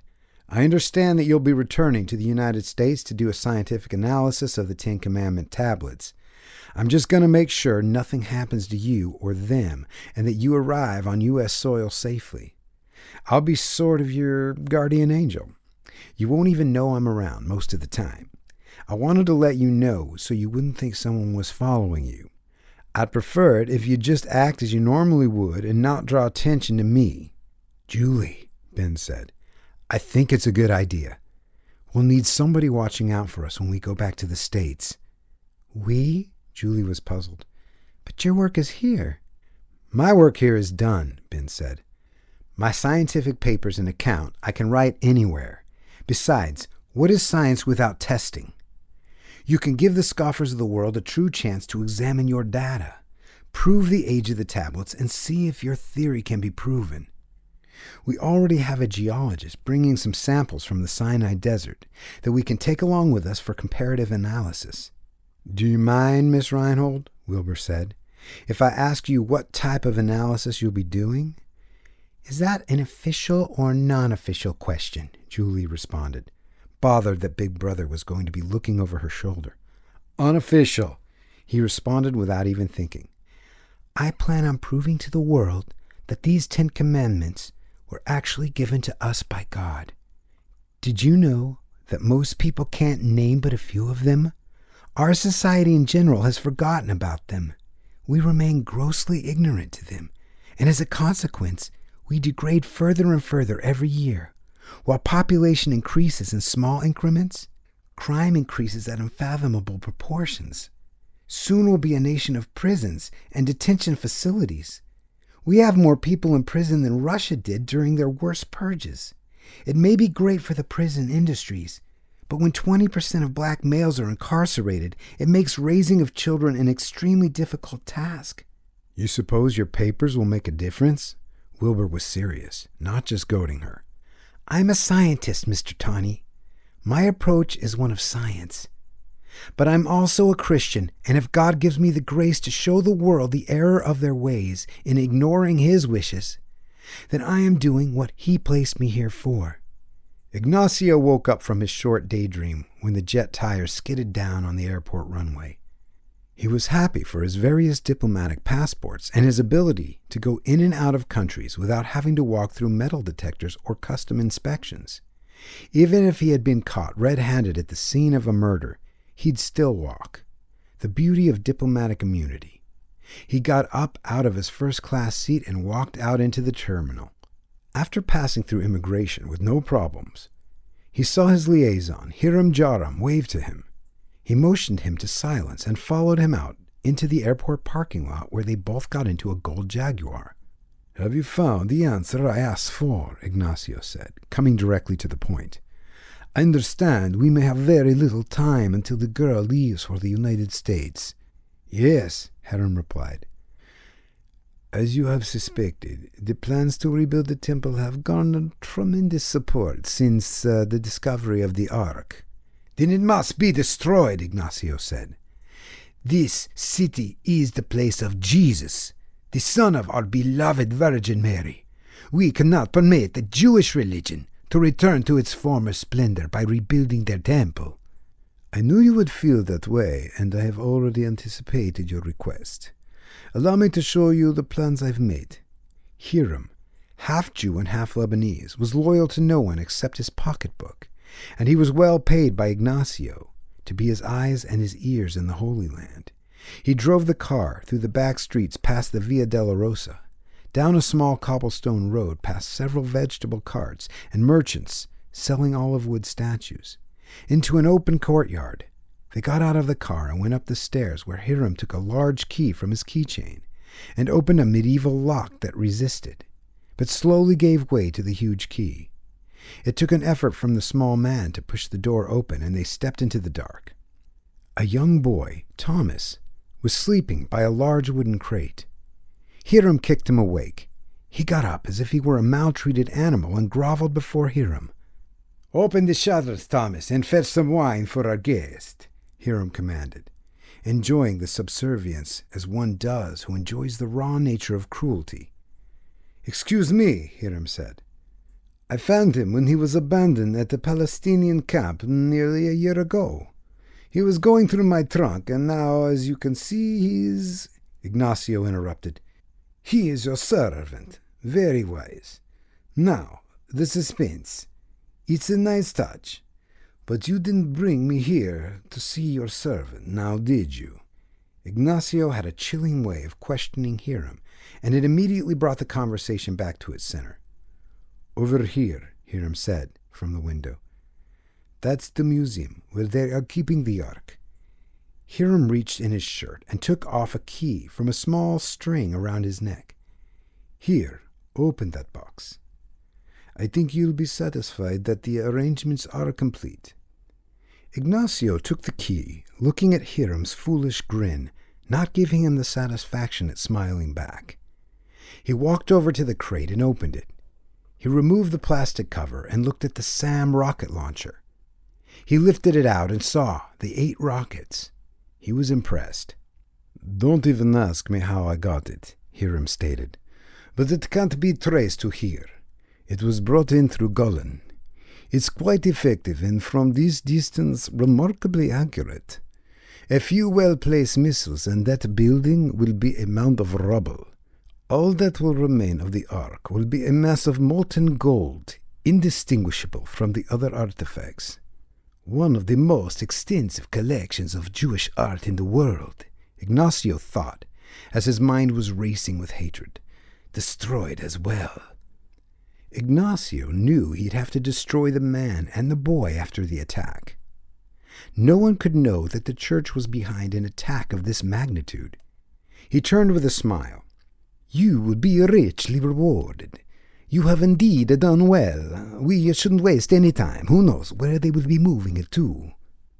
Ignacio went down to the Jaguar and looked around. He took out his briefcase and slipped his gun underneath his belt.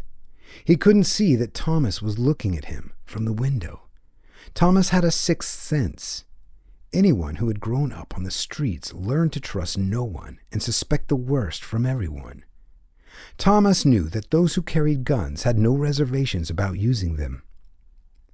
When Ignacio went back into the room, he found a small feast set up before him: grapes, oranges, cracker bread, cheeses, and a cool yogurt with strawberries. The wine was in a large goblet, and Ignacio was tired and jet-lagged. He took a long gulp. Thomas watched him warily. The launcher was laid out on the large refractory table. Ignacio studied it, and within moments knew exactly how it worked. He also knew that although they had time to fire off several shots, the escape time had to be very quick. Israelis were under full alert at all times. It was a country where everyone always anticipated danger and hostilities, and the response time was extremely rapid. Mishi Ronan, the daughter of a Jewish immigrant from Odessa, walked by the plexiglass case containing the Ark. The years of oppression had left her cold to the love of God, but the Ark had begun to affect her as it had affected everyone who came anywhere near it. She felt strangely alive and yet vulnerable to the immense power that emanated from it. Scriptures that she had never thought about in years ran through her mind as if she was hearing them for the first time. She thought about the way she had been protected while stationed in the Sinai, and how the supply truck laden with explosives had blown up and left her unharmed. The words of the 91st Psalm came to her. "He shall give his angels charge over thee, and you shall not be afraid of the arrows that fly by night." She wondered how her people could have so often take for granted the protection of their God, and knew she never would again. The light went black, and she heard a huge explosion. Part of the ceiling started falling towards her. A chunk of plaster weighing over 10 kilos hit her on the head, and she went unconscious. Ignacio loaded up another round and fired again, seeing that his first one had scored a direct hit on the west wing. The next round tore into the large arched windows and blasted out the back. The third hit brought down the steel support that kept the roof intact. Ignacio watched as the building started to collapse. He loaded another missile and fired into the crumbling structure. The explosions were deafening. All around the Ark, precious artworks were being decimated. Within moments, the Israeli counter-terrorist forces were converging on the area, led by Colonel Jonathan Netanyahu. Though unable to clearly pinpoint where the missile strikes were coming from, they were intent on neutralizing them. Ignacio loaded up another round and sent it into the debris. He knew time was out. He turned to Hiram with his pistol. Hiram's eyes opened in terror. "But my reward!" "You shall have your reward, but it is God who will give it to you." Ignacio's eyes darted about for the boy before he pulled the trigger. Thomas was nowhere to be found. He had hid himself in a large trunk and was watching from the keyhole. Ignacio made an unsuccessful sweep of the room and gave up, quickly taking the key of the car from Hiram. He ran downstairs and started the car, The streets were jammed with people who heard the explosions, and Ignacio was honking his horn trying to desperately get them out of the way before being cordoned off. It was hopeless. He was deadlocked. Ignacio abandoned the car and grabbed his briefcase, forgetting his long overcoat in his haste to get out of the car. The sea of people was heading towards the explosion. Everyone had dreaded the worst. Ignacio had to claw his way over people to get away and had to slip into an empty doorway when he saw a troop of fully dressed troops with Galil assault rifles approaching. He stopped at a public restroom and cleaned himself off and went to the King David Hotel where he had a regular suite. They checked him in without question, and he turned on the evening news.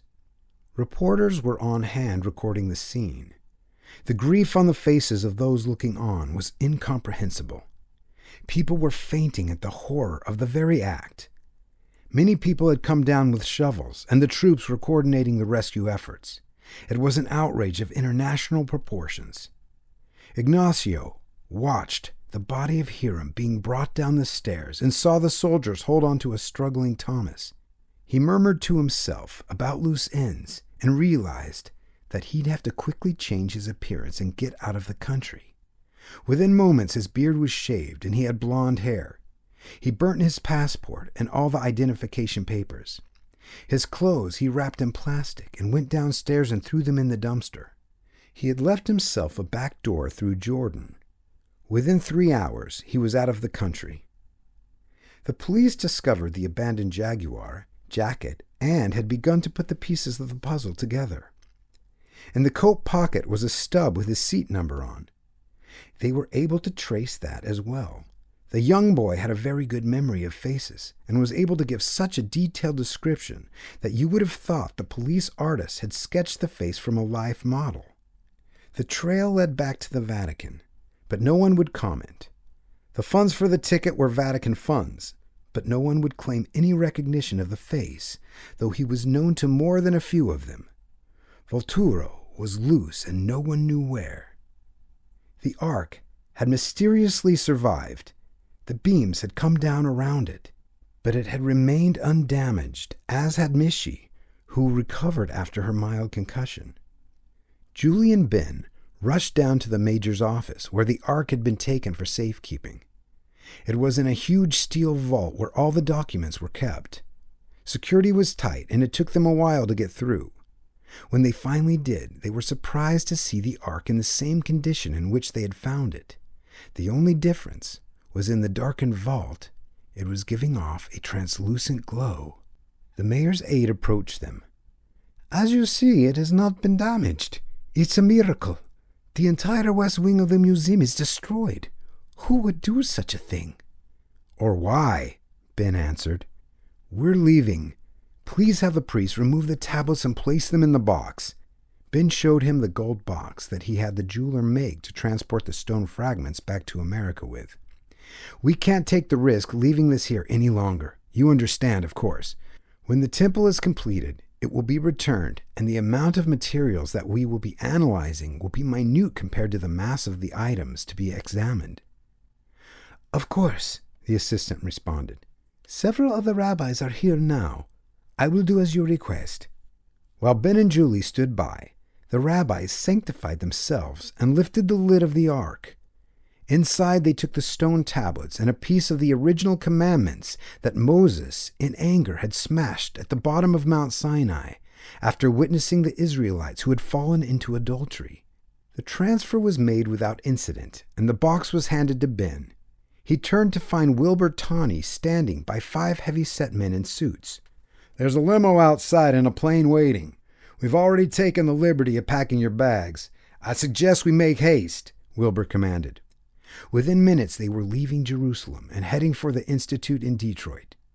As Julie sat back on the plane, she looked out the window into the night sky and wondered why a God that was so amazing to have created the heavens and the earth cared so much for each individual. She snuck a look over at Ben and marveled how much he had changed in such a short time. He had gone from a cocky, self-assured individual to someone who revered his Creator. She wondered if her proof was really going to mean anything to those who had proposed their hearts to remain agnostic no matter what the facts. It didn't matter to her whether or not anyone believed her. She only cared that they believed in God and their souls would be saved from eternal damnation. The thought of another human being spending eternity away from the love of God and suffering in a hellhole was enough to drive her to tears.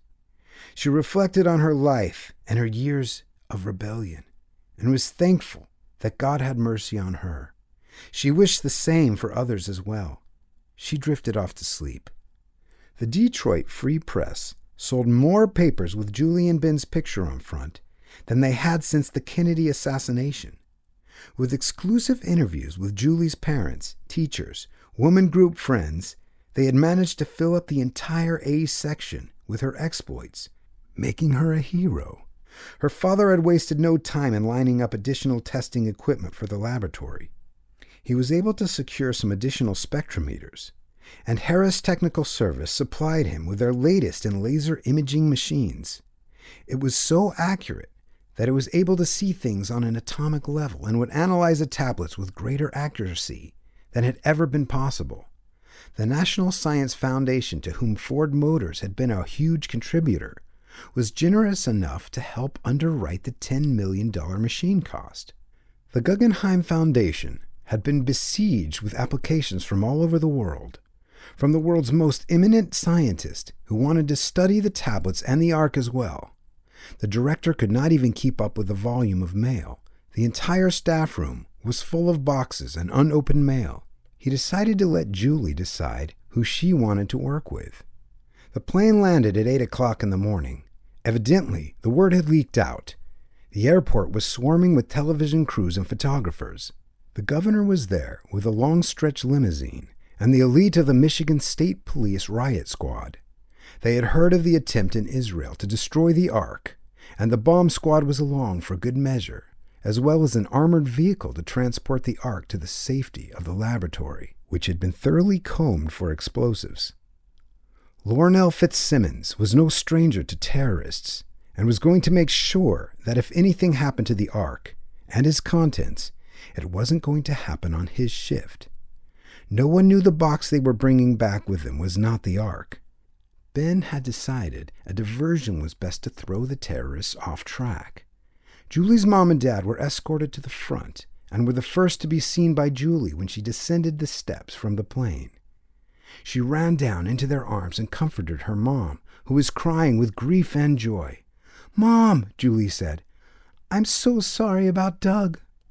"Well," her mom replied, "at least you're back with us, and we didn't lose both of you." Before her mom could finish, Ben was looking at her with eyes full of compassion. He reached over and hugged her.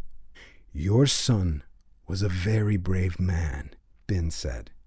"You should be proud of him." Turning his attention to Julie's father, he continued, "Mr. Reinhold, I believe there's a hope we will all see Doug someday." John's face beamed.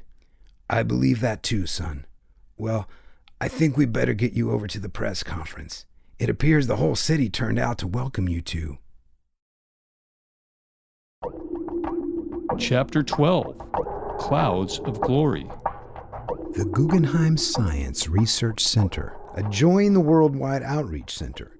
The city had donated the additional land, and the money to build the state-of-the-art facility had come mostly from large corporate donors.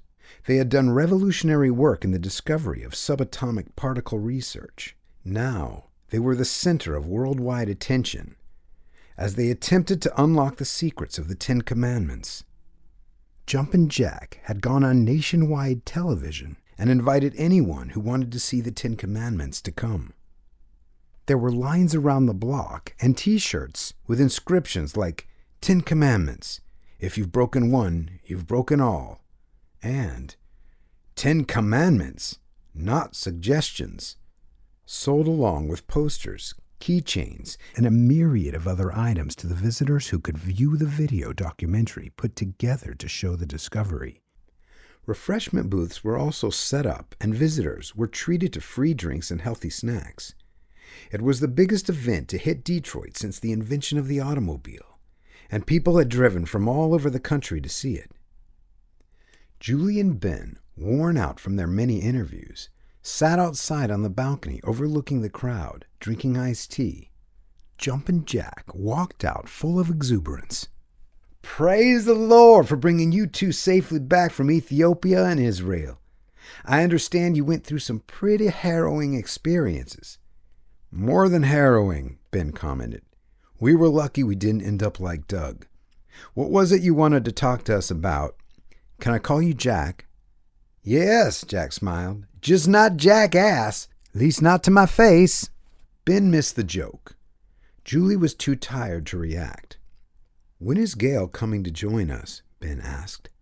"She should be here in a few moments. I wanted to talk to you about your project. I admit I'm not much of a scientist, though I know there are a lot of folks that find plenty of science in the Bible. I guess I'm just not educated enough to see it. I know that God was in the beginning, and He made everything. I believe it, and I believe in Jesus. But I'd like to know, because a lot of people have been asking me, just what it is you are trying to prove. Because if it is a worthy cause, I'm behind you all the way." "Thanks for the support," Ben responded. "I am an archaeologist, just like Doug was. We go on digs, and we try to find out about the past piece by piece, fragment by fragment. We rummage through old garbage dumps, bones, rubble, and try to determine what our ancestors were all about. Most of the time, we use carbon dating to find out ages of things. For what I understand, Julie's got something much different in mind." "I do." Julie breathed in deeply, centering her thoughts. "I'd like to show the world conclusively that these tablets can only have been written by the hand of God and contain the very voice of God." "But how can you find the voice of God out of a stone tablet?" Jack questioned. "I don't know for sure what is going to work, but we're going to analyze the indentations on the stone as well and try and figure out how they got there." "Well," Jack responded, "looks like Gail probably got caught up in traffic. I'll call her on her cell phone and arrange for us all to have lunch at Hugs. Does that sound okay with you two?" "Is it kosher?" Ben asked. "Is he serious?" Jack retorted to Julie. "Well, let's put it this way. This place is so clean you could eat off the floors, and they don't serve ham and eggs." "Then it's fine with me," Ben replied. "But I was really hoping for pigs in the blanket." Jack got the joke and shared a good laugh with him. The ice was broken, and he knew he could be himself. The restaurant was on top of the Renaissance Towers, a luxury development right in the heart of decaying Detroit. It was a monolith to the transportation giants that had brought commerce and prosperity to the city, only to abandon it for the promise of safe, comfortable suburban living. They were promptly seated, and Julie was buried in the menu when she felt a tap on her shoulder. She looked up into the face of her ex-fiancé, Tim. Her face turned ash white. "Welcome back," Tim spoke. "You're a celebrity now. Congratulations." "I'm enjoying my few moments in the limelight," she jested. "Tim, you know Pastor Wallace and his wife Gail?" "Yes," Tim responded, eyeing Ben. He placed his hand on her shoulder in a familiar way and challenged Ben. Ben got up angry and flattened Tim with one roundhouse punch to the temple that sent him sprawling back into a serving cart. "I suggest you keep your hands to yourself, pretty boy, unless you want some more of where that came from." Tim brushed off his jacket and got up, pretending to ignore Ben. "No Jew kike is going to push me around. Go back to your stinking desert." Tim took a wild punch and connected on Ben's ear, throwing him into the waiter, carrying a full tray of desserts. Two husky men got up to join Tim. One of them grabbed Ben and held him so Tim could take a free shot. Jack was too fast. He got up out of his seat, grabbed the big man's arm, and twisted it back. Ben was able to regain his footing and slip away. But before he could move completely to the side, the other man, dressed in a navy blue business suit, elbowed him squarely across the mouth, breaking out his front tooth. Splattering blood everywhere, Jack bounded over and lifted the other man off of Ben and threw him into the grand piano. The piano's leg split under the impact, and the entire piano came down on the man's leg. "Help me!" the man cried. Get this thing off of me! It's breaking my leg! Everyone came to their senses, and Jack, in a show of superhuman strength, lifted up the piano while Ben dragged the man out from under it. Security guards who had been called by the day manager came in, as well as the Metro Police and paramedics. They quickly separated the quarreling parties and started treating the cuts and bruises. After 15 minutes of questioning and a $1,000 check from Jack, the four left under a flurry of flashbulbs. "We better get you to a dentist," Jack said, looking in his rearview mirror at Ben. "You need to keep that temper down. A few more antics like that and we're going to have to graze at drive-ins only." "Very funny, honey," Gail said sharply. "But if you ask me, I think Ben was doing the right thing. I don't see any reason for Tim to have his hands on Julie. It showed a total lack of respect." "You're right," Jack answered. "If someone had laid their hands on you, I probably would have had them around a pole like a pretzel. It just bothers me to have to pay $1,000 for damages to that old piano. People are really going to think I'm crazy now." "You never cared before what people thought," Julie said. "Why care now?" Julie found herself with a new respect for Ben. Not only did he respect and honor her, he expected others to do it as well. She shivered at the thought of spending her life with a man that loved her like that. She wasn't a violent person, but inside she was glad that Ben had knocked him down.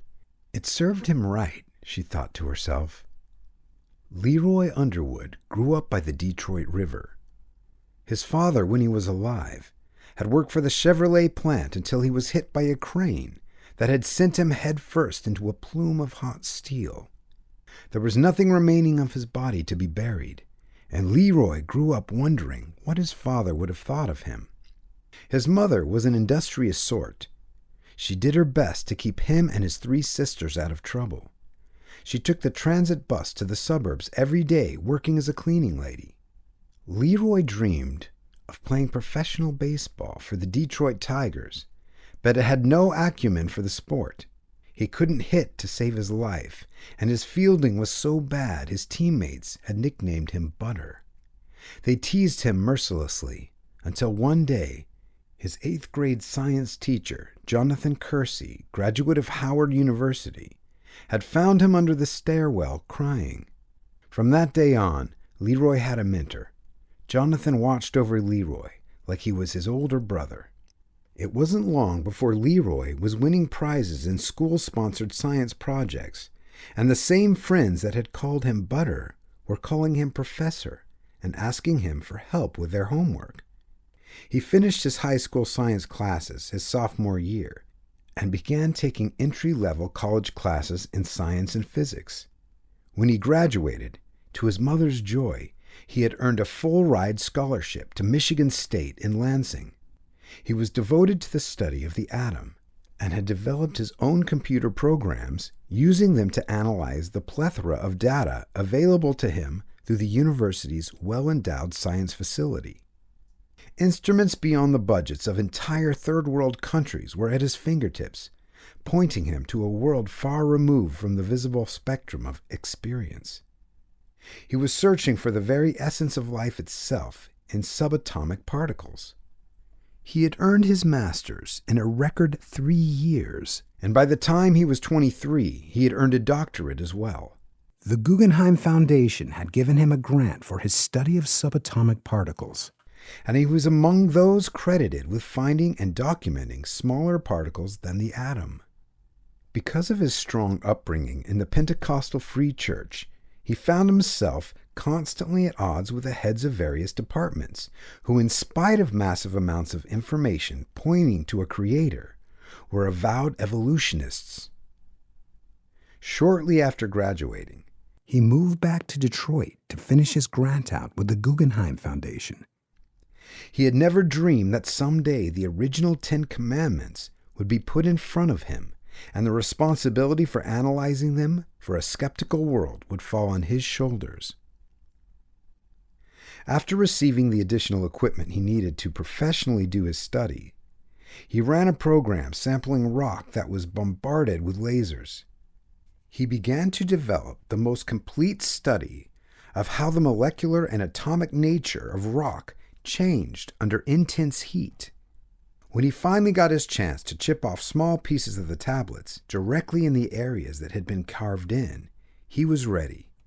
His initial analysis gave him a reading similar to the molecular breakdown of the volcanic lava, which was thousands of degrees centigrade of hot rock that he had himself bombarded with heavy doses of laser-direct radiation.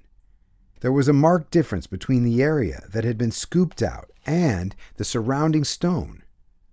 He could find no trace of any metal from a carving instrument used to scoop out the letters. The discovery led him to believe that there was no chisel used on the tablets. He ran to the adjoining laboratory to report his findings to Julie. "Julie," he said, barely bothering to knock, "I've got some good news, and I've got some better news. Which would you like to hear first?" "The better," she said, smiling, enjoying his constant sense of humor. "But before you start yourself, I want you to know that the program you invented for the audio sampling is awesome. Unless there's a change in polarity, it seems like rocks can hold sound waves indefinitely." "Well," he grabbed her arm, "I insist you follow me and see some things firsthand." Within moments, she understood his analysis and was exuberant. "It's too early to publish," she gushed, "but it really is wonderful. I can't wait to tell Dr. Gibran." "Julie," Leroy responded, "while you were out with Dr. Gibran last night, I did some more tests on our rock samples. I don't see any way to graduate the time domain of the stored signals, especially using the spectral method like we are that covers all the frequencies." "What are you saying?" Julie said, a little distressed that the bad news was following up the good news. "We need a sampling of God's voice, the frequencies, and we need to run a tracking on that. Otherwise, we found 1,000 years of sound on those tablets. We'd need so many megabytes and gigabytes and thousands of technicians to listen to the playback and try and determine which sounds were just random and which to find speech patterns." Leroy studied her for her reaction. "That's all, Dr. Underwood?" she said, thinking. "If that's the only problem, then I guess we'll just have to get a bigger computer. We'll make a sample of someone reading the 10 Commandments in the ancient Hebrew language. And if we need 1,000 people to analyze the data, or however many, we'll just get another computer and program it to do the work." "In other words—" "Yes," Julie smirked. "Congratulations on your last success. Now, would you please start working on the program to eliminate common sounds such as lightning, thunder, wind, cross noise, and work on a program to pull out the specific sound when the Lord God appeared to Moses and gave him these tablets?" "Yes," Leroy responded, his face breaking into a big grin. "Yes, Dr. Reinhold, sir. Ma'am. I'll get right on it." Ignacio had surfaced in Istanbul and gone overland back to Rome. There, in a quiet suburb, he kept a safe house under a different identity known to no one. He was furious that the Ark had survived the attack and wondered if he was fighting against God in a battle he had no chance of winning. He shook off the thought and decided it would be best to destroy all the evidence that the Ark and its contents were authentic.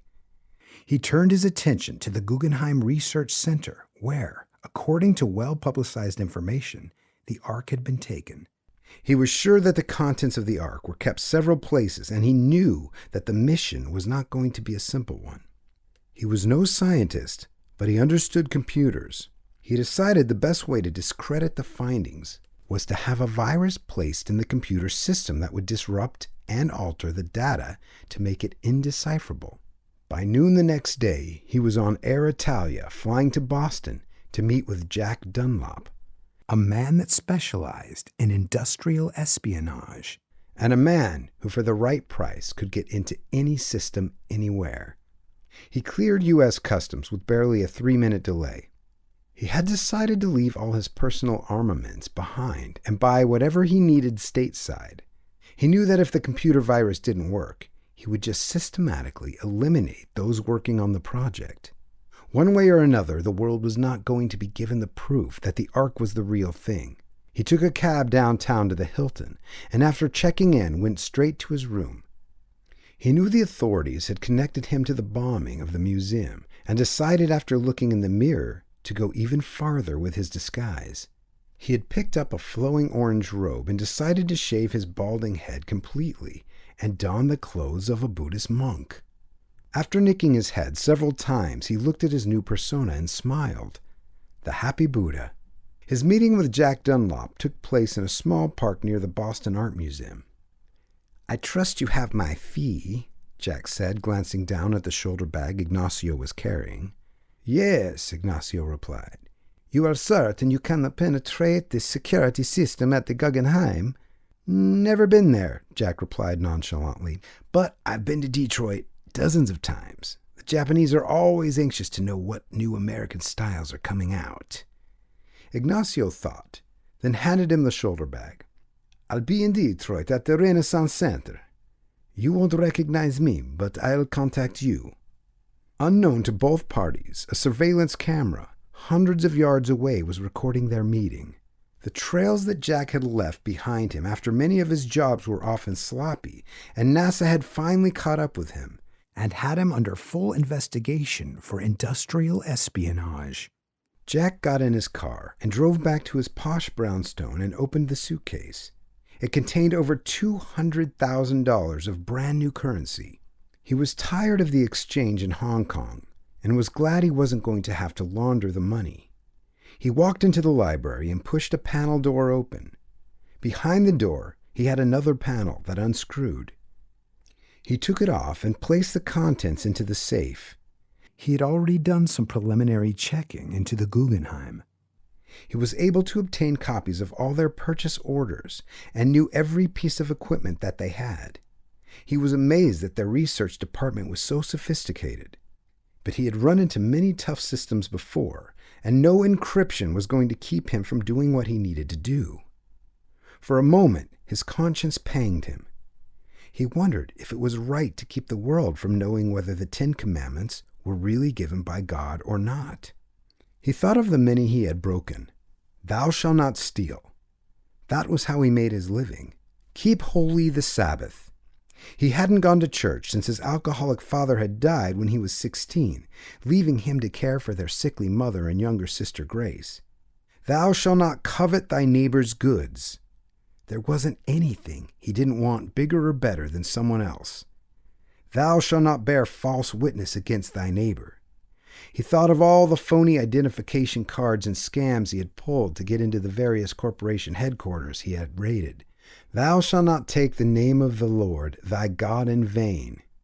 To him, the name of Jesus Christ was an expression, just like some people said hell. "Honor thy father and thy mother." That was a laugh. After his old man died, he stuck around home until he was out of high school, and then took off. He didn't know whether his aged mother was dead or alive. "Have no graven images before me." He thought about how he worshipped his Lexus. "Thou shalt not kill." He reflected about his dead child. Dead because he had callously told his girlfriend Trish to either get rid of it or he'd get rid of her. He was glad he didn't believe in a God, because if he did, he knew God wasn't going to be very pleased with his life. Jack's flight to Detroit was short and uneventful, and while he was sleeping, a dream kept coming to his mind. He was in a maze and wandering from path to path, each time running into another wall. He started running and tried to climb over, but found the wall too slippery and too tall. It began to storm, and lightning bolts came down, breaking up sections of the wall. Right in front of him, an entire section of the wall collapsed, and he felt a hand take his and guide him over the rubble. When he got out, he found himself in a wide-open field full of flowers with children running about and singing. "Is this heaven?" he asked the young child standing next to him. "No, Dad," the young boy replied. "It's not. Heaven's up there. We don't know if we get to go or not. We were never born." The dream shook his spirit, and he woke abruptly just as the stewardess was passing by. "We're going to be landing shortly. Please fasten your seatbelt," she said. He did so, but remained fast asleep. A few minutes later, the flight attendant was shaking his shoulder.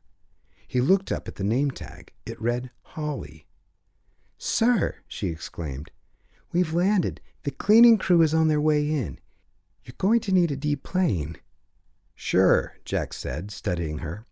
"Say, would you consider having a drink with me? That is, if you're done with your flights for the evening?" She looked him over. "Just a drink? Nothing else?" "Yeah," Jack responded. "Just a drink. Where are you staying?" "We stay in the Renaissance Center." "Great, then." Jack got up. "How about the lobby bar in an hour?" "Sure," Holly replied. "What's your name?" "Jack." Back in Washington, the NSA was poring over the picture of Jack and the Buddhist monk. Whoever this guy is that Jack Dunlop is talking to is obviously wearing a disguise. You can see the tan lines where his head had been recently shaved. Can we do a facial analysis and try to match something from our files? Agent Clarence Stewart spoke. "Something's not right about these two." "Sir," the youngest assistant, Ted Cox, replied. "Why don't we just bring him in now? We've got more than enough to string him up." "Theodore," the commander answered, "oftentimes when the fly is in the web, the spider plays with it and waits to attract others. Let's see what our bait brings in." The computer programmer was able to enhance the photo of Ignacio. Specific readings were made of his facial structure. Hundreds of calculations were made by the visual imaging program for every possible angle.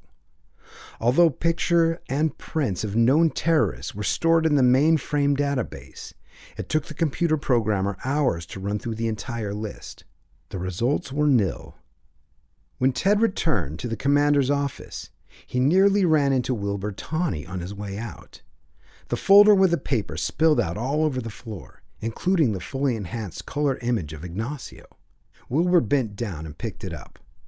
"Looks familiar," Wilbur said, studying the picture. "Is he one of your operatives?" "No," Clarence said, looking up from his desk at the image Wilbur was holding. "We've been trying to place him. We caught him on film at the Boston Art Museum talking to one of our perps. They exchanged what appeared to be quite a bundle." "No," Wilbur thought aloud. "It couldn't be related." "What?" Clarence was stumped. "Let me hang on to this photo," Wilbur said. "I've got to get back to Detroit. I'll call you from there." One of the perks of the assignment, Operation Moses as they called it, was the use of a private jet. 90 minutes later, he was back in Detroit and at the Guggenheim meeting with Julie and Ben. The room was decorated with plush black leather furniture and Chagall lithos. Ben and Leroy were at the table with Dr. Anderson, the president of the Institute. "Good evening, Miss Reinhold," Dr. Anderson addressed her. "I believe you know Mr. Tawney." "Yes," Julie responded. "He was kind enough to offer us our escort from Jerusalem." "Thank you again. But I'm sure you didn't bring me out of the gym for chit-chat. What's on your mind?" "It's not customary for us to reveal investigations to those in the civilian sector," Wilbur injected. "But given the nature of the sensitive assignment you're all working on and its possible global implications, I think it's appropriate for me to break protocol."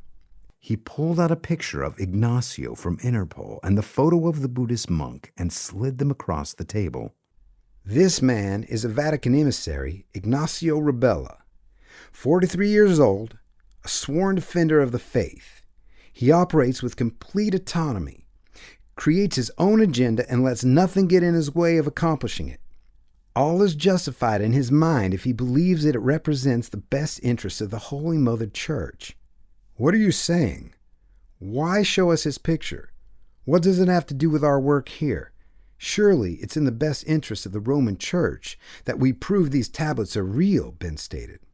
"Well," Wilbur clarified, "it would seem so, but for some reason he recently hired one of the best men in the Western Hemisphere and sent him to Detroit for computer espionage. Although we can't place him directly at the scene in Jerusalem, one of his fingerprints was identified on the rocket launcher. It was a partial but an exact match." "Great," Leroy rubbed his chin. "Where is he now? We've got a lot of information stored on hard drive. We're totally susceptible to offline penetration. We're not running a very complex encrypted system. This is a scientific investigation. It wouldn't take an Einstein to break in and tamper with or destroy our data. Then I suggest you make it tamper-proof and quickly. Excuse me, Mr. Tawney, Dr. Anderson spoke, drawing a bead of smoke out of his pipe. Just what type of danger does this man represent to the Institute? We don't have the actual Ark, just the tablets. I know what he's after, Julie thought coolly. Since he couldn't destroy the Ark, then he's determined to destroy our authentication process, so the skeptics can dismiss us as hucksters. Precisely, Wilbur answered. If he can't destroy your research, then he'll attempt to destroy all of you. Any way you look at it, we're not taking any needless chances. All of you are being assigned 24-hour protection. When you eat, when you sleep, they'll be your shadows. Just how good is this espionage fellow? Leo queried. Real good. He just got a little overconfident and left some trails behind, Wilbur ended. Fortunately for the Institute, Jack was enjoying a scenic diversion with the flight attendant he had shared drinks with. Holly was on a 2-day layover, and they had enjoyed each other's company so much she had agreed to go to the Grand Island for the day with Jack. She wondered about him and was enchanted by the mystery man behind the dark sunglasses. She found he was a contented listener and gave very few insights into his life or career.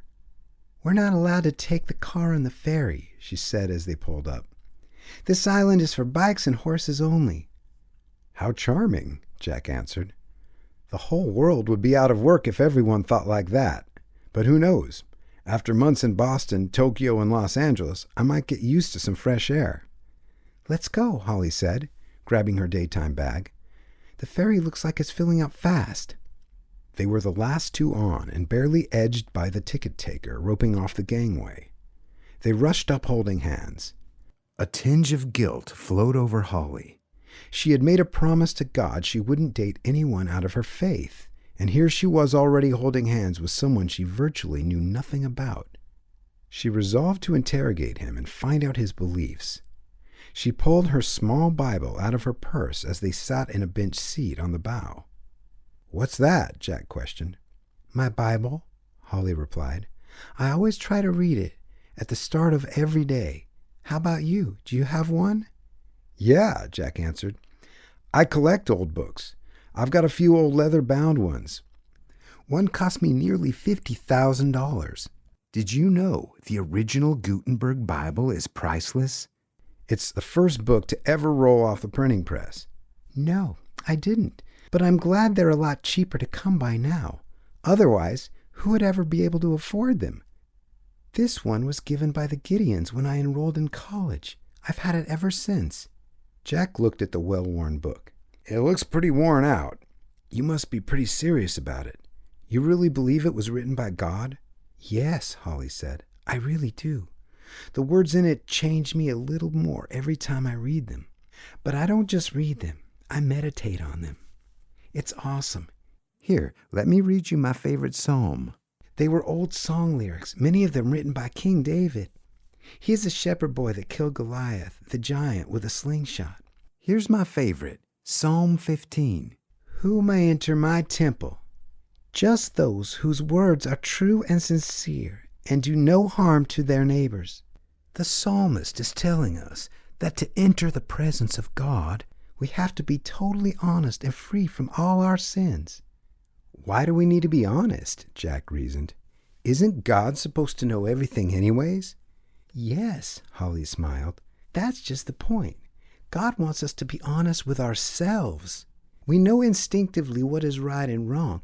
I mean, we lie to someone and immediately we justify ourselves with this great-sounding excuse, almost as smooth as an argument delivered by F. Lee Bailey, the famous trial attorney. We get ourselves off with our own lies. But don't you see, Jack, we are just living in that lie. God knows all about our excuses. He wants our words, our thoughts to be true and sincere. He says, "Come, let us reason together. Though your sins be as scarlet, I will make them as white as snow. I'll take your sins and throw them into the sea of forgetfulness. I won't look at them anymore. God alone has the power to make our sins disappear. It's His choice and something He loves to do. But we've got to be brutally honest with Him and quit hiding behind our own lies, blaming others for the way we are or our circumstances. In other words, Jack reiterated, we've got to come clean. It sounds easy, Holly, but maybe it's not for everyone. There was a saying in my house. When my dad would come home drunk and pass out on the couch, my mom used to say, "Let sleeping dogs lie. Why make something up that's just going to cause you trouble?" Is that what you want to do with your conscience? Just let it stay sleeping? She probed. Don't you know it's your guide through life? If you listen to it, you won't have to spend eternity separated from God. Let it take you into a right-standing relationship with God. When it's clear, you won't have anything to fear from God and no reason to hide. Do you remember when Adam and Eve sinned? Holly asked. Afterwards, they hid themselves from God's presence. I remember they wore fig leaves, Jack said. I don't remember they hid. That's what you are doing. You don't want to face the consequences of your sins. Your choice to do what you wanted to do, even when those choices violated your own sense of right and wrong. So now you hide. By covering your sins with lies, excuses, you probably compare yourself to others you think are much worse than you. Maybe your alcoholic father. You excuse your own sins because someone else is worse. That's not how it works with God. We've all got to stand in His light, in His presence. We can't be making excuses and hiding behind our lies. The truth will come out then. It's much easier to get it out now while you still can do something about the consequences. Why? Jack thought aloud, wondering how he could change his entire criminal career. It's all pretty relative. I don't hurt anybody. I do what I need to get by. I go my own way. I haven't hurt you, have I? No, Jack, Holly said sadly. Eventually you will. You can't help it. Either you serve God consciously or you serve yourself and Satan unconsciously. I don't even believe in Satan, Jack explained.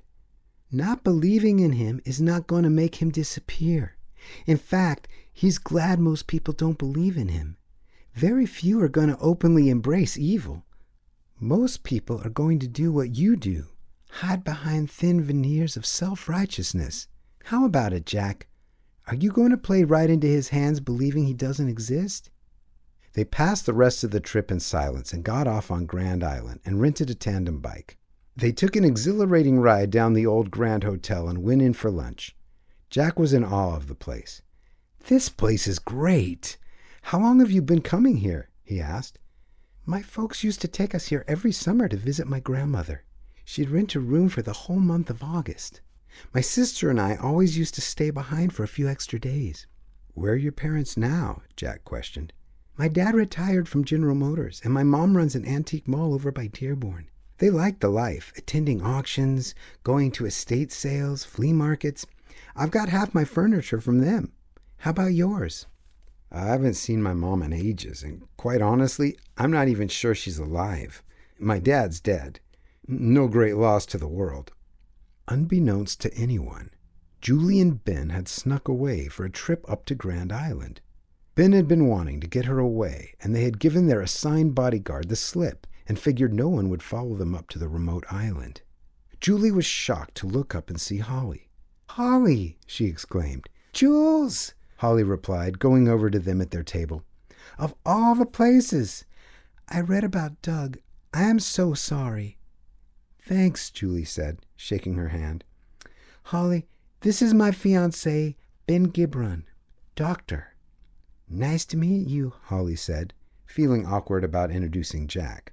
Who's your friend? Julie asked. Are you going to introduce us? You're not engaged too, are you? I'm Jack, he said, extending his hand. We just met. I was on her flight. She was nice enough to show me around. Excuse me a minute, I'm going to wash up before lunch. Nice meeting both of you. While Jack was in the washroom, Holly continued chatting with Julie. Why don't you bring your new friend into church tomorrow? We have an early service, and afterwards I can take you to the Institute and show you the 10 Commandments. They're amazing. That fellow you're with sure looks familiar, Ben added. I swear I've seen him somewhere. There's our waiter coming with our food. I'll try to drag Jack along with me tomorrow. I can sense the Holy Spirit softening him up. Why did you say that? Julie directed her comment at Ben. Nothing, he replied, watching Jack walk out of the men's room. I just think I've seen him before. I have too, she said. In a lot of movies. He looks like one of the Baldwin brothers. I hope Holly brings him tomorrow. She doesn't get to church much anymore with her airline job.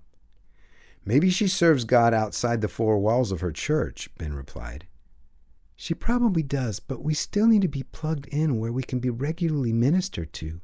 I'm going to pray she comes to church tomorrow. We're going to have to get back before 6, maybe take an earlier ferry. I'm anxious to see what Leroy is doing with that new assignment I gave him. What? Ben wondered. He's encrypting the Hebrew from the book of Exodus. There were a lot of phrases, Ben said. The Lord gave specific commandments for nearly every aspect of life. He knew none of us were capable of keeping all the commandments, so he made provisions for all of us. Ben, before we go back, I want to take you to visit a small cove I used to go to when I was a child. It's not too far. We can ride our bikes over. Ben and Julie's movements were being carefully tracked by Ignacio, who decided to step up his timetable. He was happy they had ditched their bodyguards. It made his job that much easier. They rode their bikes about 10 minutes and parked them in a grove of trees. They climbed down using exposed roots as a type of ladder and walked out on the natural rock bridge in the lake. Ben took Julie in his arms and kissed her. I can see why this place is so special to you. It's beautiful. Yeah, Julie nudged closer to him. I used to come here all the time, even at night, and I'd sit and look at the stars and watch the water lap upon the rocks. Now it's even more special because you're here with me to share it. Ignacio had followed them to the shore. While they were talking, he had tried to get a clear shot, but realized at best he'd only kill one of them. He decided to immobilize them and go for a clear shot on the open road. Ben looked at his watch and saw that it was nearly time for their ferry. What time is it? Julie asked. It's nearly 6, Ben responded. We've got about 15 minutes to get to the dock. The last ferry leaves at 6:20. If we don't get it, we'll be stuck here all night. They scrambled up as quickly as they could. Several times, Julie nearly lost her grip, but found the strong hands of Ben around her, lifting her towards the top. They both rushed for their bikes and found the tires slashed. Ben instinctively grabbed Julie and pulled her aside. He motioned with his lips for her to keep quiet. They stealthily went through the narrow section of woods by the cliff. We'll have to get back to the hotel, Ben whispered. Someone doesn't want us leaving here. Do you think it's that terrorist? Julie questioned. Ben unstrapped his small ankle holster and brandished his Bauer 25mm pistol. I think we're on our own. This won't help much, but at least we're not defenseless. Ignacio was watching through high-powered infrared scopes. He was surprised to see them duck into the woods. He had the bike area pinned down and was hoping to take them both out. He had picked up a single-shot Winchester 52D bolt-action target rifle. He cursed its cumbersomeness and wished for his own gun. Without proper ID, it was the best sniper piece he was able to buy. He had bought it from an unscrupulous pawn shop in Pontiac, along with a viola case. No one had given a second thought to the tuxedo-dressed bald man carrying a large musical case. He cursed his misfortune and decided to take a shot and kill them one at a time. He took a bead on Ben's white jacket, still visible slightly in the dusk. He aimed his sight low to allow for the recoil and squeezed. The bullet grazed Ben's shoulder, and he slumped to the ground. He motioned Julie to keep moving. She stood frozen in fear like a deer caught in headlights of a Mack truck. Ben, she cried out. Another bullet dug into the tree next to her head. We're pinned down, Ben observed. We've got to make some kind of diversion, or he's just going to use us as target practice all night. I think the rifle fire is coming from over there. He pointed. I saw the flash of a muzzle. Ben pointed to a small patch of bushes on top of a knoll. I'm going to try and get around him while you go off and get help." "There is no help," Julie said sadly. "The hotel has an old security guard who's about 80. There's no police. This is a private island." Ben looked up again. A bullet came whizzing by his head. "He's got the range on me," he said. "My gun is like a pea shooter." "God didn't bring us here to die like rabbits. Let's pray." Julie took his hands. "Lord, you said you'd send your angels to help us. You said in Psalm 91 you would cover us with your wings. Please, Lord, we need your help now." They both continued praying, offering no visible target to Ignacio. From over the lake, a wind blew in dark clouds. The sky, which had been growing darker with the descent of the sun, began to grow black. Large drops of rain fell. The rain was so thick the visibility was reduced to 0. Ignacio realized it was futile to hunt them any longer. He cursed the darkness, left his bicycle, and made his way back to the hotel. Before he got to the entrance, he hid his gun in the bushes by the side door and was dismayed to find it locked. He had to walk through the lobby in his mud-streaked clothes. Several guests looked up at him aghast. He ignored them and went upstairs to his room.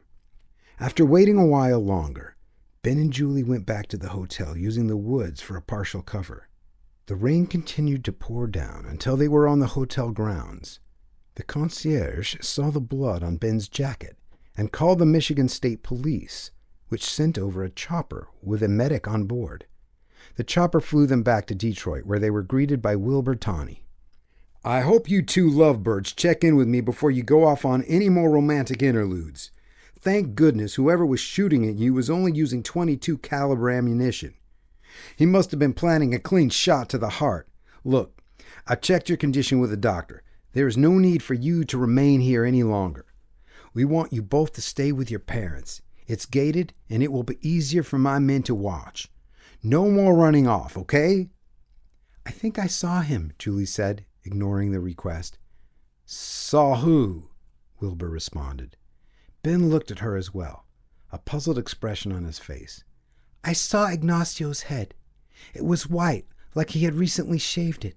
Does that help any?" She addressed Tawny for approval. "Yeah," Tawny responded. "We'll keep our eyes out for a balding priest." "He wasn't dressed like a priest. I think I spotted him when we got off the ferry. He was wearing a tuxedo and carrying a viola case. Check it out with the hotel. He had to have checked in there." "How would he have even known where we were going?" Ben asked. "We had barely decided ourselves. Remember, I called you on my cellular before I picked you up. Maybe he was following me and got me on a scanner. We'll check it out." By the time they sent a team back to the hotel on Grand Island, Ignacio was gone. The clerk confirmed the description and even described him coming in covered with mud. A nearby homeowner had filed a report of a missing boat, and Wilbur figured it had probably been stolen by Ignacio for his escape. Wilbur wondered how they'd even trap someone so elusive. That evening, Ben was sitting talking with John Reinhold. They were both smoking big cigars to the dismay of the women. The pungent smell mixed well with the leather and old book smell of the Reinhold library. "So," John continued, "how do you think the folks back in Israel will take the news of your conversion to Christianity?" "I don't know," Ben thought seriously. "It seems like the most logical and natural decision I've ever made. Why would the universe show such signs of intelligent life and so many people think the very one who created us would not be interested in communicating with us? There's order in every strata of creation, down to the smallest subatomic particles. What is it you two are trying to prove in your experiments? I'd like to help," John said. "You already have, more than you know," Ben said with genuine admiration.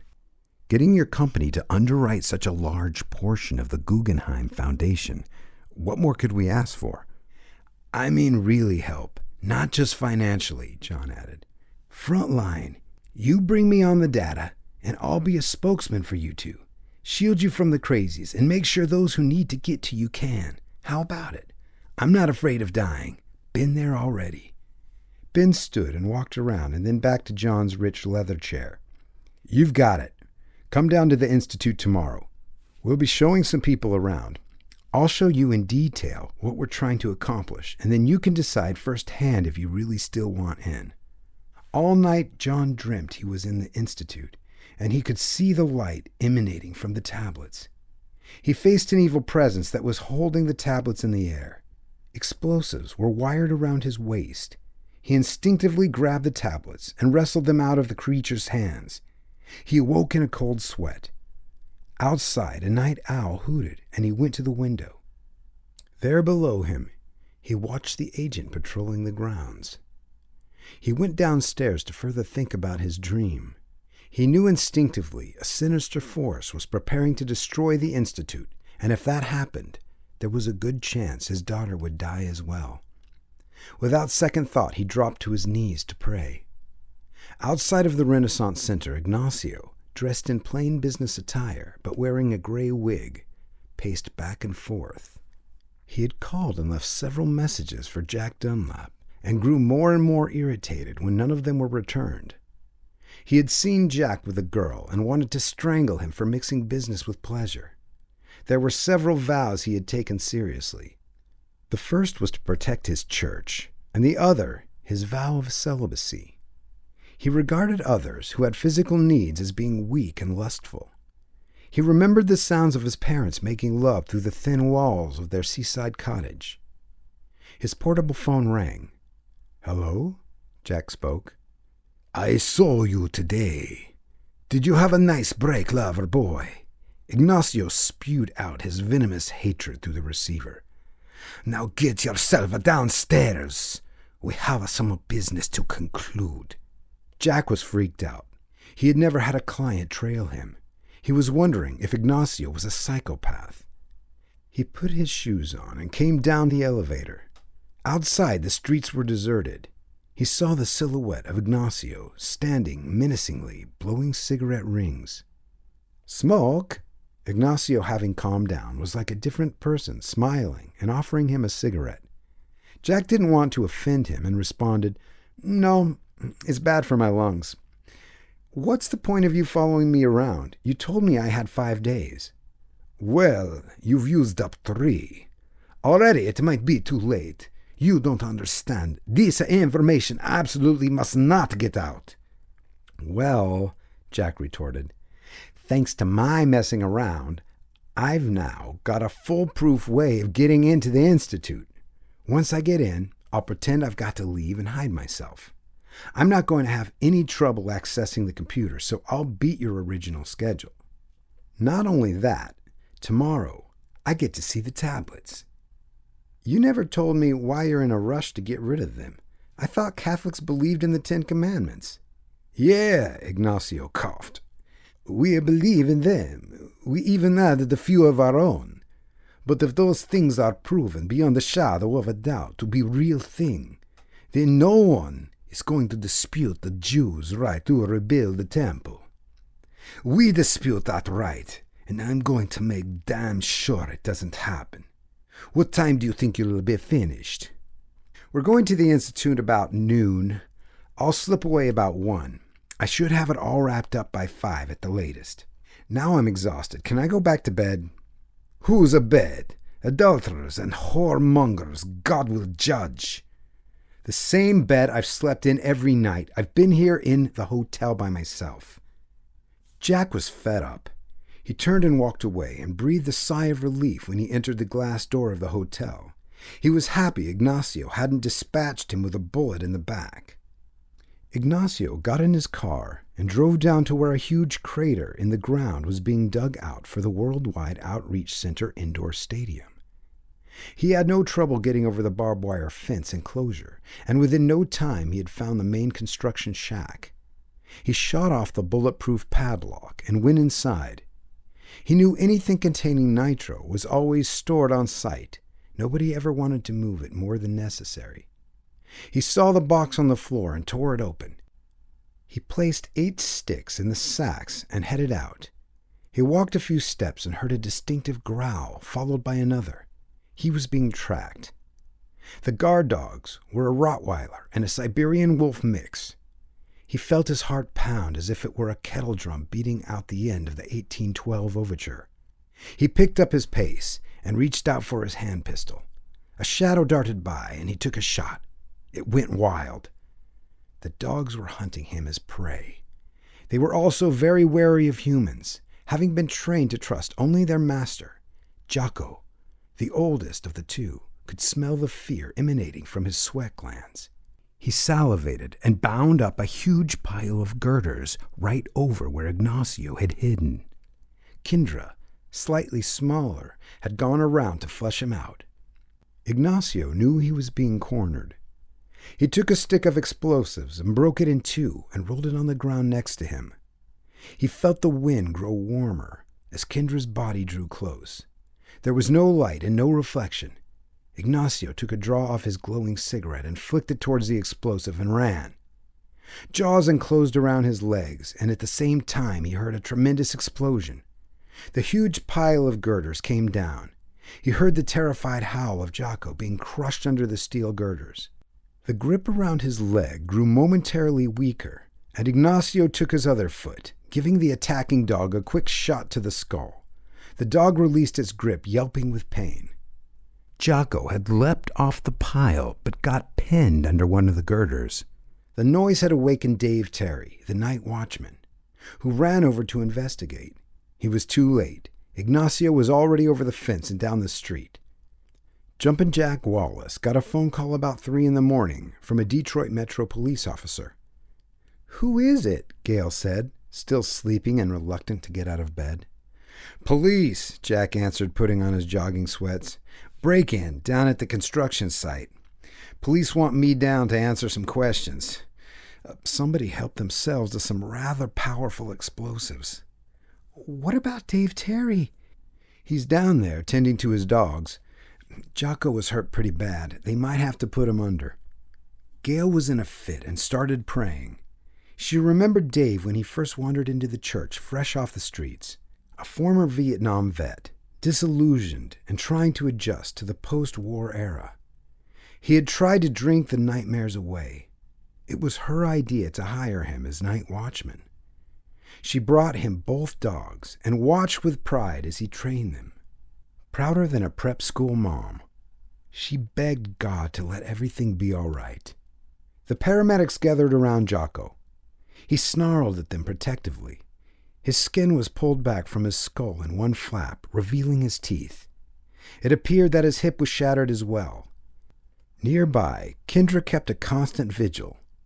A foreman of the construction site had been called to cut through the heavy steel girder that had him pinned down. "It's no good, Dave," Troy the foreman shouted over the noise of the arc welder. "Even if I do get this thing cut, it's still going to be too heavy to move without risk of just causing more pain to your animal. I need the crane over here." "Then we'll do it," Dave said, panicking. He flashed back to the killing fields of Nam and his wounded friends. Friends that he would have done anything for to save. Jumping Jack pulled up and saw the police cars and the crane being moved. He took in the whole situation from a distance and sprinted over, taking the chain from the end of the crane and wrapping it around the girder that had Jocko trapped.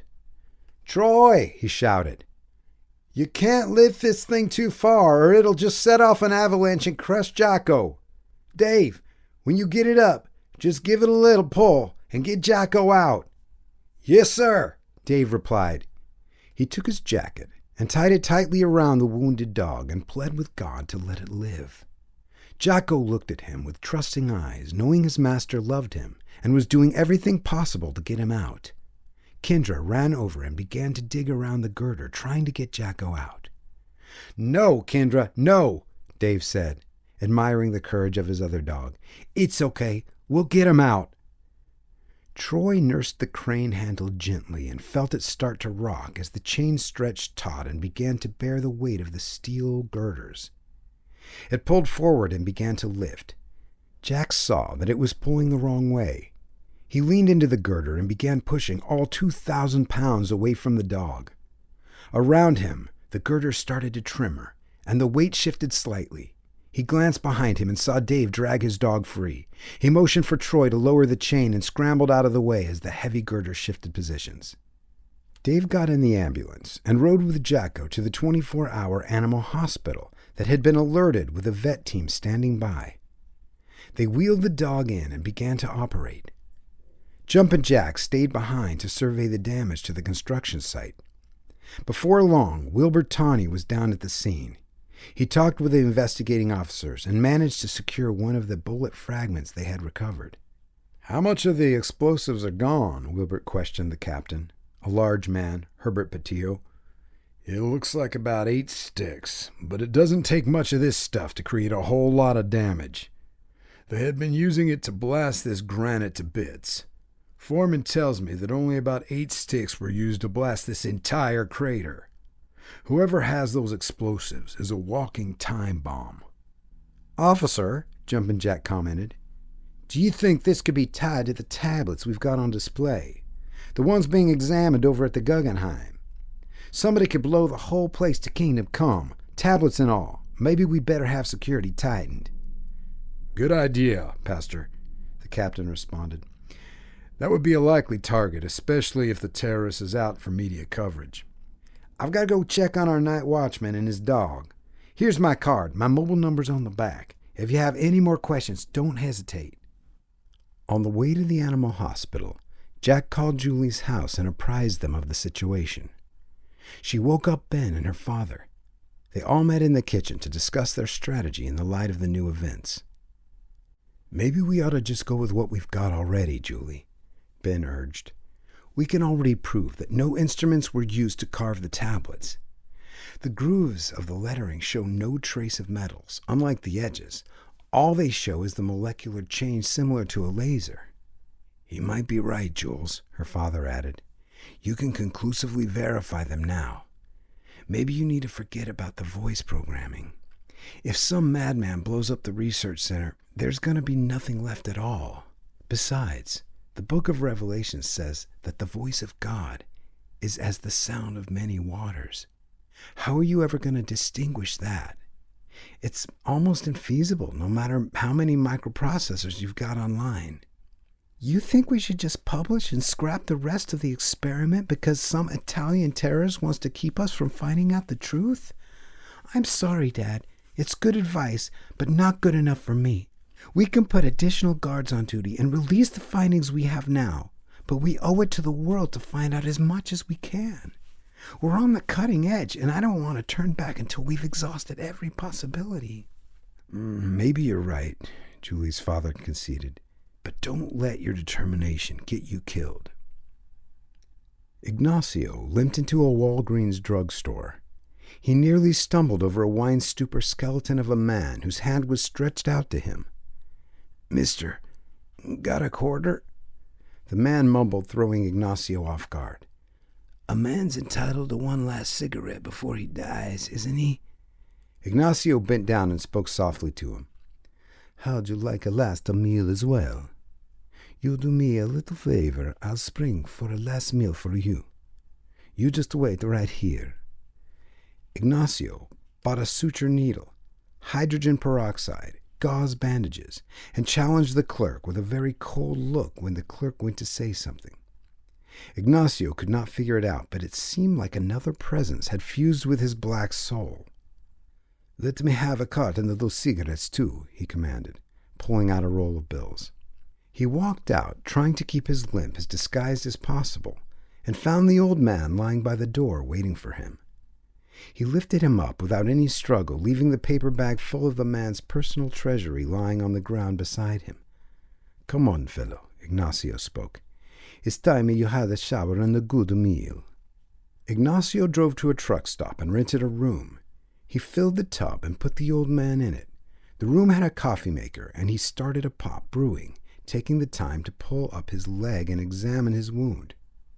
He poured the hydrogen peroxide and watched it bubble and turn white around the puncture marks. He saw the ugly gash from the metal girder and poured more in there. He hoped it would be enough, for he had no prescription for antibiotics and didn't want to have to go to a hospital and arouse anyone's suspicions. He threaded the needle and began to sew up the gash. He knew it would leave a wicked scar, but didn't care. The pain was therapeutic, and it cleared his mind. There was another presence living somewhere in him. He sank lower and lower in his thoughts until he could sense the spirit living and breathing. His body grew charged with energy, and he looked down at his leg wound and saw it began to heal. He let out a laugh in a demonic glee and threw his hands up in triumph. "Whom Zeus would destroy, he first must make mad!" The old man got out of the tub and found a package of cigarettes waiting for him, as well as a plate of pancakes and bacon and a steaming pot of hot coffee. He looked around for his coat and clothes and couldn't find them. After eating, he settled down into a tranquil sleep. Ignacio stopped at a Goodwill store to purchase a raincoat, alarm clock, shoes, various items of clothing, and he took his purchases back to his room at the Renaissance. He was quite sure the old man would be sleeping a while. He had sprinkled sleeping pills in with his food and knew it would be hours before the old man was able to get up. He stepped out of the elevator door and had the strangest sensation that someone was following him down the hall. He looked for the small pieces of tape he had left over the edge of the lock and saw it was disturbed. He drew out the blade he kept in his waist and entered the room. The room was dark and he stopped. He could sense fear in the room. He walked over to the closet and crashed his fist through the door, catching Wilbur Tawney directly in the chest. He felt the weight of the heavy-set man struggling against the sharp steel blade. But the contest was already decided. Ignacio grabbed his large duffel bag and threw a chair through the window.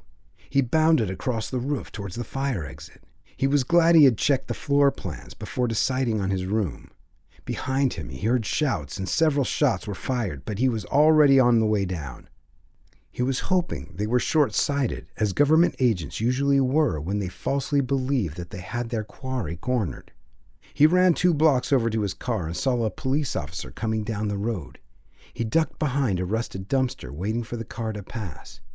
He was upset that he had left so many of his tools behind, but knew he could improvise. Julie and Ben were guests of honor at the Reinholds as their engagement had been made public. A host of people were present, eating, drinking, and speculating on the authenticity of their discovery, and wondering what the implications would be. John entered the room very soberly and took them both aside. "I know this is a big day for both of you," John spoke, "but I'm afraid the news I have is bad and really can't wait."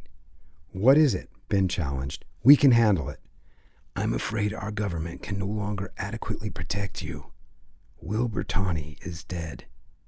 He tracked down Ignacio Rebella and was stabbed to death in his room with 15 other agents on lookout as well. This fellow must be invisible. I'm going to make other arrangements for your safety. The first thing we should do is announce to the guests and get you both to a safe house. A very important man owes me some big favors, and although I've never before asked to collect, now seems the appropriate time. Hurry, grab a bag each. Time is of the essence." Ignacio smiled. His plan in part was going very smoothly. He drug his duffel bag up to the room and began stitching the explosives into the jacket of the homeless man. He checked the food he had left and knew that the man had eaten enough sleeping pills to put him out for another 8 hours. He wired up the jacket and tested his remote and went to sleep. He looked up at a toothless black man grinning at him. "You took my clothes, Sonny. I'm not going to be able to walk around naked. It would be terrible. Besides, it's powerful cold." "I brought you some new clothes. I figured you could help me out on a summer delivery job. I got you a carton of cigarettes, too." "I could use a drink. I think I'm getting the DTs," the old man replied. "Say, why are you doing all this? You some kind of a priest or religious person?" The words cut deeply and took Ignacio aback. If the man only knew that he was a lamb being led to the slaughter, he would not think too much of his small kindness. "No," Ignacio said, not wanting to reveal his identity. "I guess I'm just a good Samaritan, the kind you don't see too often over here." "Where are you from?" the bum asked him, fingering a cigarette and trying to strike the match. "Here, let me help you," Ignacio said, striking a lighter. The bum took a puff and sat on a bed. "I wasn't always like this," the bum said, trying to muster up some self-pride. "I used to be a preacher myself. I guess you could say I fell on some hard times. My wife ran off with one of the deacons. Daughter was killed in a drive-by, and I started looking for my answers in the bottle instead of the Bible. But I know people, and you've got something powerful pulling you away from the Lord. If you don't watch out, it'll swallow you like a dragon, drag you down so deep you can't get out of its clutches. I might be a drunk, but I've spent a whole lot of time thinking and praying, helping others a time or two. I just can't seem to find the path back myself. I've got no one left on this here earth that loves me. I guess I'm hoping the sauce will do me in, but all it does is leave me emptier than ever.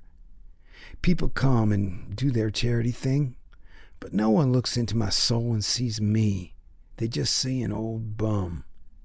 Ignacio was impervious to his words. The spirit that had taken residence within him was devoid of any kindness or love. "Maybe a death is the best thing for you. Then you can finally find yourself some rest." The man looked at him strangely, wondering what he had in mind.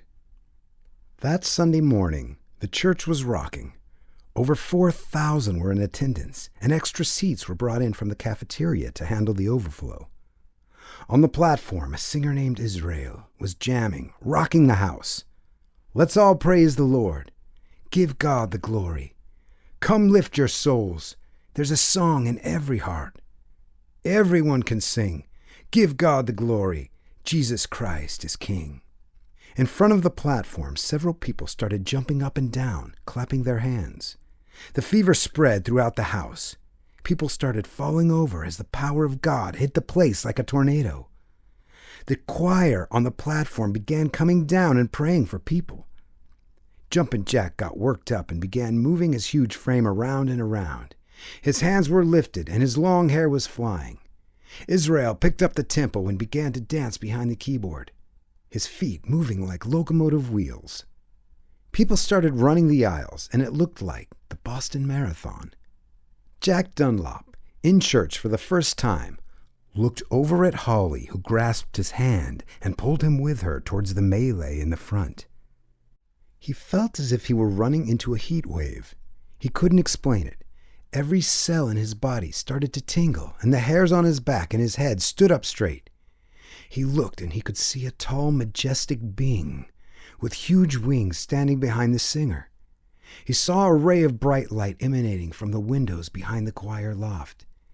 Inside him, a voice started speaking to him. He fell unconscious, under the power, and was unable to move a muscle. Several ushers drug him to the side where he laid, oblivious to his surroundings. His spirit was in another dimension. He saw himself walking towards the bright light, and he approached a large pyramid-shaped structure. The bottom layers were a rainbow of translucent stones. It was inset with the largest pearls he had ever seen. They were so tall he couldn't even see the tops of them.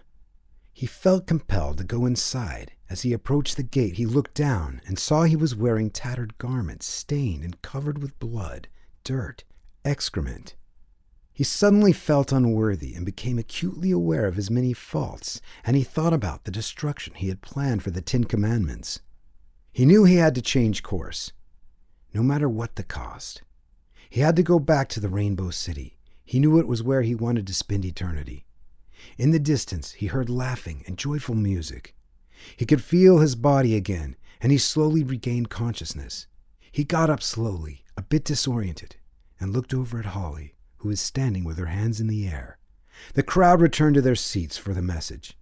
Jack stumbled back, reeling as if he had been drunk. "The message is from the book of Isaiah. Though your sins be as scarlet, I will make them white as snow." Jumping Jack paused, letting the full effect of the words hit home. "Please," he said, sensing the restlessness, "I'm going to ask everyone to remain seated for the duration of the message. No running around. I don't want you distracting anyone else. There are lost souls in the house today. souls that need to hear this message. You see, you can't go to heaven trusting in your good deeds. No, the Bible says that we are all sinners, and the soul that sins shall die. You can't get to heaven based on your good deeds. The Bible says that even the best each of us does is a filthy rag. You can't go to heaven because your mom or your grandmother was a Christian. Each of us shall individually give account for all our deeds. So many of you are asking me, Jack, how can I get there from here? There is only one way. It's the way Jesus took. The way of the cross. Jesus told us, deny yourself and follow me. That's right. You can jump around till people think you're Carl Lewis at the Olympics or Dennis Rodman rebounding. But jumping around doesn't mean a thing except you're a jumping fool. You can shout yourself crazy like some trash-talking Charles Barkley. But shouting is only going to make you hoarse. You can dance like you're Fred Astaire or Michael Jackson. You can tap dance, line dance, hip-hop, boogie-woogie, break dance, ballroom dance, but you're not gonna waltz your way into heaven. You're not going to give your way into heaven either. You can give to the United Negro College Fund, World Vision, Children Relief, Compassion, St. Vincent Food Bank, United Way, but I am telling you, Jesus is the only way. He's the truth and the light, and you ain't going to heaven unless you go through him. He went the way of the cross. Father, he said, take this cup from me, but nonetheless, let not my will be done but yours. A lot of people will tell you, come to our church. You can give a big offering and never have to change. You can cheat the welfare lady by living with your old man behind their backs, but the Bible still calls it fornication. You got to deny yourselves. Walk the higher path, the path of right doing. People will tell you that you don't have to change. God loves you just the way you are. No, he doesn't. God loves us when we were sinners. But he doesn't want us to stay sinners. He wants to make us white as snow. Jesus told us the parable about the king who invited everyone to the feast. He couldn't get any of the wealthy people to show up. They were too busy. He couldn't get any of the merchants. They were buying too much and taking inventory of their possessions. So he sent his servants to the streets. They got the beggars, ragamuffins, homeless, and brought them. They were all given a new white garment to wear at the feast. One man didn't put on his garment. He insisted on keeping his own rags. The king told his servants to throw that man out into the darkness, where there would be weeping and gnashing of teeth. Heaven is, first and foremost, God's house. He has a right to tell us what to wear in his house and a right to let in who he wants based on the conditions he sets. Just like you tell your visitors to take off their dirty shoes before they tramp on your nice clean carpet, God tells those who are full of sin to stay out of his house. Right next door to us, the Institute is housing the original 10 Commandments. How many of them have you broken? Did you ever say, "Oh God"? If you did, you've broken one of them. Did you ever say, "I wish I had a dress like hers"? Then you've broken another one. Did you ever tell your parents they were crazy or fools, or call someone else a fool? Let me assure you, you have broken at least one, and that means you have broken them all. You know what? God is not surprised. He expected us to break them. He knew we were weak. He knew we were sinners. He talked to Adam and Eve face to face. They still betrayed him. He helped David kill a lion, a bear, a giant of a man, and he still committed adultery with someone else's wife. He helped Peter walk on water, and he still denied Christ. God knows you are a sinner made of dust. But get up. Put on your armor of God. Put on the mind of Christ. Put away the old sinful man. Quit making excuses, lying out of the side of your mouth, telling everybody you're doing your best. Who are you fooling? Not God. He knows every thought, every word, every deed. You might as well come clean now. The day is coming when you are going to have to give an account for everything you've said and done. I mean it, everything. I'm going to stand before God and give an account for calling a person a fool. Even if he was one, I'm not his judge. God is. I'm going to stand accountable for working on the Sabbath day. I'm going to stand accountable for refusing to help someone I could have helped, for turning the other way when they needed me. You think you're going to have it any easier? The only way God is going to let you off the hook is if you get on the cross. That's right. Get on the cross with Jesus. Deny yourself. Turn from those sins. God loves you. He paid for all of them. But you've got to take care of them His way. Jack Dunlop was the first one to come down front. He dropped to his knees in front of the whole congregation and began to sob. Leroy came out of the choir and put his arms around him and began to pray. It was a prayer heard in heaven, far beyond where Jack could see. His name was being added to the book of life, a name that no one would blot out.